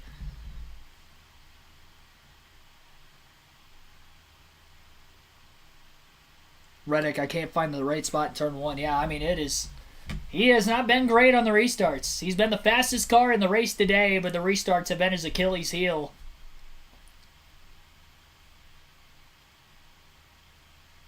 Yep, that is exactly what Reddick just said over the radio. Now for something else that might be more notable. Got a couple of caution laps here to check it out.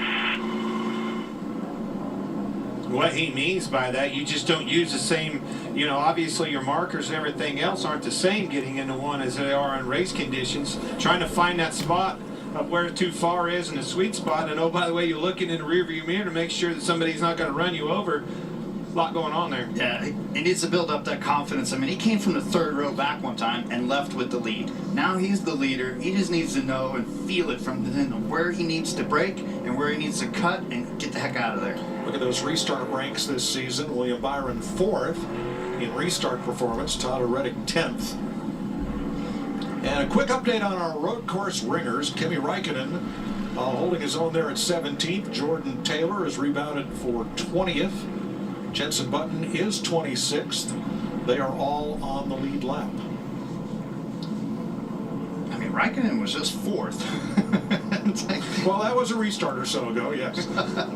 It's crazy how things can change real quick. Well, look at Truex. Look at, McDowell, Priest, Logano, guys, Briscoe that you didn't see, up front at all day long. That caution come out untimely, and it really laid right in their lap.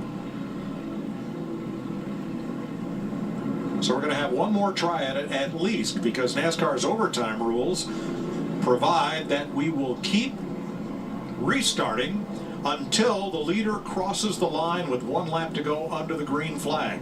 Once that happens, the next flag will end the race.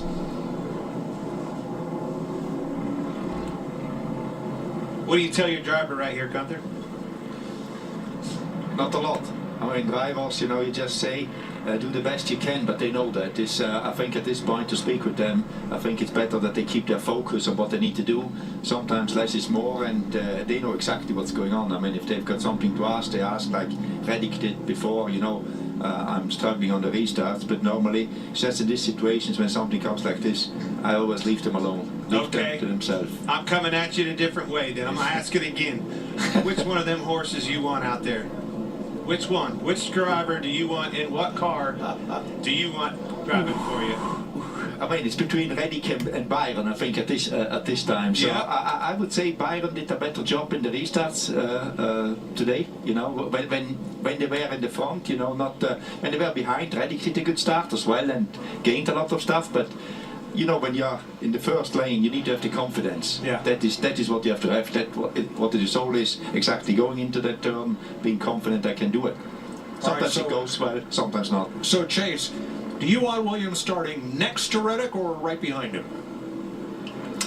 I was really just thinking about that too, and it's interesting listening to your point of view, Gunther, especially just with the way these restarts are different than what you see on the F1 side. But if I'm William, I think I really consider second row inside, because I think if you're on that front row, if somebody is going to bulldoze Tyler out of the way, which odds are pretty good, I think Tyler's in a really tough spot being the leader. If you're in the outside of that first row, you're going with him, and you're likely going to be in a lot of trouble too. So I think if you're William, you think about lining up third and putting yourself on offense and hoping for the best. Tyler's blown 2 of these restarts today going wide out of 1, so.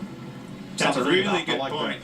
Yeah. Whole nother strategy. Pretty much good input. About the same I would have told you guys. It's going to be tough. Reddick going to have to play a little bit of defense. He's going to have to hope he doesn't get shot put out of the way, and it's going to be interesting exactly what lane William Byron will attempt on the restart. Will he go outside of row 1 or inside of row 2? You'd imagine Reddick will be inside of row 1 easily.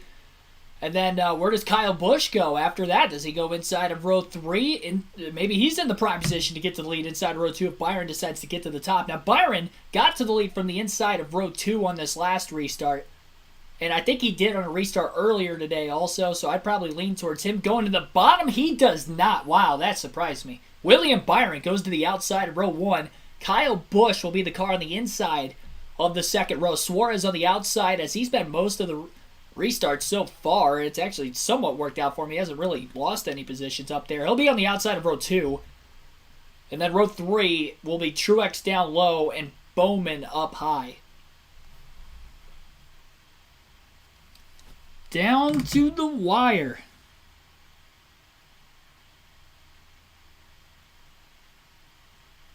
Overtime restart.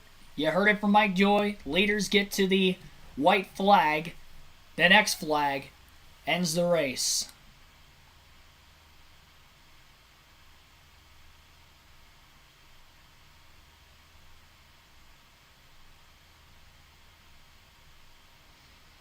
They're in the stadium section of the racetrack right now.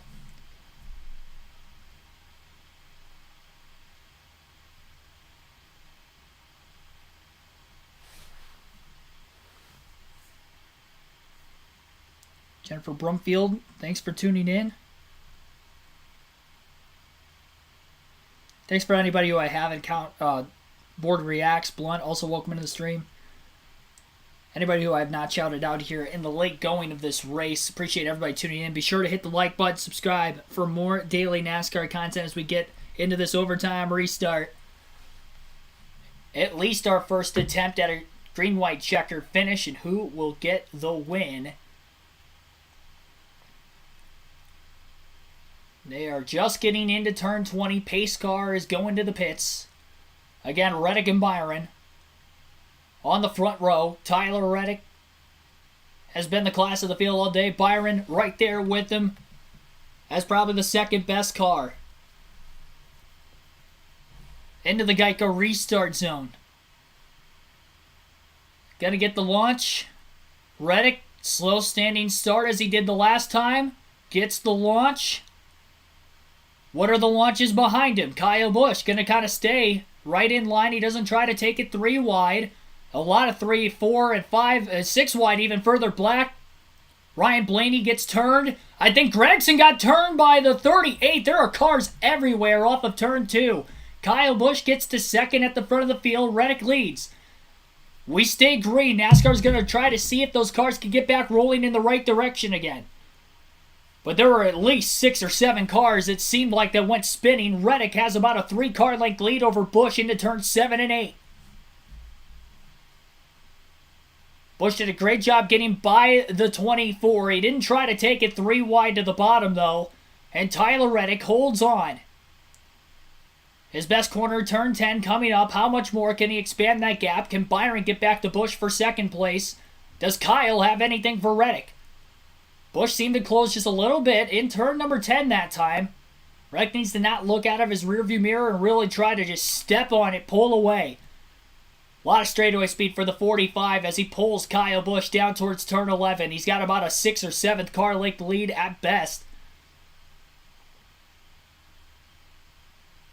Ryan Blaney is blowing up. He's got a flat left rear tire. Will he make it back to pit road? If there is debris, there will be another caution. If not, Reddick needs to get to the white flag for the next flag to end the race. Into the stadium section course of the racetrack. 5 more turns to get to the white flag for Reddick.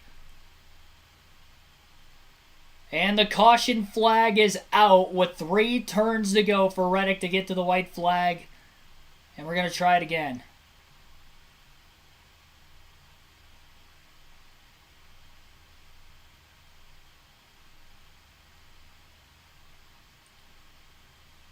A lot of damage on the 41 car of Ryan Prix as well. One of many cars that went spinning off of turn 1. Feels like the end of the Indy road course race last year, where it was a pretty solid race, and then right at the very end, all heck broke loose, and that is the case here today at COTA as well. And we'll have a second overtime restart.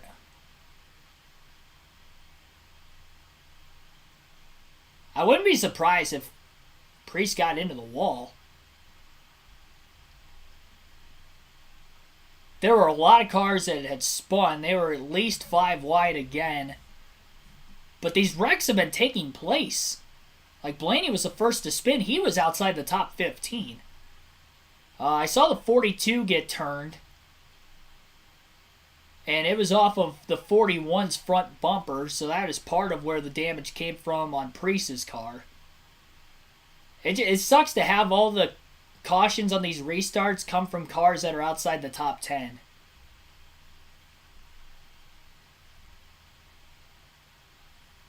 Like, drivers aren't going to win the race from, 7, 8 rows on back with a 2-lap to go restart. It's just not going to happen, so. I get trying to get every position you can, but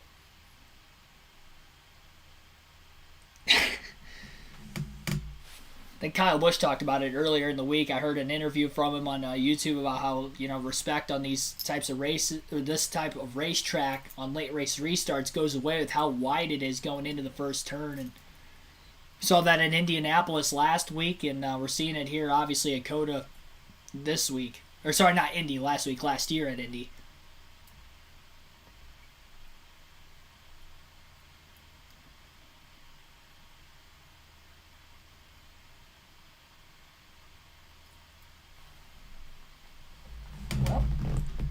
Cleanup underway, and we're going to have another overtime restart. This is our 7th yellow of the race. Billy Scott's got to get his driver set for one more restart. Well, okay. We talked about William Byron, Chase. Now what happens here? He's going to Busch is going to stay right there where he's at. You think he'll take that inside lane? I'd be shocked if Kyle didn't take third again on the inside, right? I mean, it worked out great for him that time, and I think that he knows that now. I think Williams probably kicking himself for not taking the inside of the second row, but if Kyle does take the front row for whatever reason, definitely would take that second row bottom if you're William. But I just want to point out, there was a lot of respect given on that restart, and to me as a racer, growing up and watching this stuff, that's how I want to see these races go. I want to see somebody run through there and push all those guys wide up front just because the front bumpers are strong now. I really thought that was nice to see that they ran in there hard, they raced clean, and they were able to get through there in the first couple of rows at least. Yeah. One little key factor that Tyler Reddick has going for him is that Kyle Busch has won. William Byron has won a race. That's where you see a little bit of the extra respect, is that they have won already this year. If they haven't, you might see something a little different. And it's the chances of wins you can get throughout the year. If you're a guy that might have one sliver of a sniff at the lead late in the race, and you're not a guy that usually wins races, you're going to take that big, bold move and try to dump the guy. Well, it takes me back to the jump, too. Reddick, you heard me say, I thought he slowed them down quite a bit. That was a strategy move on how you're going to get the jump. Do you do something different? You stick to it, trying to that craftsmanship, gamesmanship, and that is where the magic is. So making a good decision on your jump's a big time importance. All right, first we're going to listen to Kyle Busch's radio about the choose. What you thinking here? Gotta stay left. Yep, I totally agree. I'm with him, Randall. If you choose the top, you're kind of leaving yourself vulnerable for that middle lane or getting punted and washed out, and then just totally if you're in for you too, being out too wide off of one. Well, you know what he's going to do, but that's new life for Byron. Again, get that jump, go to that outside, take advantage of it, drive that boy off in that corner. Jamie? Kyle Busch's crew chief, Randall Burnett, what do you think? You're talking to your driver. You know he's on a little bit older tires than the top 5. Do you think he's got enough to get it done here?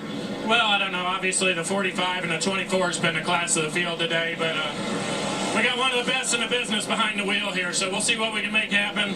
Pretty cool having that spin on the car down here in Austin. They're based here in Austin, so really good day for them. We've had a lot of fun here. Like I said, that 45 and 24 have been really tough, so we'll see how it goes. Anything can happen at the end of these. I think the guy who restarted third here last year won, so we'll see what happens. All right, Kyle Busch restarting second, Mike. That's right. Now, fellas, you talked about drivers who might be willing to take chances, and I'm looking at Daniel Suarez and Michael McDowell. Road course races are their best opportunity to get to victory lane, and they are currently 4th and 6th. They're right in the mix. Well, that'd be the road to keep your eye on as far as full send and making the best of what they can. I mean, it's not necessarily racing in a sense. It's more about survival, and there is an art to surviving the right way, and we'll see how this plays out. It's a good run for Truex. Took advantage of these cautions coming out. Again, is one of those guys that kind of helped out, right? The untimely caution laid in his lap, and he took advantage of it. Well, Ryan Prix made repairs, got back on track, but that little choo-choo is not going to make it to the top of the hill. Nope.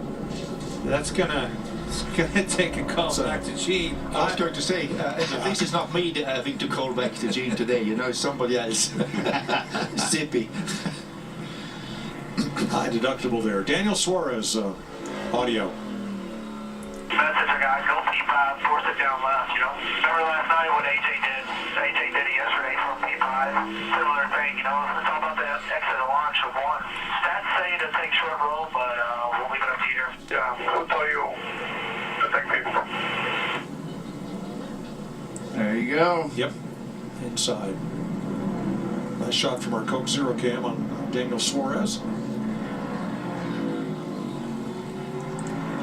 So while they work their way around to restart under overtime for the second time, well, let's take you back. Chaos on lap 2. Jimmy Johnson getting turned around. Ty Dillon knocked out of the race in that one, along with the 7-time champion running a partial schedule this year. And then Bubba Wallace. They're getting into Kyle Larson. Good bit of damage there. And Denny Hamlin turns Larson around. He ends up against the guardrail, and Wallace out of the race. The funnel. Lap 59. That's like Log Jam City. That's my favorite right now. And this is just what happened. The last restart, and we've got shrapnel everywhere. Prix and Blaney damage. Blaney able to repair and continue. Looks like Prix may be done We need for the to day. sell turn 1 t-shirts, kind of like the 16th hole at the golf tournament out there in Phoenix. You want to see action, you park your butt up there on turn 1. You're going to see all the action you want. Doesn't the Roval sell turn 1? Like it's like Tums Mayhem Corner or something? I don't know. They have a sponsor for it. Yeah. Yep. That's pretty much what we all do on these road courses. We go down to turn 1. Lose our minds. Turn it into ping pong balls. So, second try at overtime, same rules. Green-white checker. The leader must take the white flag under the green flag for the next flag to end the race. Well, there you have it once again. Second attempt. Byron on the outside of row 1 once again. Busch on the inside of row 2, just like we were last time. And Reddick, the control car. Can he get the restart for the second time in a row and the second overtime in a row? Green flag back in the air. Tyler Reddick leads him to the green. A little bit of tire smoke coming out from Truex as he spun the tires getting into the restart. Chastain with a massive block in the 14 car. Bowman dive bombs underneath Daniel Suarez and Kyle Busch. Busch to the inside for the lead. 3 wide. Reddick slides. He makes contact with the 24. Still side by side entering turn 2 between Kyle Busch and Tyler Reddick for the lead. Chastain weaseled his way up to 5th somehow. Busch battles with the 45 of Reddick, who formerly drove that 8 car for the first few seasons of his Cup career. Reddick has battled Busch cleanly through the S's into turns 7 and 8. Bowman moves past his teammate Byron for 3rd. Byron went from 2nd to 4th on the restart. Chastain gets alongside of him now for 5th. Chastain, though, on the outside of William Byron, now backs off, dives back in line behind him, and quickly Reddick puts a massive gap over Kyle Busch, who tried to hold side by side as much as he possibly could. There were no spins in the back of the pack in turn 1 that time. As of right now, we stay green, but there is a spin in turn 10. It's from the 31 of Justin Haley. Everybody skirts by, no major damage, we stay green. Busch trying to close in the draft down towards turn 11. He's got slightly older tires than Tyler Reddick and maybe the second fastest car of the day. William Byron is now back to 4th, has nowhere to go to try to get the Reddick the race leader. Few cars swing wide off of turn 14, one almost off into the gravel pit. That was Chase Briscoe. Funnels himself back down in line again. 2 laps to go. Can Reddick get to the white flag? Busch hanging on for 2nd into the stadium section of the racetrack. McDowell is around in turn 14. Everybody trying to scatter by to the inside below him. We stay green. 3 wide down towards turn 15. I'm not sure if they made it there or not. Caution is out again. And in the same spot we had a caution the last time. Christopher Bell has spun. There is debris. There's a tire carcass laying on the racetrack on that massive straightaway in between turns 10 and 11. Kimi Räikkönen also got spun somewhere around the track. Bell was around. Daniel Suarez has a flat left front tire. That might be his tire laying on that long straightaway. Tough break. He was in the top 5 on the restart. Yeah, flat tire for Daniel Suarez bringing out the caution. This puts a whole new level to cautions breeding cautions at the end of this race. You'll get to see it all in a highlight video later tonight on the channel, so subscribe for that. And we're going to try it again. 2 more laps. That's the thing, though. This is a 3.5 mile road course, so it takes a long time to get 1 lap in here, over 2 minutes. More time for a potential caution to come out. My bad on there being no spin in turn 1. I did not see Martin Truex Jr. got turned around. So Truex spun in turn 1. Great move by Bowman to get by Byron. And Busch was doing a great job hanging alongside Reddick on those older tires until he just couldn't anymore. And great job by them not making contact with each other, too, when they were running side by side that entire time through the S's as they held control of their car. Same goes for the Hendrick cars behind them. Bowman and Byron is nice clean pass for the 48 on the 24 as well. It's going to be the 3rd attempt at an overtime finish.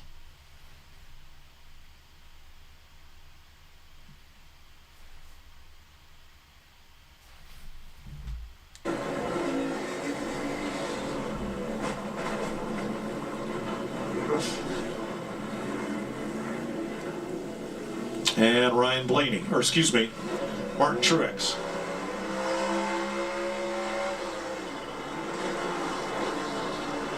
See, he's right on edge, and staying just off the 24, and then gets clobbered. Nothing you can do. Too bad.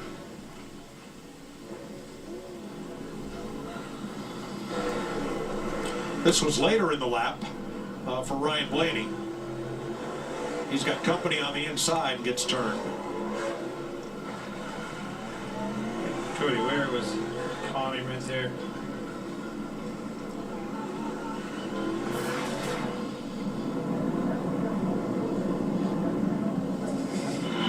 Truex rolling again, but I'm curious what happened on that one. I overshot it for sure. That's Kyle. Someone ran into Kyle there. Yeah, overshot it. The 99 ran into the 8, and then he got wrecked from behind. Yeah, on this one, you better be glad you overshot it. Yeah. If you don't overshoot it, you're in it. Yeah, I mean, look where he'd have been back there with the 8, which had the 48 under him, almost turned. It was like your brother Kyle saw them coming and gassed it up a little bit to get to the door of Reddick. That was so close for Kyle. Almost got turned around himself.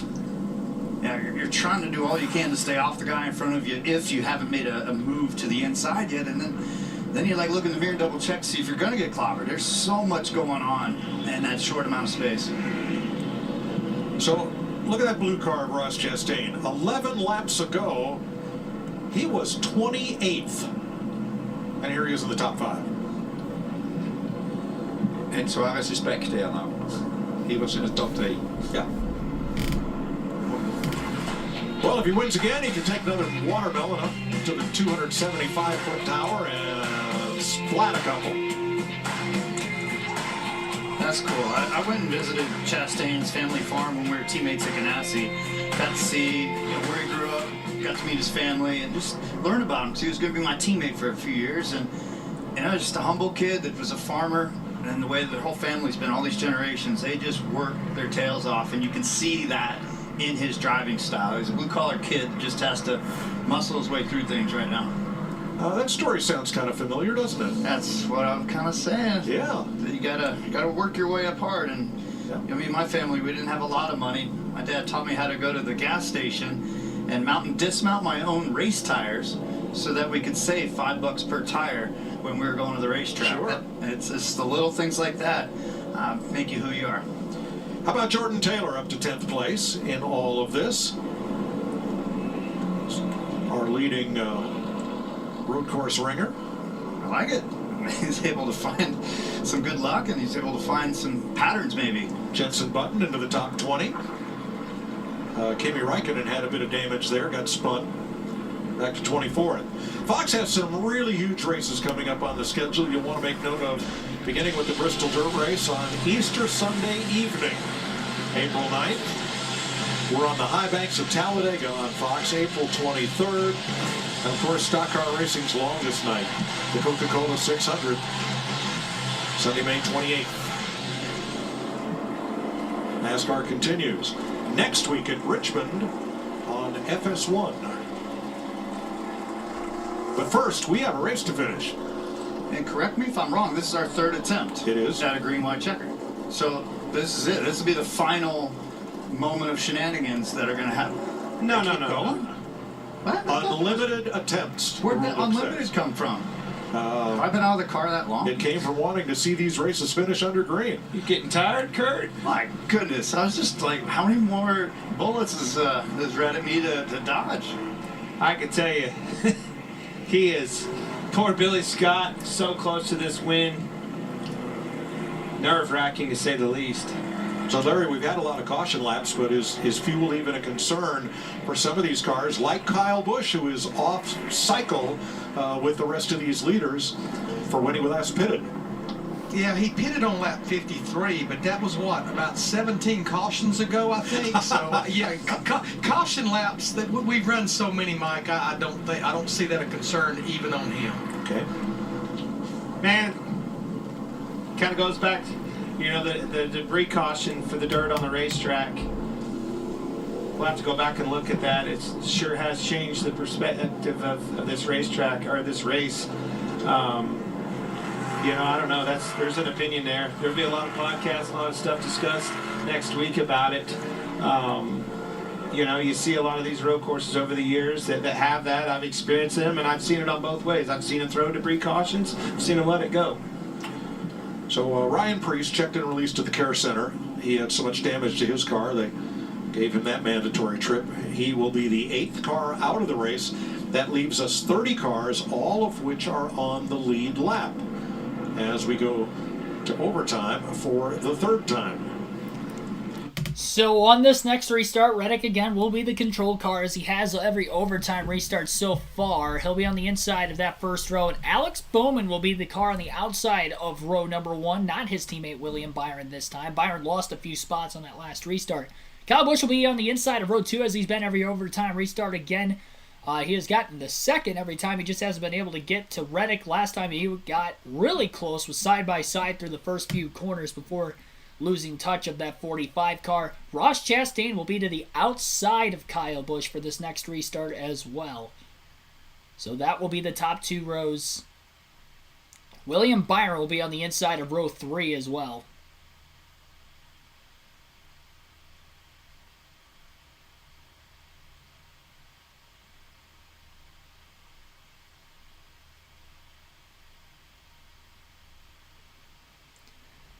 Tyler Reddick needs to perform a 3rd perfect restart. Well, last restart wasn't necessarily perfect, but it got the job done to get to the lead, and then he was kind of pulling away immediately after that. The big question for Reddick is to get through turn 1, and if he's side by side still after that, get through the S's with the race lead. I think it's his to lose at this point, but we'll see. 3rd attempt right now. Green flag back in the air. 48 car of Alex Bowman may have spun the tires initially in the Geico restart zone. Ross Chastain was right behind him. A lot of dive bombs further back. Stenhouse trying to gain as much time as he can into the outside. Kyle Busch gets into Alex Bowman. That's going to hold him up. And Reddick is going to be clear by about 2 car lengths off of turn 1. Alex Bowman in the 48. Oh, man. Heavy damage, by the way, in the 10 of Eric Almirola. We'll see if they keep it green.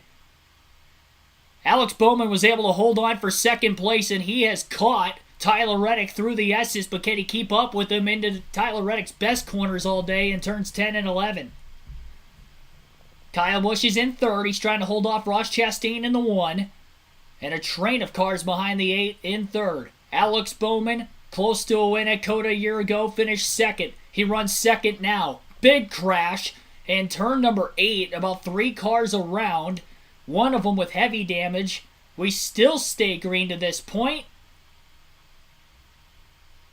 Tyler Reddick, can he get to the white flag? Major damage on the 20 car of Christopher Bell. 2nd time he has spun in these late race restarts. He's trying to make his way back to pit road. The caution the last 2 times has come out with Tyler Reddick 3 turns away from the white flag. Kyle Busch has regained that 2nd place position as he caught and passed Alex Bowman in turn 11. Well, I guess he got alongside of him. He just hasn't cleared him yet. Bowman trying to force the 8 car a bit wide, and Bowman hangs on for 2nd place after all. Busch puts the bumper to the 48. He tries to move him out of the way. Squeezes underneath him. Bullying him for that spot. This is allowing Reddick to pull away a ton right now. Ross Chastain is in third place, close behind the 8 and the 48. Again, Busch on older tires than everybody else around him, doing a great job holding on in third. One corner away from the white flag now. Can Tyler Reddick get there? It looks like he will. 1 lap to go. Sponsored by Credit One. Bank side by side for second off of turn 20 to the main straightaway. Busch on the inside of Alex Bowman for second place. Ross Chastain about 3 car lengths behind the 2 cars into turn 1 as well. Charges hard into the corner. Pretty equal in the braking zone for the 8 and the 48 that time. Bowman going to lose Kyle Busch, and Busch is clear. Bowman holds clear on the 1 of Chastain, who was pressing very hard. Couldn't quite get alongside of him. Tyler Reddick has a 1.5 lead over Kyle Busch. The battle for second's been pretty incredible since this restart, but it has allowed Tyler Reddick to pull away a ton. And it is a very tight single file line into turns 8 and 9 right now, right behind Kyle Busch, all the way back to about 8th or 9th place. A win would lock Tyler Reddick into the playoffs. He's less than a half a lap away from getting there. Busch trying to protect the bottom into turn 10. Bowman going to go to the outside. That's not going to work. He opens up the door on the bottom for Chastain, who can't get there. Bowman blocks.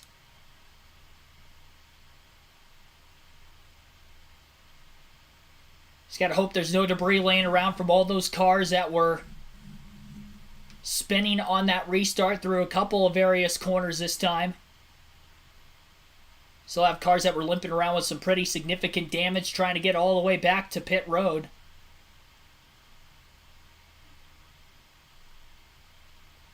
Reddick is still clear by about 1.5 seconds, and he's down to just the final few corners. Through the stadium section of the racetrack, Kyle Busch has put about a 2-car length gap over Alex Bowman in the 48 as well. 2 more corners for Reddick in the 45 to get his first win of the season, 4th of his career, and 4th in really the last calendar year when he got his first career win in the middle of the summer at Road America last season. 3 of them will be on road courses. Tyler Reddick has won again. He wins at COTA and the EchoPark Automotive Grand Prix. Big time win for Reddick. He is locked into the playoffs. Kyle Busch will end up 2nd. Alex Bowman 3rd. Ross Chastain 4th. William Byron 5th. Austin Cindric will finish in 6th place. Ricky Stenhouse Jr. with a top 10 finishing 7th. Chris Buescher 8th. Rookie Ty Gibbs 9th. And Todd Gilliland will finish in 10th. In today's race, 11th place, Corey LaJoie, Michael McDowell 12th, Kevin Harvick 13th, Kyle Larson 14th, Chase Briscoe 15th, 16th, Denny Hamlin, Martin Truex Jr. 17th, Jenson Button 18th, 19th, Justin Haley, Noah Gragson will finish in 20th, Ryan Blaney 21st, Harrison Burton 22nd, Eric Jones 23rd, Jordan Taylor 24th, Cody Ware 25th, 26th was Josh Bilicki, Kimi Räikkönen 27th, Daniel Suarez 28th, Joey Logano 29th, and Eric Almirola will be the last car in the lead lap in 30th. Christopher Bell, he ended up a lap down there, 31st place finish for him. Ryan Preece, 32nd, DNF'd late in one of the overtime restarts. Same goes for Austin Dillon. He'll finish 33rd. AJ Allmendinger, 34th. Brad Keselowski, 35th. Connor Daly, 36th. Bubba Wallace, 37th. Jimmy Johnson, 38th. Ty Dillon, 39th, rounding out the field today. 1.4 second margin of victory for Reddick over Busch. Average race speed of 68.83 miles per hour. 3 hours, 30 minutes, and 28 seconds total time on today's race. Second longest, I think, to only the Daytona 500 this season. We were pacing to get this race done in less than 3 hours until we had 3 overtime restarts take us past the scheduled distance, which ended up being 75 laps. The original distance was 68. Reddick led the most laps today with 41 laps led. Second most was William Byron, leading 28 laps. And then after that, you only had some drivers leading during green flag stops. And that would have been Cindric leading 2, Buescher led 1, Suarez led 1, Logano led 1, and Bell led 1 lap, giving us 6 different leaders in today's race. 6 different leaders, 16 lead changes amongst them, and of course most of it was the back and forth racing we saw most of the day with Tyler Reddick and William Byron. 8 cautions total. Again, 3 overtime finishes. Reddick has been doing burnouts at every section of the racetrack where there were grandstands, giving the crowd a show there. And you'll get to hear from him and as well as the other top finishers. Fox interviews on the post-race show. And we'll go through the rest of the post-race shortly. While we're waiting on Reddick to get all the way back to the front stretch to get that interview, we'll look at where the predictions from today's race ended up. I predicted Reddick to win. My 3rd race win prediction already in the first 6 races of the year. He gets the win, had the dominant car all weekend, not just today. He was fastest in practice, qualified 2nd as well. And the guy who qualified on the pole, William Byron, was right there with him. He finished 5th, fell back on those last couple restarts. Unfortunately for him, he probably deserved to finish about 2nd place today. But Reddick clearly had the best car. Got the job done. The other must-haves, Ross Chastain and Kyle Busch, they finished 2nd and 4th today. So all my must-haves finished in the top 5. And I believe that puts me an overall record for my must-haves this season. Is really good. That's why I wanted to look at it. Overall this year, I'm 15 and 5 on my must-have predictions for drivers to get top 10s at the very least, and 3 win predictions correct already this year. So if you're looking for pre-race predictions at the last minute before the start of the race, you want to tune into these live streams as soon as they start, about a half hour to 45 minutes before the drop of the green flag every Sunday for the Cup Series. And we'll be doing that again next weekend at Richmond. Another burnout on the front stretch for Tyler Reddick as well.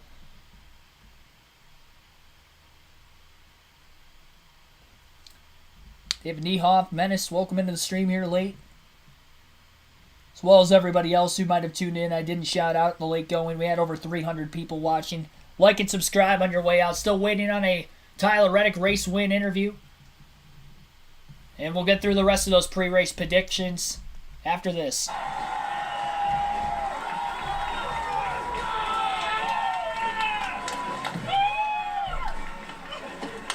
Let's go, boy. Yeah, buddy. Got so much faith in you, man. Hell of a job. Way to go. Go, race. Go, race. You got it, buddy. You got it.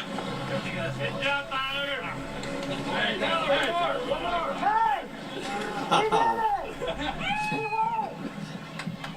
That was the best one of all.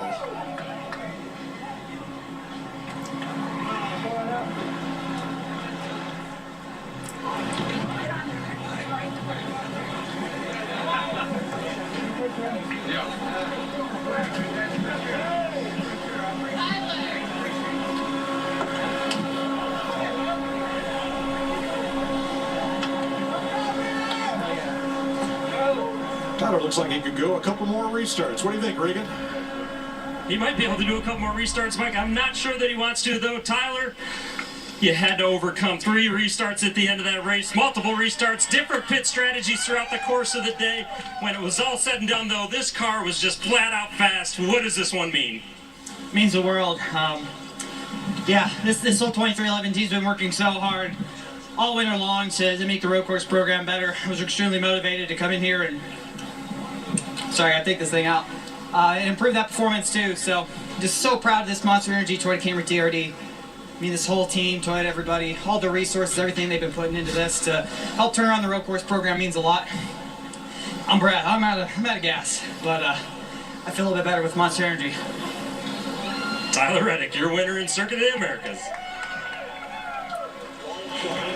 And Kyle Busch brings it home 2nd today. Jamie You guys Little had with that Kyle strategy, Busch. got that track position there, and then 3 overtime restarts. What did you need, Kyle, just to hold off Tyler, and you get 1 spot better? Yeah, I don't know if we could have, even if we were on equal tires. I mean, when we tested here, they were lights out and had us beat on the front side of the runs. We needed longer runs, but even today, for some reason, we just didn't have a really great long run speed. We had good middle run speed, but overall, you know, for as much as effort and everything that we put into coming here and focusing on this place and all the testing and everything that we've been able to do over the off season, we come out here with a really good finish. So, you know, Tyler's obviously a really good road racer. I mean, he proved it driving this car here last year, and I was able to get in it and run right back to him. So I've been trying to emulate the things that he did and in order to make this car fast last year, and just not quite all the way there. But they had a whale of a car, and I want to thank NetSpin for being on our car here this weekend in Austin, hometown partner for us right here in Austin, Texas. And so excited to get them a runner-up finish.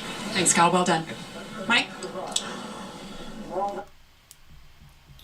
If we do get any more interviews on the other side of the commercial break, you guys will get to listen in. I don't think so. They probably went past the scheduled air distance with the 3 overtime finishes. Again, 3.5-hour total time on today's race. Again, the second longest only to the Daytona 500 this year. We went through the full field finishing orders. Again, on the must-haves, hit 3 for 3. Get that bonus point with Reddick getting the win this year. 15 for 5 total on the year with the must-have picks and 3 for 6. I saw somebody in the chat. Yeah, 50% winning percentage so far this season. And I'm glad. I mean, we might go for the record. The record is 9 wins predicted correctly on the channel, and that was back in the first year of the channel, 2020. Way before I was doing live commentary streams. I didn't do that until the end of 2021, I believe, Talladega for that one. And then we did them all of last year and even more this year with all 3 series. But, yeah, hitting solid. Off to a good start. We're on pace to be able to get to double digits this year. Hopefully we can get it done. As far as the sleeper picks go, I had Daniel Suarez and Jordan Taylor.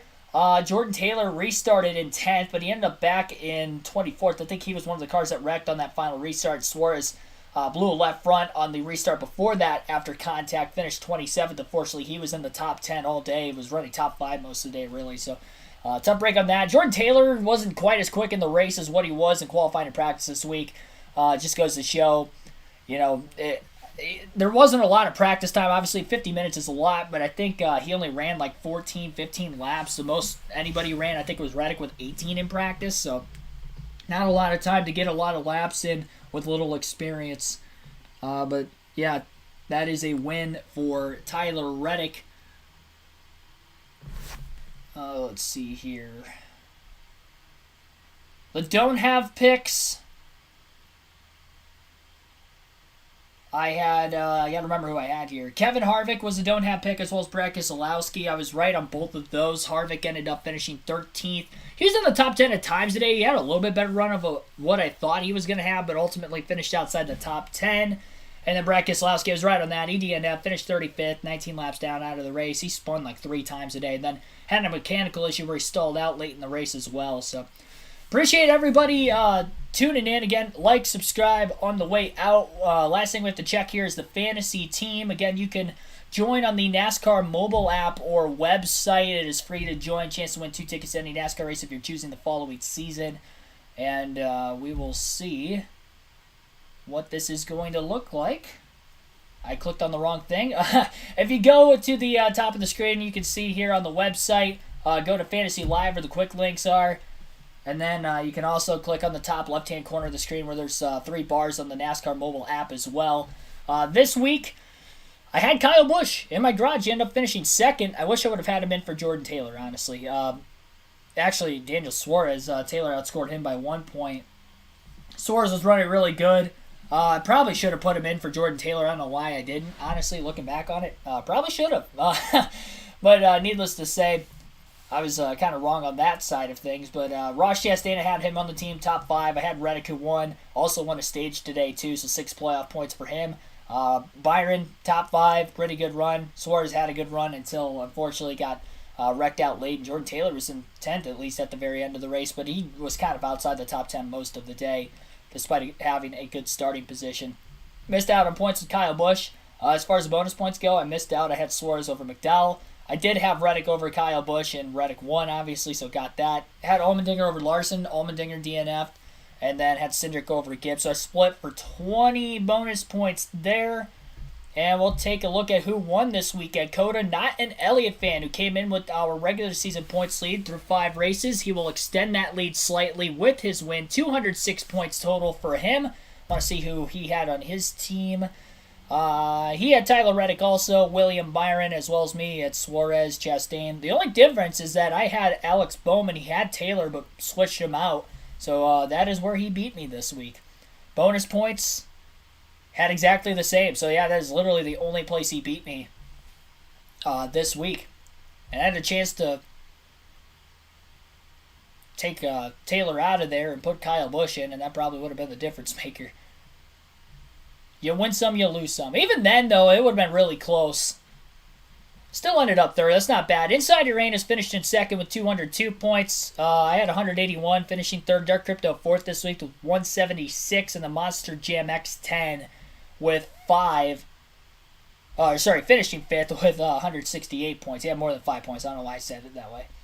But that is going to be it for today's live race commentary coverage. Appreciate everybody tuning in. Be sure to like and subscribe if you haven't already. We hit our goal of 150 likes on the stream. I believe this is our third most watched race of the season, behind last week at Atlanta and, of course, the Daytona 500 at the beginning of the year.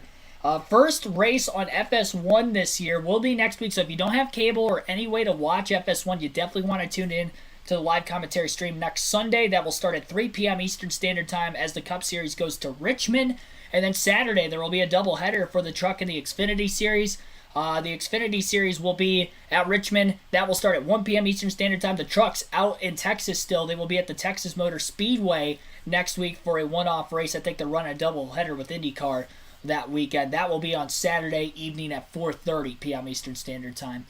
Glad everybody enjoyed the stream. I'll see you guys next time, and have a good rest of your Sunday night, everybody.